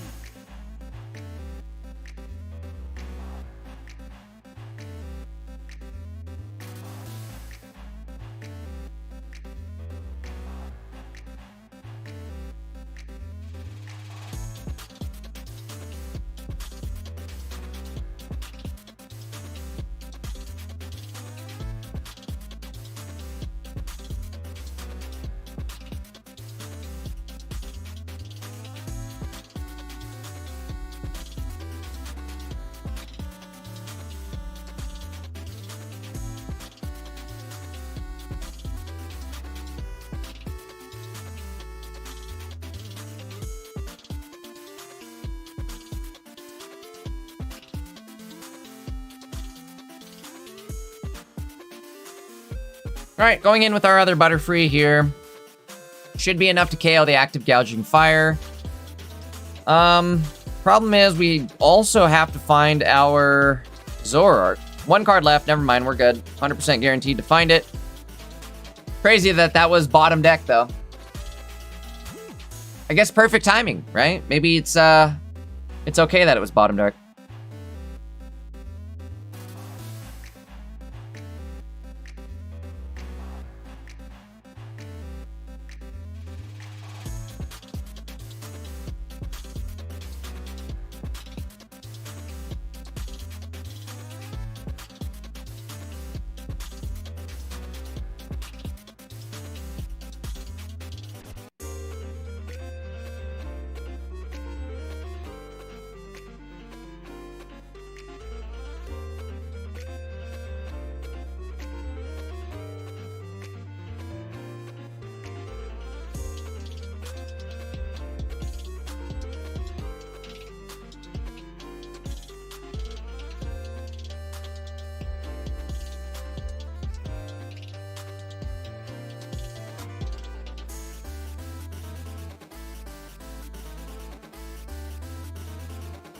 All right, back in it. We are fully evolved. We'll do 160 so far. Kind of a scary spot to be in, though. What? The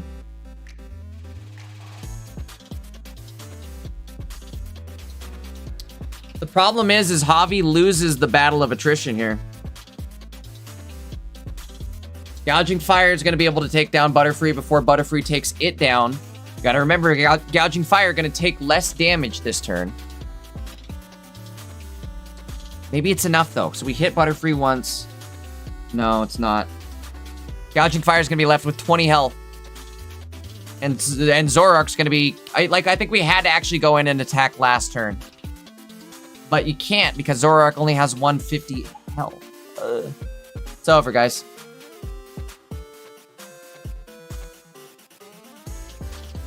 Can't do that. I don't like this. It's game over, though, isn't it? Yeah, I think he knows. I don't know. I think if you... Oh, no, what am I talking about? That was 2 prizers. Oh! I wasn't paying attention. Been a long day. Been a long couple days. All right. Chat's gonna roast me on that one. They're gonna be like, Jay, what are you doing? Pay attention. Count the numbers. I deserve it. Either way, grats to Javi taking game 1 there. Love it. Bro, that was sick. Butterfree, one of my favorite cards, right? The inception of that was... We need more of that in the game, is what I guess I'm trying to say. We need more cards like that in the game. I love how it evolves itself, pulls cards from the deck to evolve. So, again, it's evolving and thinning your deck. That's 2 things that you need. All right, starting off, going first. Caterpie in the active. Good for us. Also have a Forest, Quick Grow, and a Butterfree. So a decent start again. Op is going to likely lose one of their Dratini. Their Dratini Joe.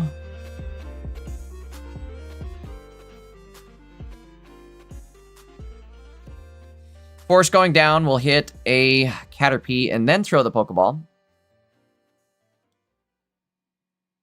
Should be guaranteed. Well, not guaranteed, but it is Azura. I forgot Javi also runs Klefki. All right, there we go. Not a bad first turn. Starting with that Caterpie in the active, we'll be able to evolve into Butterfree. Another thing, oh, this is game over. Oh no.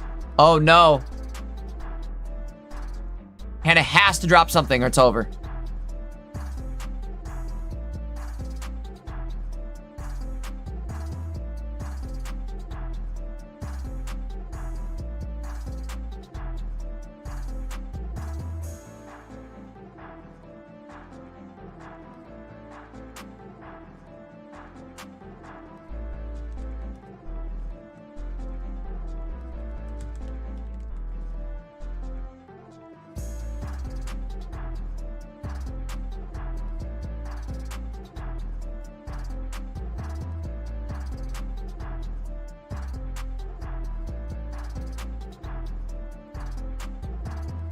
All right.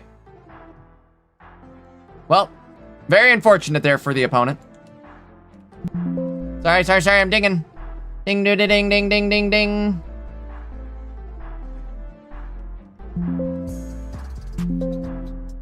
Frick? What the frick?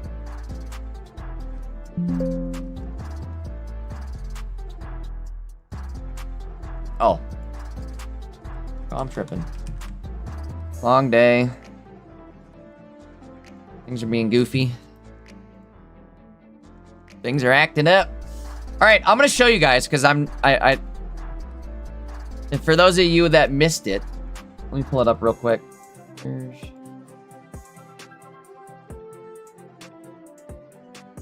see it? That was the make it bigger. Zoom in, enhance. That was the card I was talking about. Do you see how that Gouging Fire was like graphically corrupted? I'm glad it wasn't just me. Well, I guess it wasn't just me because it was on the person's phone who I was broadcasting, so it was all of us. Never mind. All right, anyways, well, there it was. That's what I was looking at. Let's get ourselves into another game here. I think there's still a few other ones going on. You guys want to end it with Jimbo? Or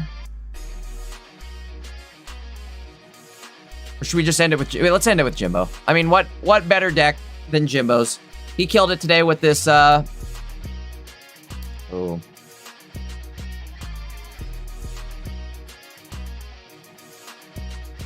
Yeah, let's go Jimbo. Again, he killed it with the Jim Bolt deck. We'll put it on the screen. Red also has a really good deck list, though. That's what I was maybe thinking of putting red on. Very interesting. We haven't seen it yet. Let me see what's going on here. Maybe we can. In the meantime, enjoy Jimbo's face. There we go. All right, gameplay's up.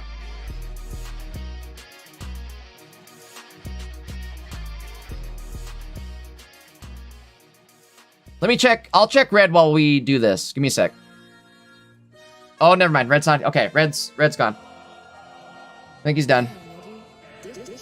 Red, if you're watching the stream, I hope you can make it to the Dankest Cup. And if you can, if you're going to play that same deck list, I would highly like to watch it. I apologize. My fault. Never got a chance to get to it. Okay, in the meantime.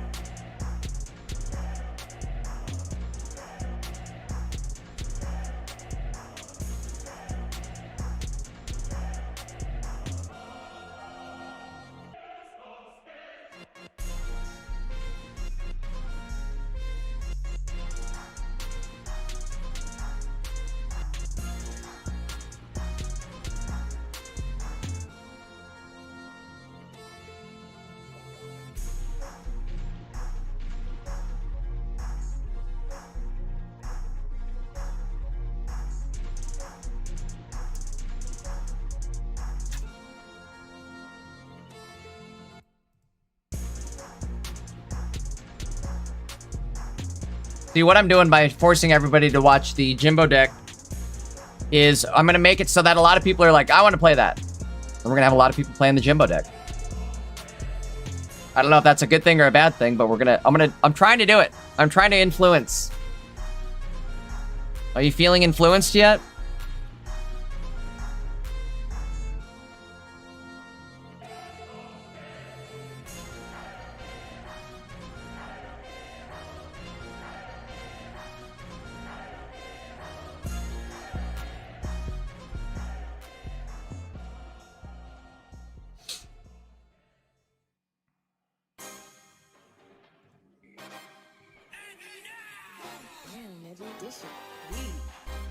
Jimbo's already up a game. My bad.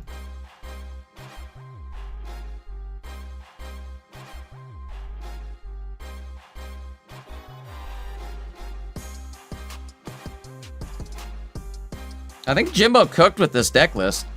To be real, I think he cooked.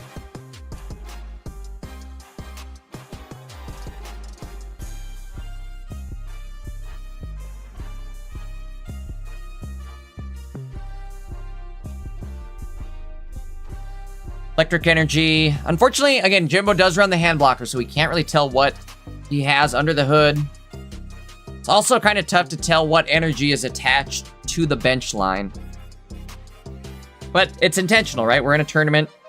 I run the delay, so you don't have to ever worry about, like, me causing problems. But other players, you know, if Jimbo doesn't run delay, which he can't, right? He also can't, we can't have the players run delay, because then it messes up when I go to watch your gameplay. So unfortunately, the players can't run delay, but I'll run the delay, and it kind of counteracts the cheating, or potential cheating. I don't think we have cheaters at this point, though. I feel like it's such a tight-knit community that people that cheat are instantly going to get outed, and it won't be pretty.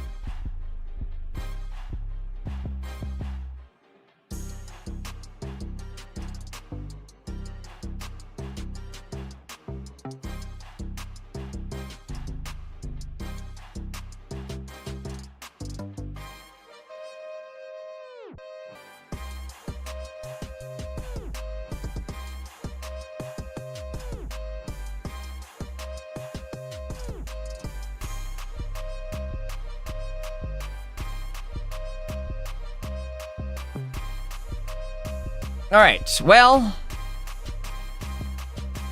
yeah, Jimbo doesn't have like a rare candy right into Dragonite.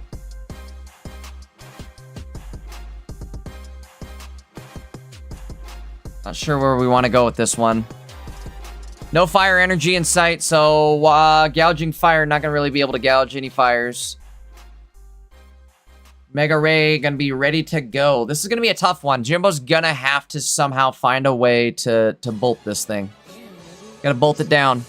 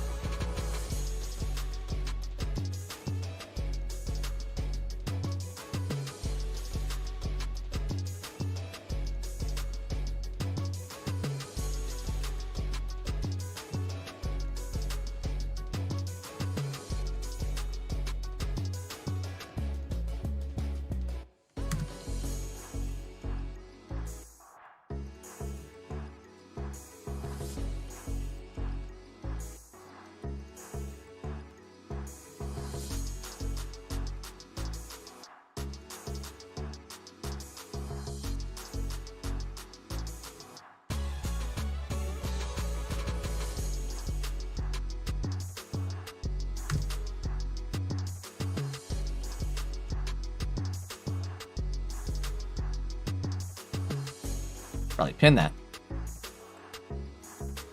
Whoops.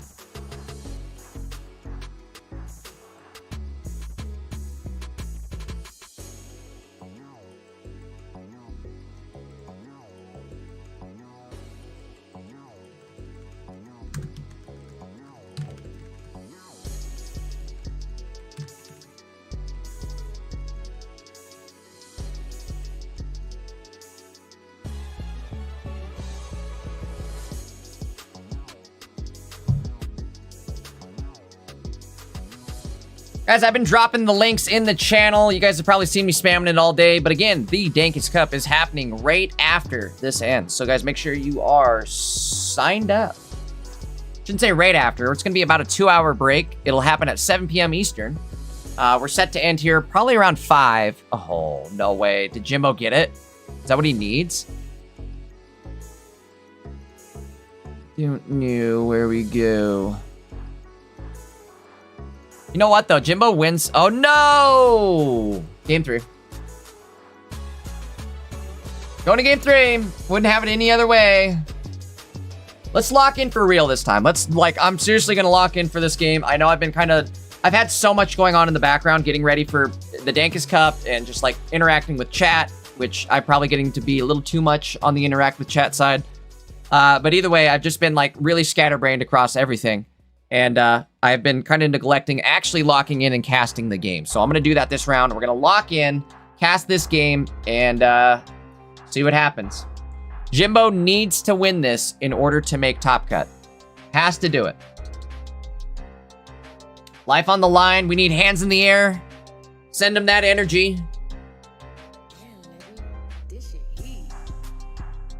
Got the Jimbo cam going right now. Blocking the password.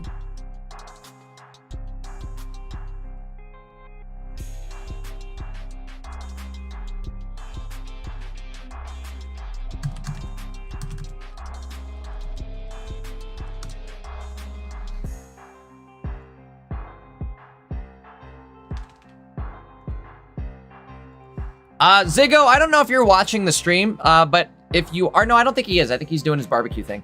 That's right. Okay, well, hopefully he's done with his barbecue deal by the time the Dankest Cup starts. I'm gonna need some help.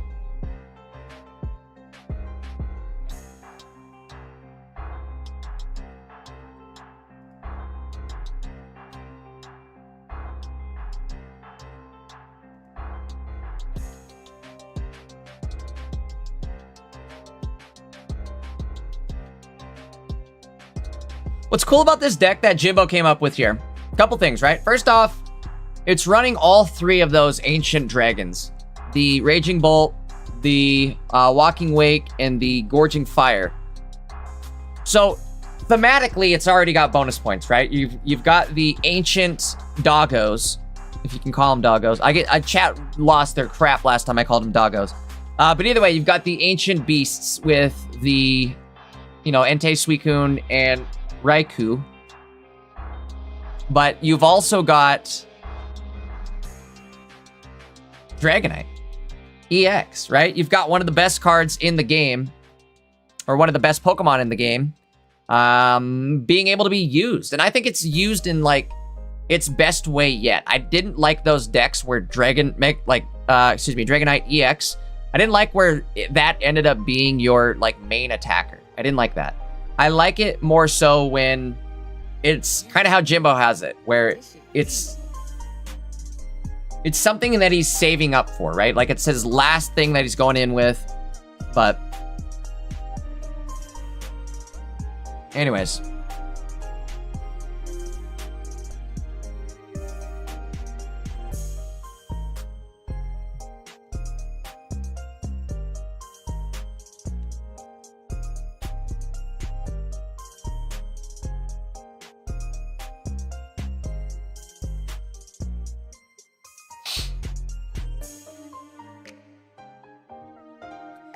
Lightpap says, what do you think Set C will be? You think we'll ever get a Gen 5 themed booster pack?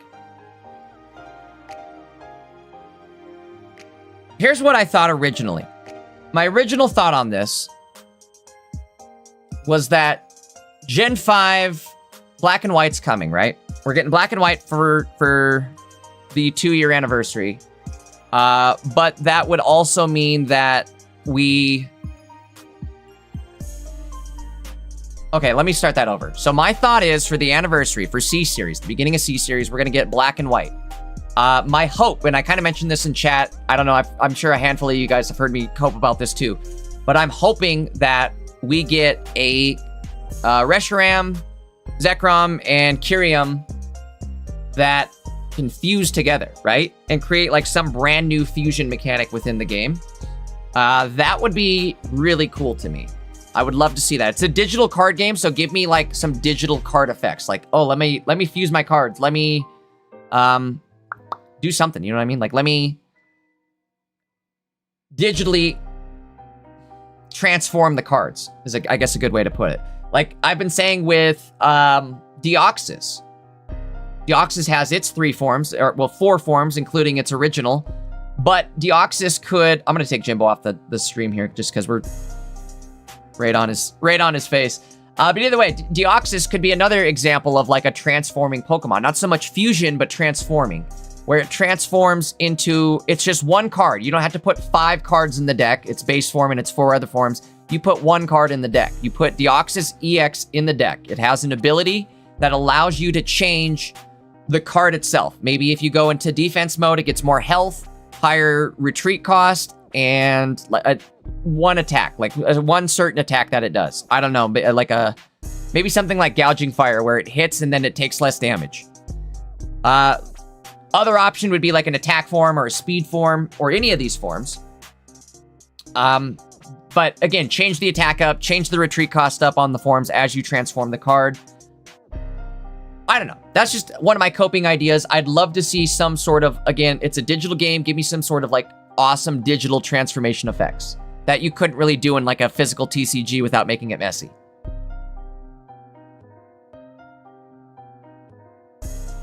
Which again, same thing with the fusion mechanics, right? That would be like it's an effect for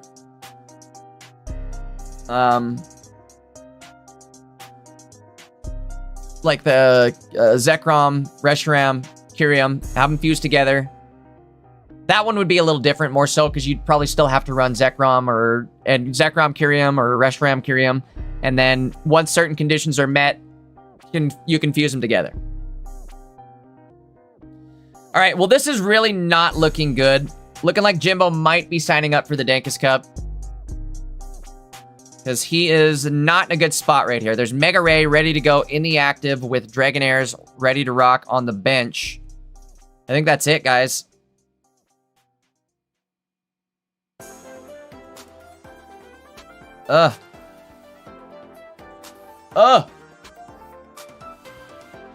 Water energy up next too, which means we were 1 energy away from setting up the Dragonite EX. Dish it heat.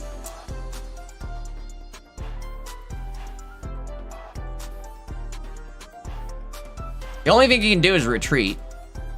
But if they find their other Dragonair, it's beyond over, because if Walking Wake can tank a hit here, Jimbo might be in an okay position. We'll see. Energy goes out. That's good. Dragon Bless. Bless these dragons. Discard an energy.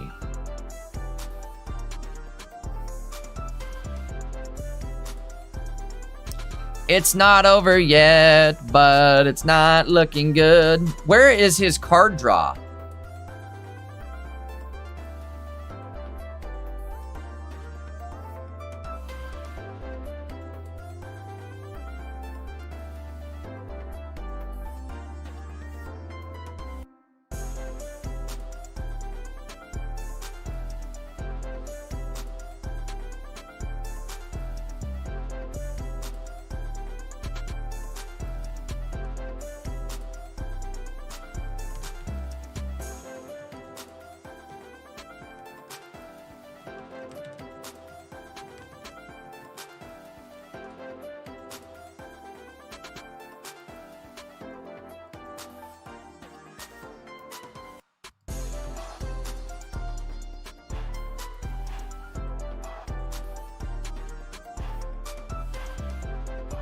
Well,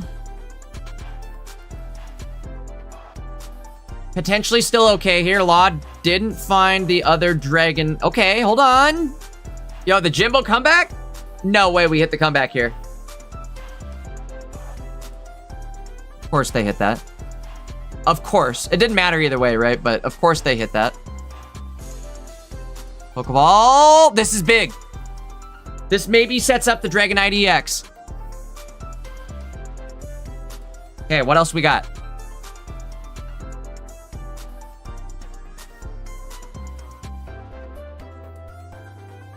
I would drop the energy in the cave, or the cave the energy, drop the cave the energy, drop the water. Okay, fine. It's all fine. You're gonna discard the energy anyways. You have surplus energy in the discard.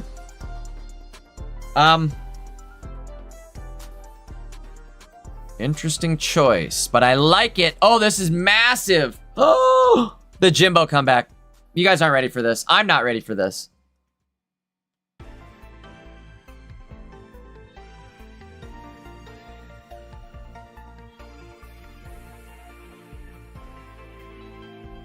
Absolutely massive. Dish it heat. Jimbo just taking away his opponent's ability to generate energy. All they have is 1 energy on a Dratini, so no attack coming out of Mega Ray or Gouging Fire. Not only that, but now they're in a lot of trouble. Now they're on the extreme back foot. They had to put Dratini in the active. I guess there's a free balloon on there, so maybe that's why. But still not looking good. They could lose.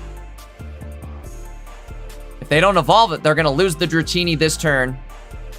No way.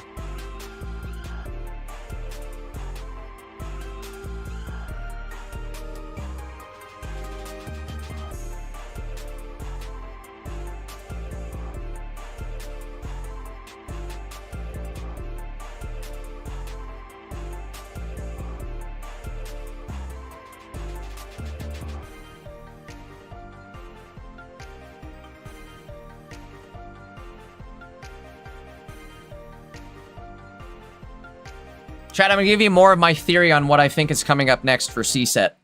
I'll do it, wait, I'll do it after Jimbo's game though, because this is really good.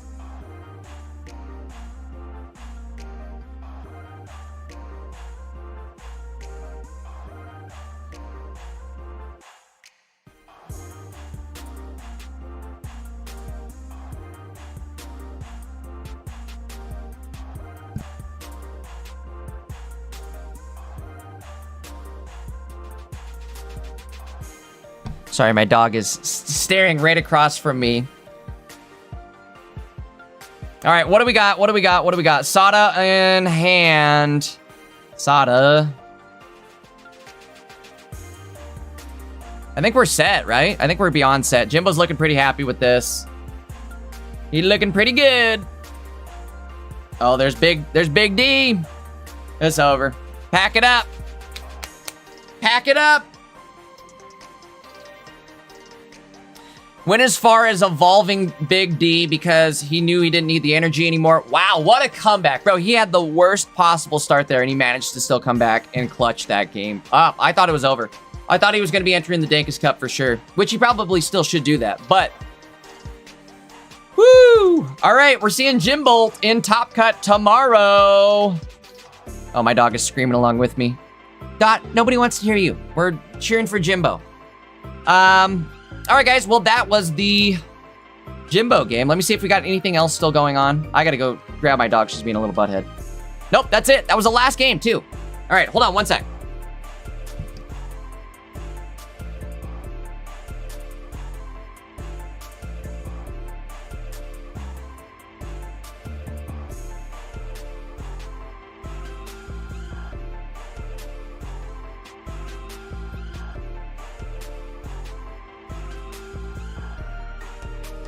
Okay, I'm back. Sorry.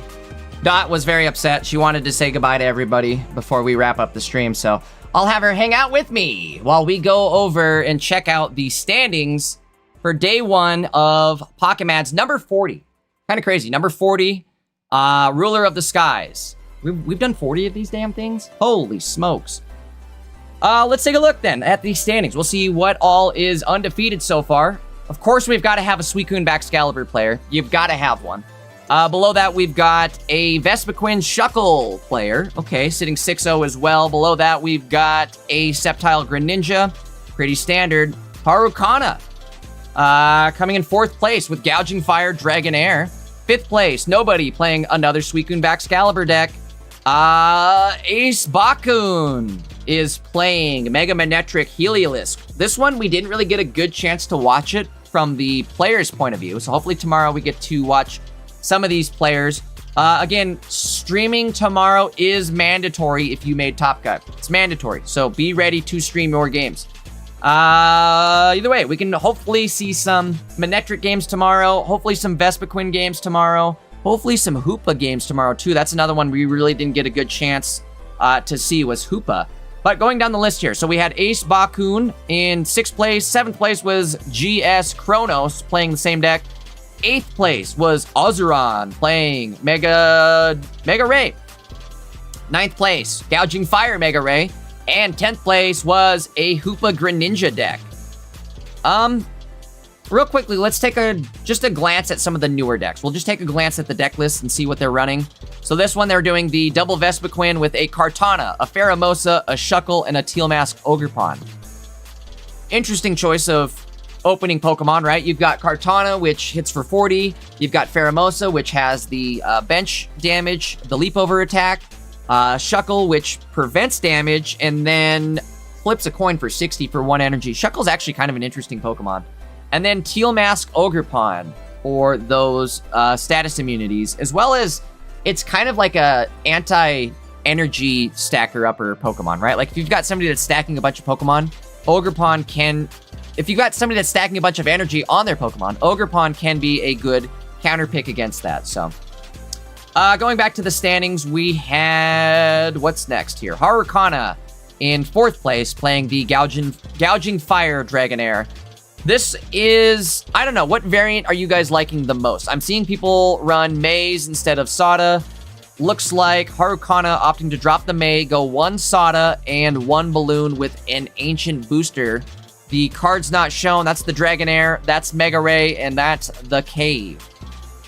But either way, that's what they are running for this deck list here. Moving on, our 2 Manectric players, Manectric Heliolisk. Let's just take a quick glance at these decks. Helioptile with the new Heliolisk. This is the old Helioptile. Does 10 damage, flip a coin. If it's heads, your opponent's now paralyzed. That's actually kind of a big effect. You know what I mean? Like, that's kind of one of those effects that can save your butt. It's like a Swablu effect, where it's like, and oh no, I've got nothing left, but I could still maybe paralyze him for a turn. So, better than nothing. Running this with Clement, So you can find your Heliolisk. Okay, interesting. I have yet to see Clement be used in a way that doesn't just pull Magnetons for you. So, forgot that there's actually other effects on the card. You can pull Heliolisk. You can pull Clement's Backpack, which is crazy because we do run Clement's Backpack as well. So you'll basically never have a dead Clement in this unless things go really wrong. Clement's Backpack. If you guys remember, during this turn, attacks used by your Magneton or Heliolisk do plus 20 damage to your opponent's Pokemon. And this counts for the active and the bench. Counts for both. So it's a big, big hitter. I gotta, hold on. Gotta change the music. Playlist ran out. Either way, so this is gonna do plus 20 extra. So 40 on the, let's pull this up just so we can see it. Does 40 damage for 1 energy, plus 10 to each of your opponents benched.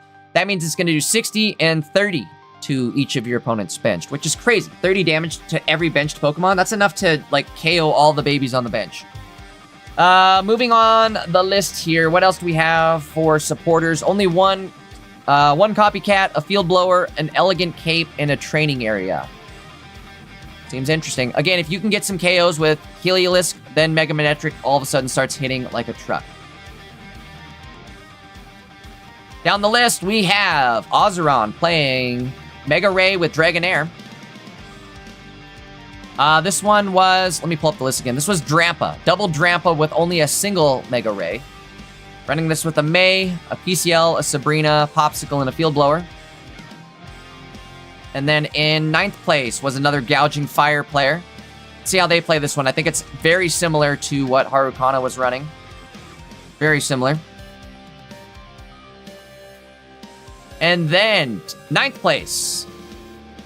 Did I check these backwards? Oh, that's the one we just checked. Okay, 10th place. Excuse me. 10th place was Rin with Hoopa and Greninja. This one is actually blowing my mind. It's just 2 Hoopas and 2 Greninja lines.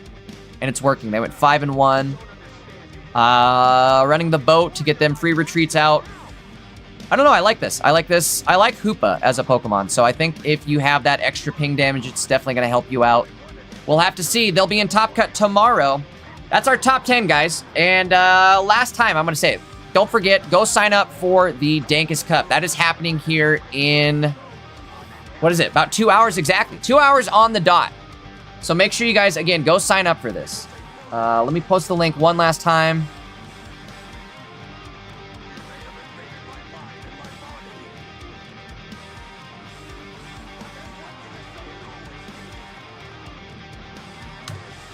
There it is in YouTube chat.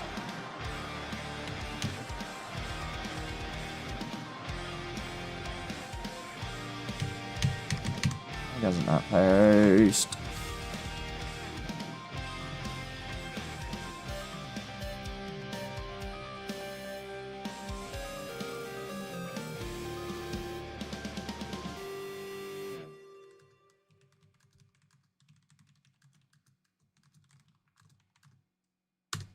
All right, there it is. Go register for the Dankest Cup happening in 2 hours. Again, it's going to be a $200 prize pool with a $20 bounty. Going to be a big one. I hope to see you guys all there. Hopefully you guys either show up and watch the streams or actually get to participate. I'd love to see you guys there. I definitely need as many people streaming their games as possible. Don't make me make it become mandatory. So guys, again, head over to the Discord. This is going to be in my Discord. Heads up, guys. This is going to be a little bit of a different shift. You got to come over to my YouTube channel and my Discord server for this one. We are going to be streaming games in my Discord server, the Dank Nash. Is that still the name of my Discord server? J Dankest, Dank Nash. You guys will know. It's got my icon on there. Either way, make sure you guys are signed up in the Discord. Make sure you guys are registered for the tournament. And make sure you guys are submitting your deck list, getting all signed up, all that good stuff. Again, this is happening in less than 2 hours, so I hope to see you guys all there. Thank you again for Javi and Annalise for helping donate. They doubled the prize pool on this. It went from just a $100 prize pool with a $10 bounty to a $200 prize pool with a $20 bounty. Again, all thanks to them. So thank you, thank you, thank you. Really appreciate all the support. I can't wait to see you guys there for this. Big shout out to the Pocket Mats crew. This was a lot of fun for a day one tournament. I really am enjoying this new set. I hope you guys are as well. I think being able to play dragons is, I know we're all hyped on it. We're all like wanting to play dragons, but like it's a great thing for the game. It basically gave us a new type, right? We got a new typing in the game with this set. Because dragons were essentially unusable. And now they are definitely a usable thing. Either way, guys, again, thank you for coming and hanging out. I'm going to take a quick break. I'm going to end the stream here. I'm going to take a quick break. We'll be back in about 2 hours. So I will see you guys there. Come back for the stream. It's going to be happening on my Twitch and YouTube channels. I'll see you guys there in a little bit. Don't forget to drop those subs. Don't forget to drop those follows. Don't forget to drop that like button on this stream too before you guys head on out. It does help push these types of events within the YouTube algorithm. Again, thank you guys so much. I'm going to say thank you probably 15 more times before I end this, but thank you, thank you, thank you. I will see you guys in a little bit, 2 hours from now. You guys have a good one. Don't forget to register. Don't forget to go submit your deck list. Don't forget to get your phone and whatever you're going to be streaming on all set up. I definitely need you guys to stream your games for me, especially if you're running something new. Hop in there, stream your games. I'll see you guys in a bit. You guys have a great rest of your afternoon, evening, whatever time it is. You guys have a good one. Adios. Thank you so much for hanging out.